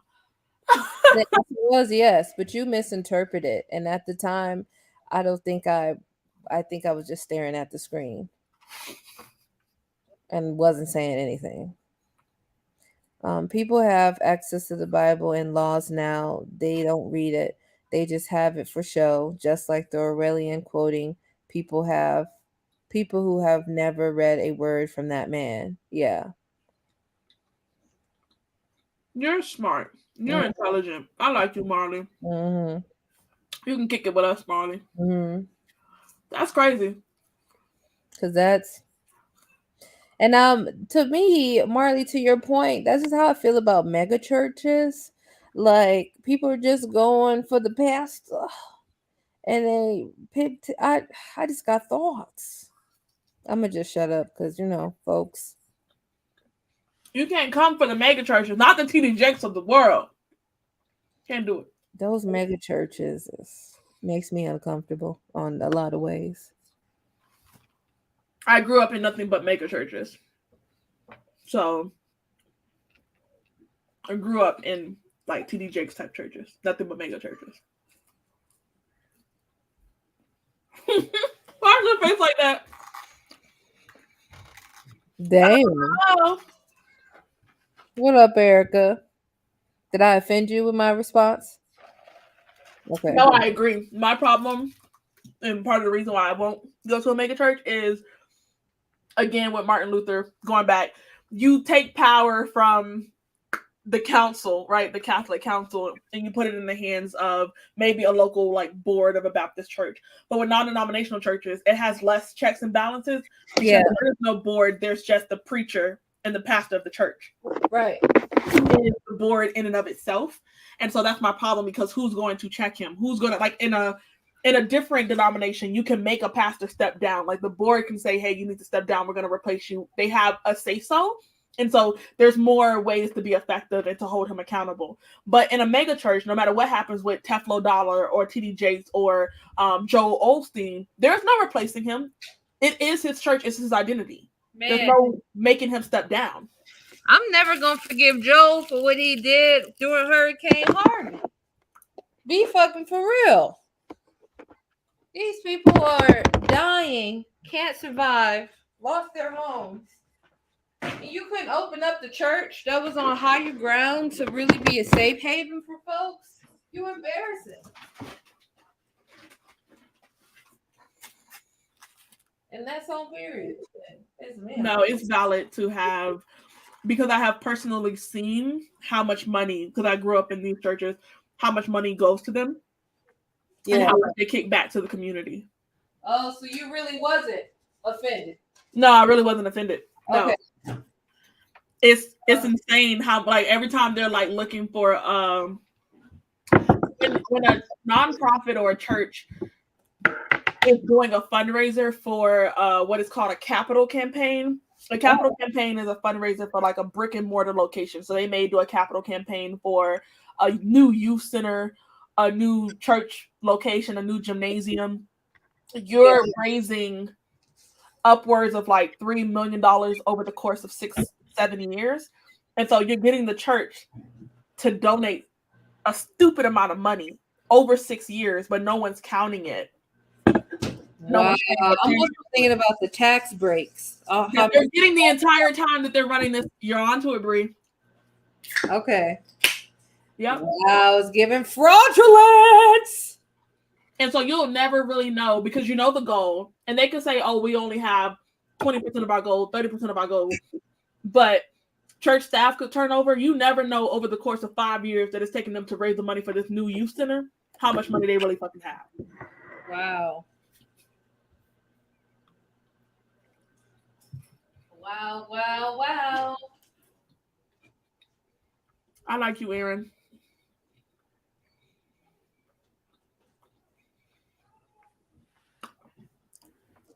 They sure do. If you have an attractive male pastor, like the Teflo Dollar and Joel Osteen or whatever, like I just said, it's always a male pastor. It's harder for a female pastor to get a mega church, to get to a mega church status in the non-denominational field, because women love to go somewhere where they can envision a very attractive pastor, or in a lot of ways be jealous or long after the family structure that they have. So in mega churches, appearance does matter.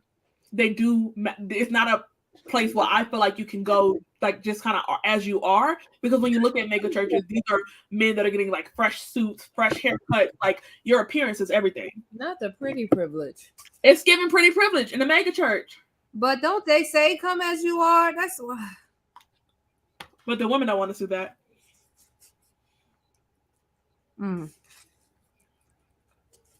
That ain't right.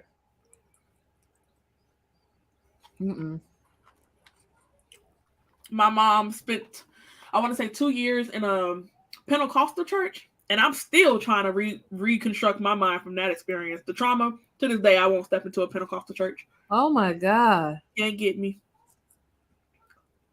To put your kid through that, that's rough. You can't tell me it wasn't a cult. I'm wholly convinced that was a cult. J. Edgar Hoover. All conspiracy theories. Roll them in. I heard Creflo Dollar had like a scandal sometime recently, but I don't pay attention. Like what kind of scandal? Priests only get replaced if they.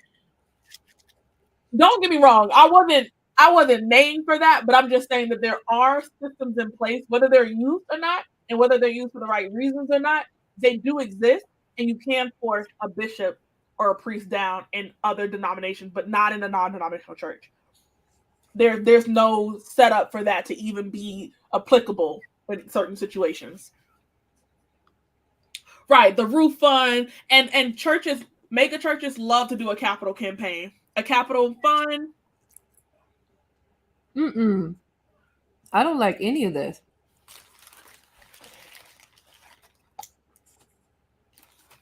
You can miss me with the whole situation.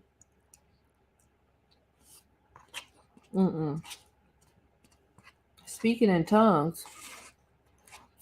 Also, what is a capital fund? It's literally what I just said. It's a fundraiser or like a campaign for a brick and mortar or something physical. So a capital campaign, it takes, I would say, anywhere from like 5 to 10 years, and you're raising upwards of like millions of dollars over 5 to 10 years. And so you might get someone that the reason why it takes so long is because it comes through in pledges. And I've done this because I've worked at a nonprofit. Someone will pledge $1 million over 7 years. Somebody else will pledge 500,000 over 6 years. And so you're cultivating these relationships and bringing them along on the journey to keep them inspired to keep making their payments. And so it can take a decade to get $5 million. And you're probably promising a new youth center, a new recreational center, it's something like, it's usually a brick and mortar that helps it along. Wow.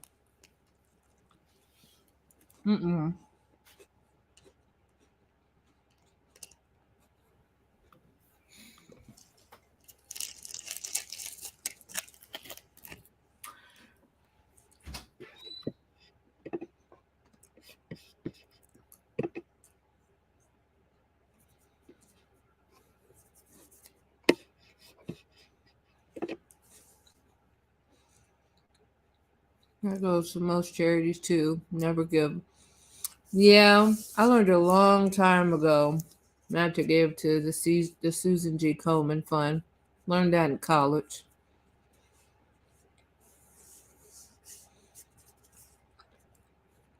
The Mormons have dumb money. Way more than the mega churches. Way more than the mega churches. Billions? And you ain't doing nothing? That's so hurtful. I knew I used to do this client's hair. She was Mormon. She was saying that a lot of their important events happens in the temple, and that you have to pay your dues, and that they actually keep a ledger. Like there's an actual database that makes sure that you're up to date on your dues, because if not, they won't let you into the temple, and you can't get married, you can't baptize your kids. Like it's really it's something that they're very rigid on the structure of. And my previous coworker told me that too. Even if you move and you move halfway across America, all the Mormon churches have access to that database, and you will not be allowed into the temple if you are not paying your dues. They got dumb money. Oh.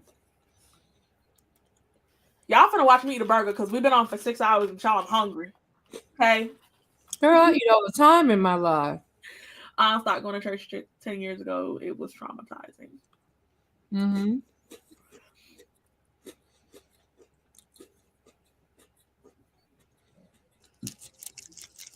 Wow. And where does the money go? Where does the money go? We know where it goes. Listen. That's a whole nother conversation. I'm still dealing with my experiences. I still have to check myself and release myself from the fear that was instilled in me, like a fear of everything, of the world. That's pretty awful. And they don't pay no taxes on that. Yep, exactly. Me and Aaron, we're gonna be besties. Listen, if you got to expand, you got to expand. I have a lot of, church trauma, so I'm cool with it. I don't need it. Mm-hmm.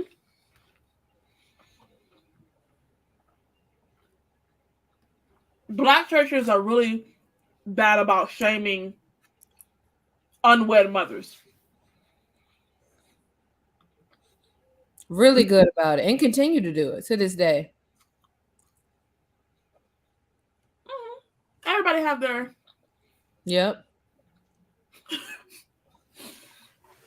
And that's why she my girl forever in a lifetime. Yeah, isn't it like when Mormons are like 18, they're obligated to take a missionary trip? I think it's before 21. They have to take it before they're 21. They have to do a missionary trip.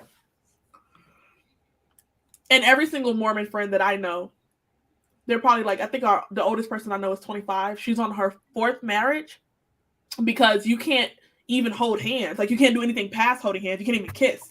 It's really ingrained in them that you have to be husband and wife.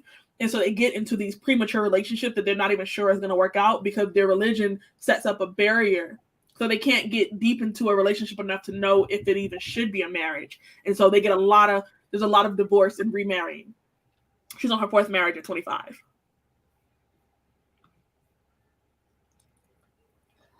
The great poet Aaliyah said, at first you don't succeed. You got to dust yourself off and try again. And maybe that's how she feels.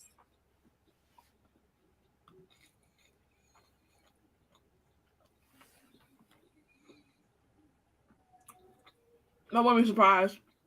Yeah, what was it? John Smith? What's his name? Somebody Smith.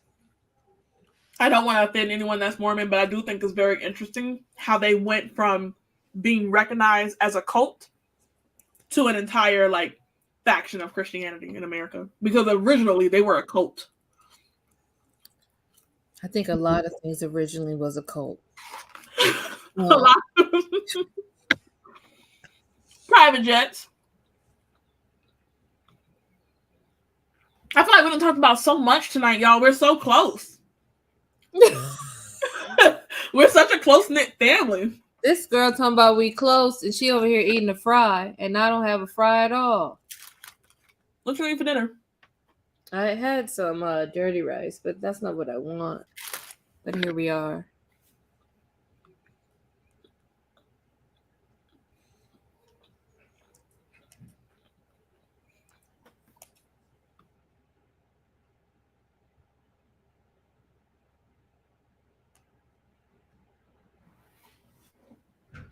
The church has been a place of so much solace for Black people from slavery on up.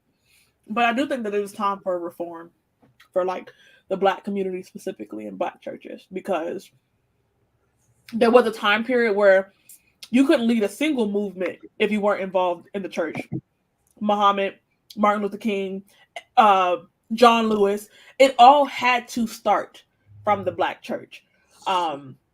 But today, not so much. Today we have new heroes and people that inspire us, that look up to us, that don't have a deep enough connection with the church. It's a different generation. But I do like to just, still honor the Black church and how it used to be a place of solace for us at one point in time.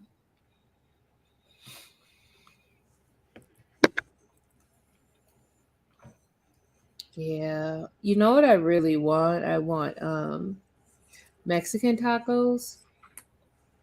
The steak ones. And that's where it ends. Are you able to get them? No. Nowhere. That is unfortunate. It is. Very sad life I'm out here trying to lead. Man, it's gonna be a while. Who was the last like reverend? Like, he's like a civil rights activist. He's a reverend. He's still alive. Al Sharpton or Al Sharpton, yes. I haven't seen him in a minute. I mean, I seen him during like the George Floyd protest, but not anytime after. No, I don't know where he at. I have no idea. In such a traumatizing way.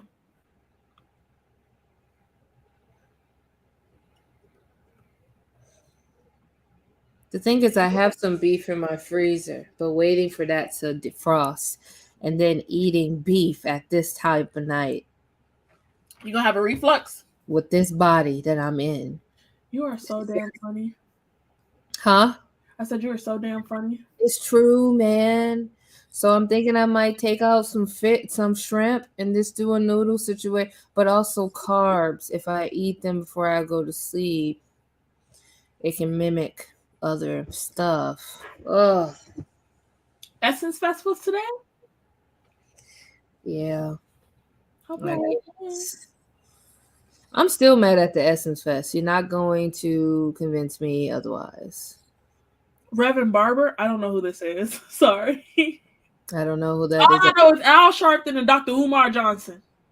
If you let Umar go to hell, I'm sorry. Mixed company or not, I feel how I feel. You cannot tell me Dr. Umar Johnson's not fucking funny. That man is hilarious. That man is hilarious. He's dangerously humorous, which is why people let him get away with the shit that he says.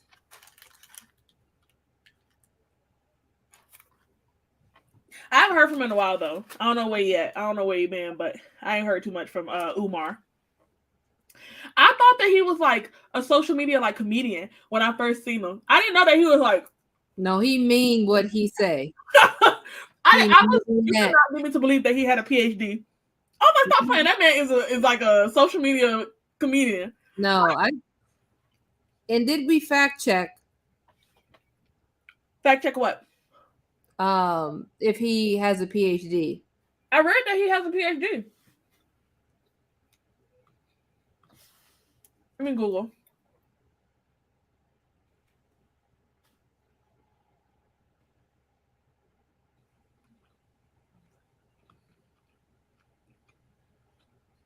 What's osteopathic medicine? What is that?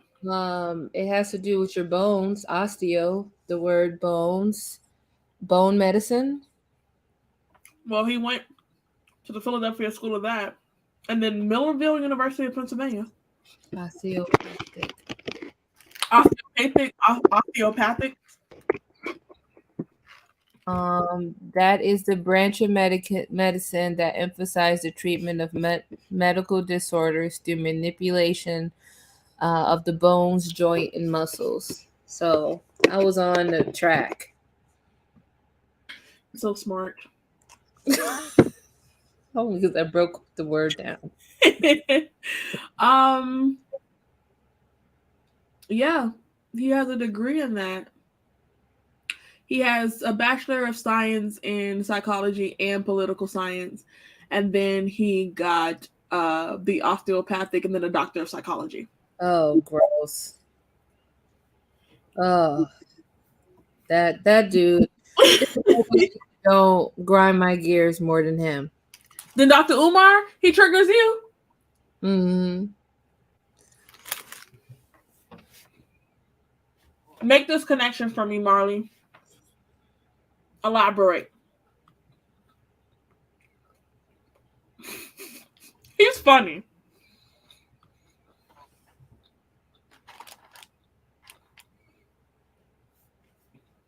He has a Doctor of Psychology, but it doesn't tell me where. Not you gonna need a school to explain. It's probably the only.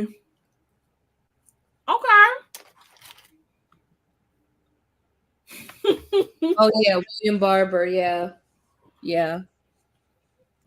Mm-hmm. That's what Wikipedia says.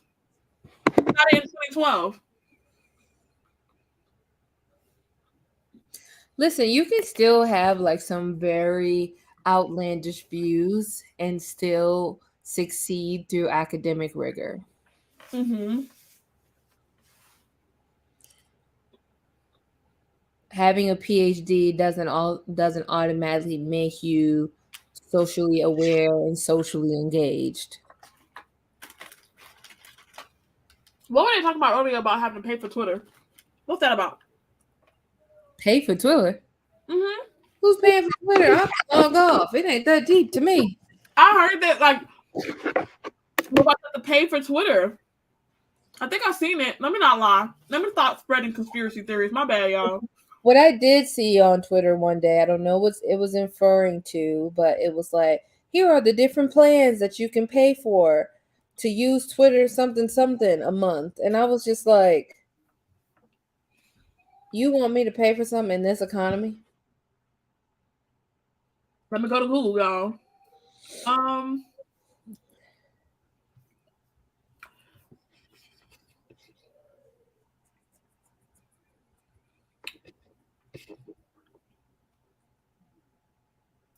I don't even know. Twitter is a place of discourse.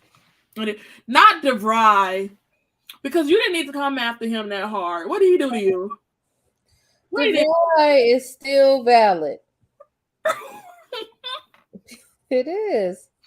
Online schooling is pay to view tweets? Is that what they were talking about earlier? Why would I pay to view a tweet? Like Twitter fans, like OnlyFans, but for Twitter? I'm not doing that. You're not putting your tweets behind a paywall. I've seen the shit that y'all say on Twitter. You should be behind a paywall because it's dumb. It's stupid. I don't want to read. There's a 600 tweet limit. Now I'm looking. Man, I hate why I just can't just not Google it, but y'all got all the tea. They do. A 600 tweet limit, like a day, a month?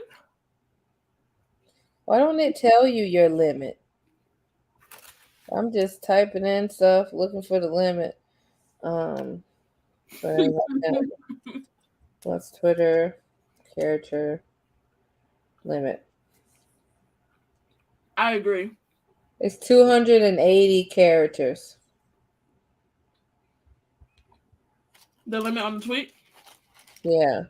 But it says, wait, no, it's 10,000 characters in length with bold and italic text formatting. No, I think they meant like a 600 tweet limit, period. Like you can only do 600 tweets. Oh. Well, I don't know.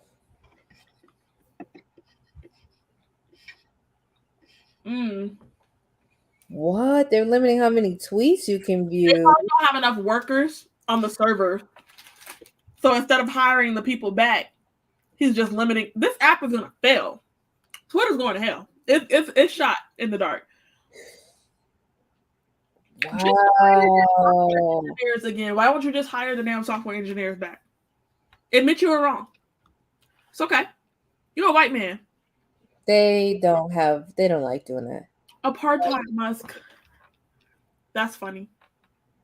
That's going in the group chat. Shout out to Aaron. Yeah. And if you pay $8 a month, you can view 6,000 tweets a day or in your lifetime on the Twitter app or month.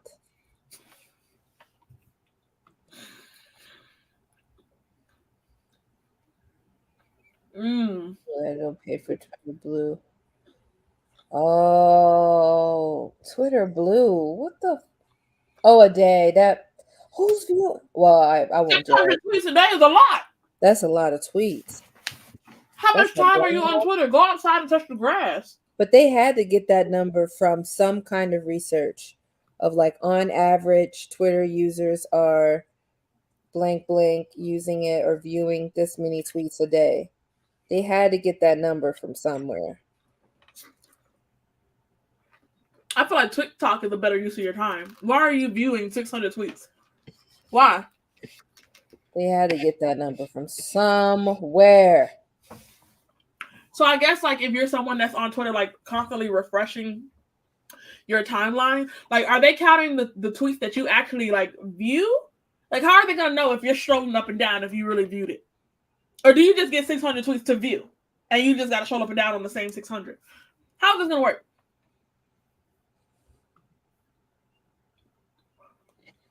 Agreed. I'm not reading that.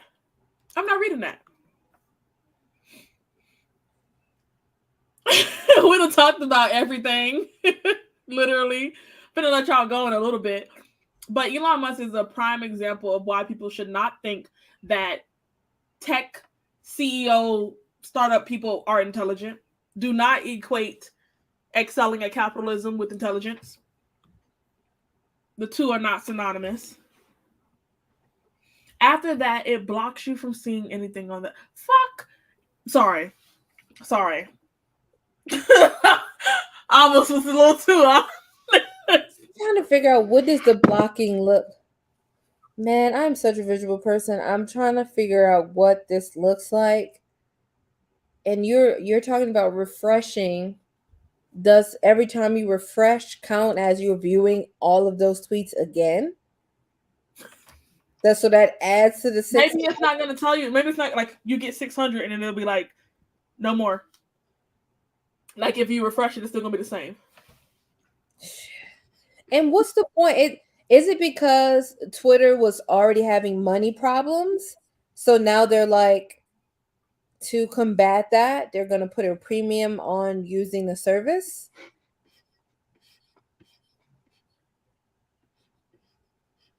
So it's everything you scroll past. Okay, bitch. That he messed something up and is saying that to make it seem like probably. I wouldn't be surprised. Tyler is old school black church man in the age where black people. Okay.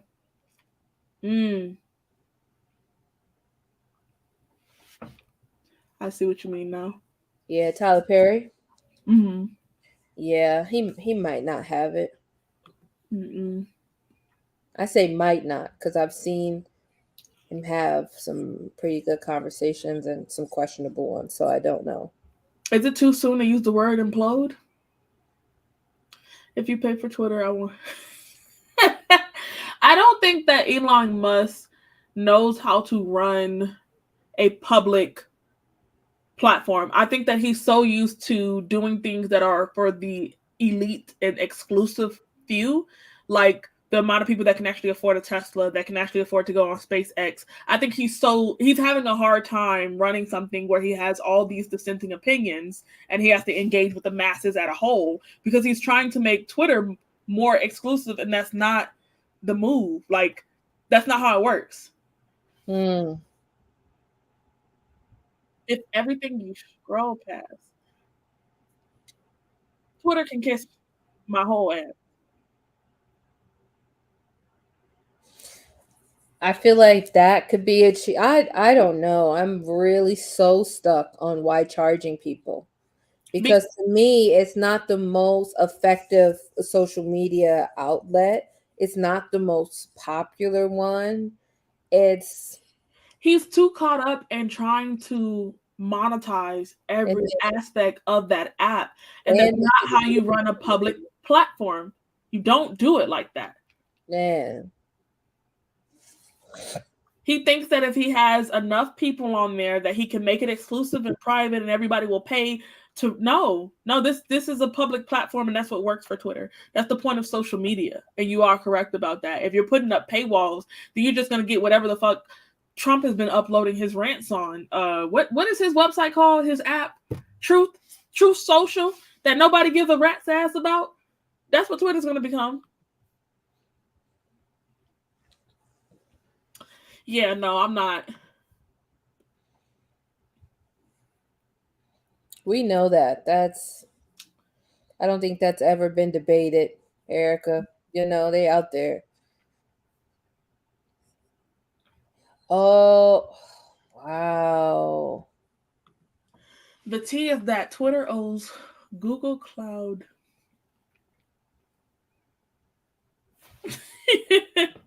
That's the thing. I'm just nervous. I would be nervous as a billionaire to take on another company, is you're taking on that company's debt. Mm-hmm. So I would feel about that. And he put up his shares in Tesla to cover this, to buy this company. And I'm just like, why? You just woke up and said, you know what, Google? Not Google. You know what, Twitter? That's my thing.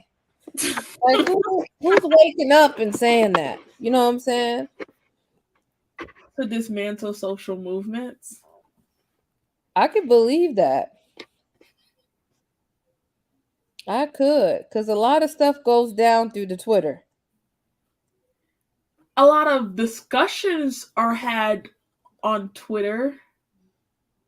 I Yeah. guess I'm just trying to see, like, I'm trying to really quantify social movements that have been carried by Twitter. Me too. Carried, started. Yeah. I don't know. I'm gonna think about this, Winnie. Not that you're wrong, but still. After, I think nothing. Just let it go. Just just go outside and breathe fresh air. Yeah. Let it happen. Let's start getting on the swings again. Where the adult playgrounds at? I got on Twitter late when I heard he was taking it. I don't blame you. Yes, yes, Winnie, you are absolutely right. So many movements in other countries. That is right. I don't know why I didn't go there. Why the government? That's true. That's also very true. You are correct. Yeah, for sure. I'm thinking about when that girl was Iranian girl was killed. Palestinian stuff is all over Twitter. When we found out what was happening with enslaved Black folks in Libya, we learned about what's going on in Myanmar. Twitter. Isn't it pronounced Myanmar? I'm gonna stop doing that. Yeah, you really got to. I'm sorry. You really got to. I hate to do it to you in 4K, but I gotta let other people know not to play with me like that because it's triggering me. No, because I'm trying to figure out if I've been saying it wrong. That's why I was like, I've always said Myanmar, but I could be wrong. What did I say? You said Myanmar, but it's spelled MYAN, so you could be right. That's what I'm saying. Maybe I've been saying it wrong. I don't know. I've never heard anybody else say it. I'm gonna put myself on mute and find something on YouTube to verify. Let us know. We'll be patiently international social movements. Oh, what's it called? Is it only for Black people? If there a certain blood percentage you need to be to get in? I'm not trying to. I was genuinely saying, like, am I mispronouncing it? Because I know that, like, there's the debate over, like, Iran or Iran. I'm still not even sure which one is correct. I think it's Iran, but who knows, you know?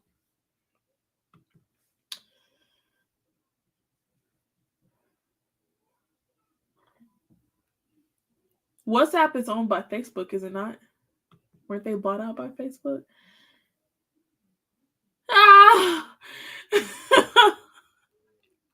What's the correct answer? I'm a firm believer that sugar does not go in grits. It ain't oatmeal. If you want some sugary stuff, eat some oatmeal.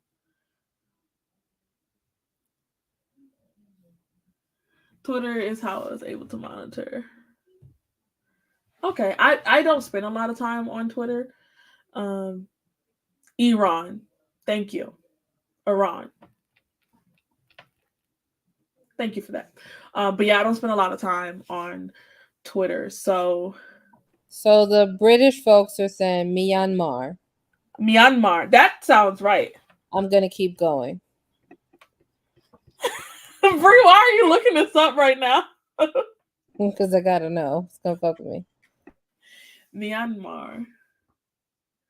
You don't like grits at all? Were you like a cream of wheats or like oatmeal kid growing up?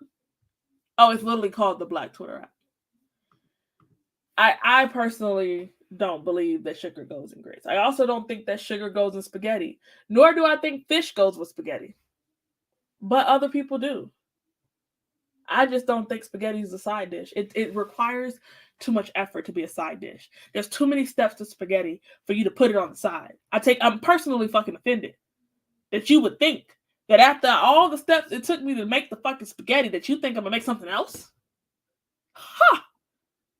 Piece of toast. That's what you're getting from me. A piece of toast. Ignore my rant.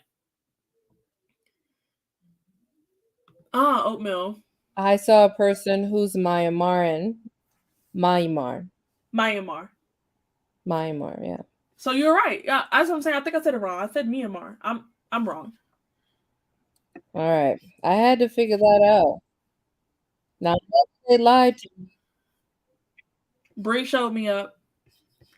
Yeah, apparently it's a Midwestern thing, but some places in the South put fish with spaghetti. I think it's an abomination.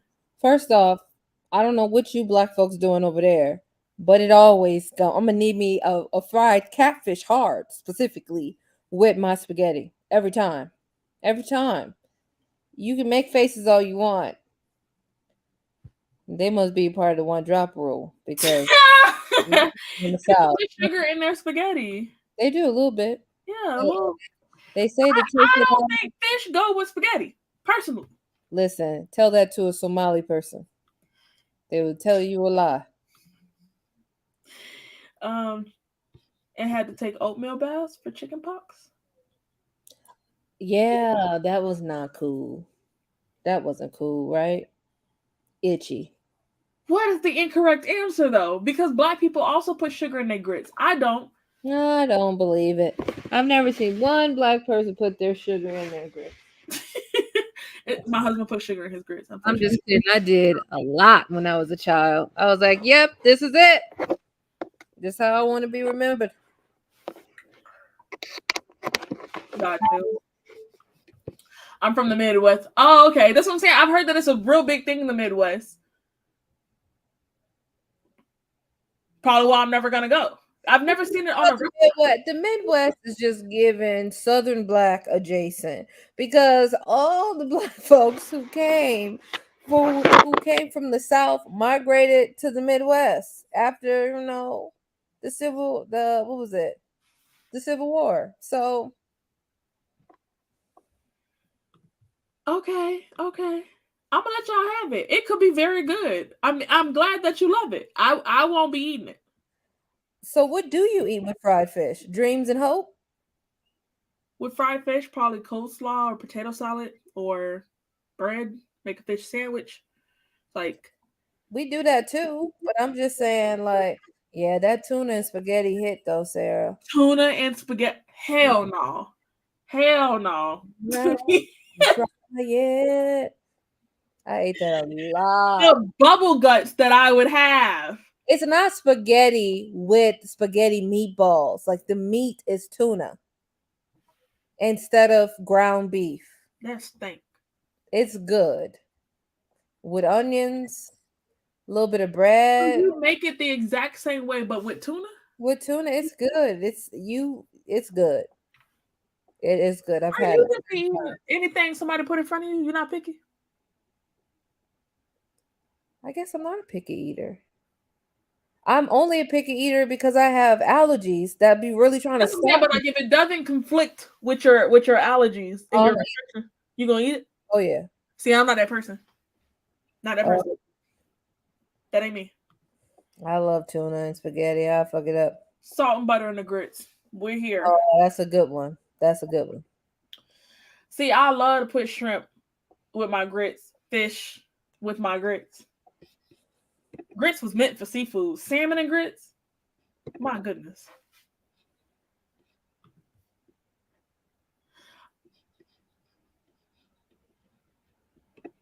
The way my brain just couldn't compute Cincinnati being close to Kentucky just then, I don't know what happened.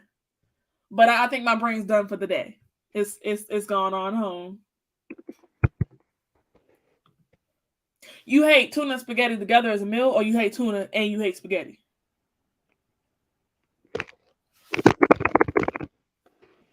That's what someone calls a casserole. No, I think the Midwest, y'all doing too much with casseroles. Y'all just need to let it die and just make separate meals. That little like fruit pasta salad thing I've been seeing online, I have so many questions about it. Are you thinking about putting tuna in your spaghetti? Because please come back and let me know how that works out for you. Thank you, Marley. Marley been holding it down for POP all night. Some foods shouldn't go together. I don't want to hear that. I don't want to hear it. A tuna Oh, salad with elbow noodles, onions, and peas. You lost me at the peas. You have I lost me at had the peas. this before? Tuna salad with potato chip on one side. Tuna salad. I Have I? personally hate peas. You hate peas? What's your agenda against peas? I hate the texture. I hate the texture of peas. Why? Is it because it's like firm on the outside, soft in the middle? It's the texture and it's the smell. It's a combination of it, and it just The smell of a pea. peas smell horrible to me. They smell horrible to me. That's how I feel like cooked carrots smell. Cooked carrots? I cannot deal with cooked carrots. Now, raw carrot, I'm fucking it up every time. But a cooked carrot, you got to draw the line somewhere. No, cooked peas make me want to vomit. The smell. Shrimp and grits don't got no time on it. Don't it. When I used to come home from the club and I'm drunk, but I'm hungry and it's 4 o'clock in the morning, the shrimp and the grits, they did be right. That's what you're eating. Shrimp and the grits after club. Mm-hmm. All my friends was like, "We're going to Sonic. We're going to Waffle House." Bitch, I got a piece of fish in there. I'm gonna make some grits with. I'm gonna put cheese and salt on it and butter, and I'm gonna go to bed. Cheese. Oh, I put cheese in my grits sometimes. You never had cheese in your grits? I had it. I won't get me wrong, but it wasn't my. It was just so thick. I felt like I was fighting my tongue and the roofs of my mouth. I love thick grits. It was fighting for its life. I was You like, pickle relish in your black eyed peas? pickle No, relish. he said this on you. He should take you out the wheel. He should take you out the wheel. Cause why would you? How you even discover that you like that? Aaron, I'm not saying you ain't been a day one on my channel, and you know we go here, but that's the kind of shit that make me don't want to talk to you ever again. But how did you discover that? Talking about some pickle relish. No, I'm just kidding, Aaron. I'm just kidding. What did you do that on purpose one day? Were you high? Let me know what led to that discovery. Listen, not you accusing Aaron of being high. That's terrible. That's terrible.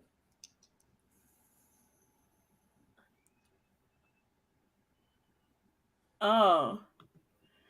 Wait, that sounds very white. I don't get down with casseroles personally. Lost me at the elbow noodles. The worst food I've come across is bread soup. Oh, I hate wet bread. Oh, it pisses me off. If I'm about to wash dishes and like, have you ever felt a piece of bread in your dishwater? So that's what happens at your house? No, that's why I don't think I can ever say I was washing dishes and a piece of bread just. my brothers used to just dump their plates growing up and they would never like scrape it. And so I have like went to grab a plate in dishwater and it was just bread in there. Oh, it's so disgusting. I love peas. You know what? I've never tried Brussels sprouts, but I feel like I would like it. Like if you How you cooking all these things and you ain't bringing in the I don't know the word, the blank insert word of vegetables and not putting in Brussels sprouts because them things are heaven sent. I feel like I would really like them. Like I really expect to like them. I just haven't made any. In your life. In my life, no. I left out the mayo with a lot of salt. I'm wholly convinced that y'all in the Midwest just be dumping shit in the pot. Listen, the Midwest have a specific type of palate that even myself am not quite acquired to yet. But there are some bangers. Like Midwest know how to make a tuna melt. I didn't know that exists. And then Winnie made me a tuna melt, and that motherfucker hit.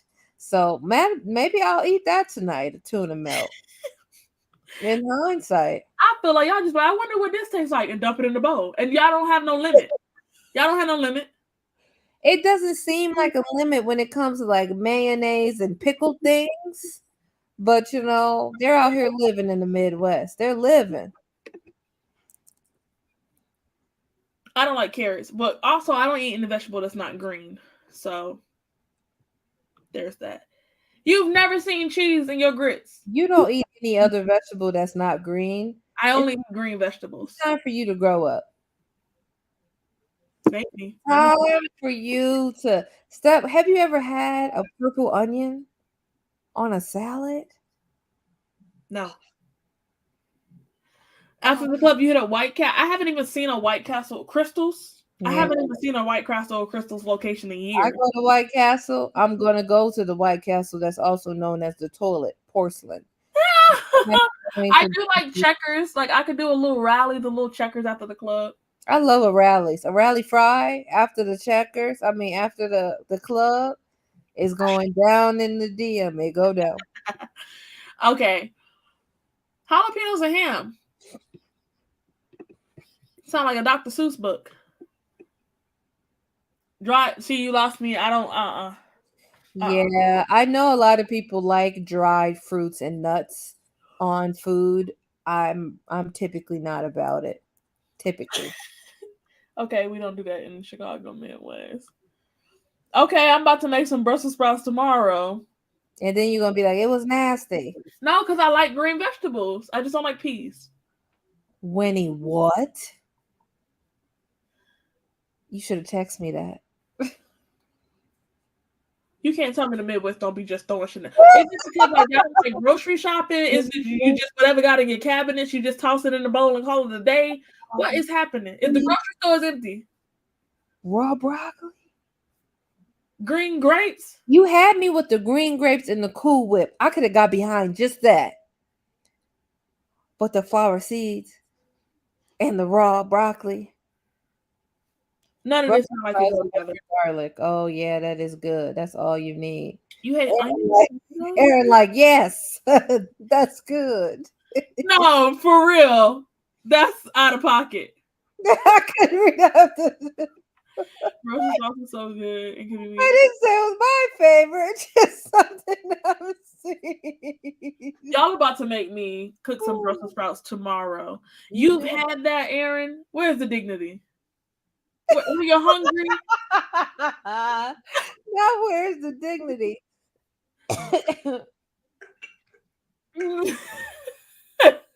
Nah, I don't like it, Winnie. It's given it's yours and you're ashamed. It's okay. It feels like an original creation. Don't disrespect Kroger. Kroger. Grocery store? Or are you from somewhere that got a Piggly Wiggly? First off, there's not many of them left. But is there one back home for you? In New Orleans? Yeah, there's one. Most of them shut down, my auntie told me. Not the clear folk recipes.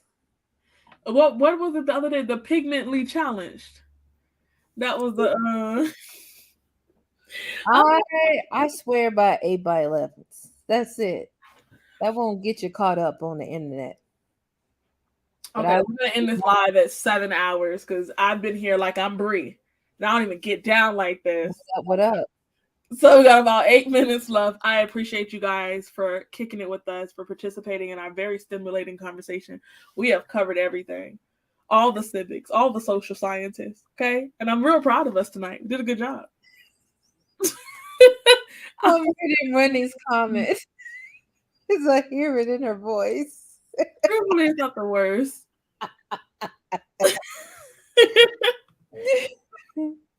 Garlic mayonnaise. You might get me to try it. I think you'll get me to try it because it has garlic in it. Yeah, I believe garlic on everything. I feel like there's no limit to garlic. It's not. I'm always running out. You can never put too much. You can't. Is it the second largest grocery store? Because my money would have been on HEB. I think HEB and Kroger, aren't they owned by the same people? I don't know. Probably. Or the Tom Thumb that's owned by the same people as HEB. Unsure. I was laughing at this comment. It said for the wider variety. I know about 40 people who work there.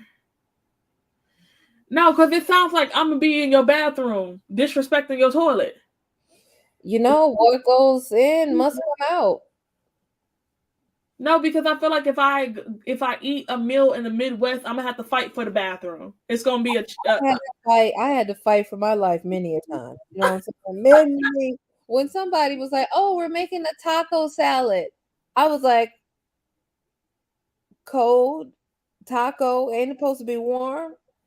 No, it was a taco salad. It was a dip. They had the chip, and it had every piece of dairy known to man. And when I said I visited the chocolate highway, immediately it was a situation. And then when I found out people were putting raisins in their potato salad, they were putting grapes in their potato salad, I just couldn't get with it. Okay, I can't do garlic ice cream. I didn't know that was a thing. See, I can't do it. I can't. I'm gonna let y'all have it. My stomach can't take it. My stomach cannot handle it in the least bit. It'd be like that. I need to go make a thumbnail now for me to upload this video tomorrow. And then I'm probably gonna have the best sleep. You can't do dairy. Welcome to the crew. We meet on Wednesdays at 3 to discuss how we're gonna start something. I'm gonna be honest with you. Even if I couldn't do dairy, I would still do dairy. Wendy, don't judge me for my pig feet.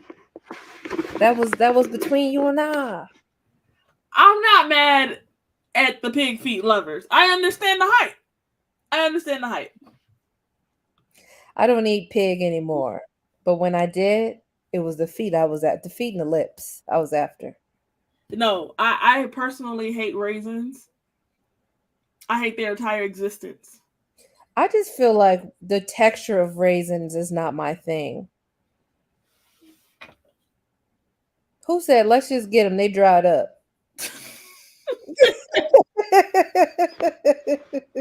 They probably last forever because they've been like sun dry, right? They probably just never expire, but they just taste so. And whoever put it in a chocolate chip cookie, your mom's a hoe. No.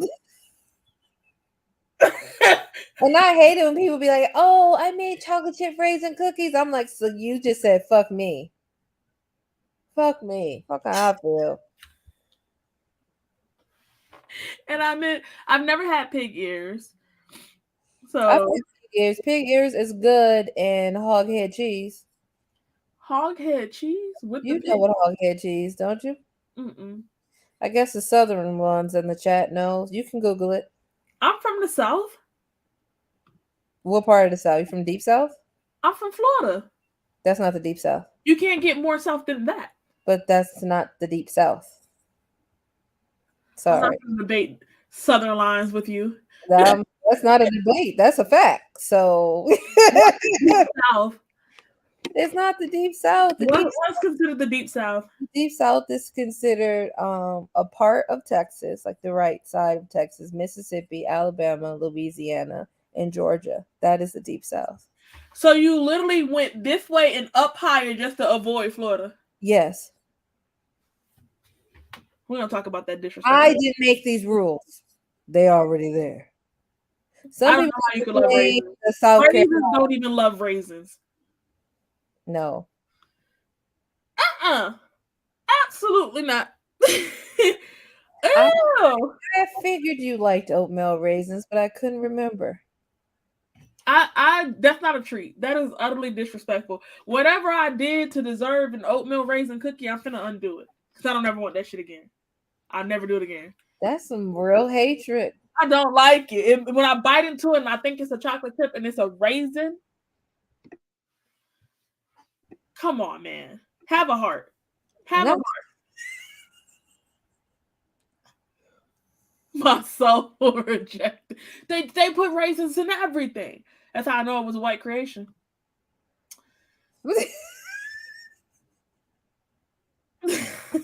I'm gonna tell y'all right now, my granny loved raisins. Tom Thumb is owned by the same company. What is Tom Thumb? It's a grocery store. It's like HEB. Hey, but they got the freshest fruit. They got to be getting it from the Garden of Eden. They got to be. The strawberries and the grapes is giving, never been touched. Okay? Never been contaminated. The fruit's a bomb. That's what I'm saying. That's what I'm saying. We don't deserve this. No. I'm gonna tell you right here, right now. Did you Google up hog head cheese? No, let me look it up. The reason why they call it hog head cheese, it's not cheese in it, is because it's kind of feels like cheese, made like cheese or something like that. But it's like every part of the head or pieces of the pig that they didn't use, and they gel it up and you eat it with a cracker. Why I look like salami spam? It's meat jelly. My granny made it back. Florida is absolutely the South. Huh? Florida is the South. It's not the dirty, deep South, but it's the South. First off, don't say dirty ever again, or I'm really gonna have to come to the camera. Don't do my people like that. It's just deep South. No, I didn't make the rules, and that's what you said. That it was already there. They call it the dirty South. I never said dirty South. Roll a tape. I said deep South. I said they. People have called it the dirty South. They have. Show me one person. If you tell me Nelly, I'm gonna throw it away because he ain't talking. Let me just Google dirty South. See what comes. All right, I'm talking shit. I concede. You are right. Oh, okay, because you didn't want Google to step in. No, I have heard people say the dirty South. They said dirty South. I'm like, shut up. Who invited you? I have to draw the line. We were on one accord. We was all singing a beautiful, harmonious Kirk Franklin song. But it appears that we are dissenting now.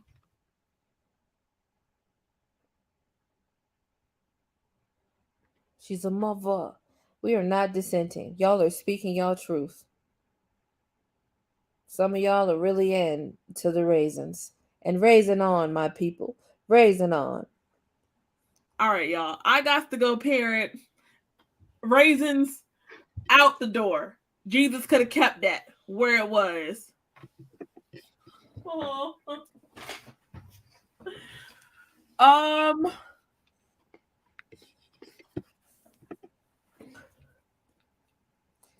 Just so you know, you're not muted. Oh, no, I knew that. Oh, okay. Just wanted to let you know because I heard a little somebody. Well, thank y'all for coming. Yeah, thanks for joining us. Thanks for being here for our shenanigans. Hope y'all had a lot of productivity during those 2-hour sprints that we did. Yeah, that was really good. I really thought you were gonna. I was waiting for you to cut the conversation and go back to the sprints, but you never did. You kept going. I was being nice tonight. Have a good night, everybody. Thanks for joining. Can't believe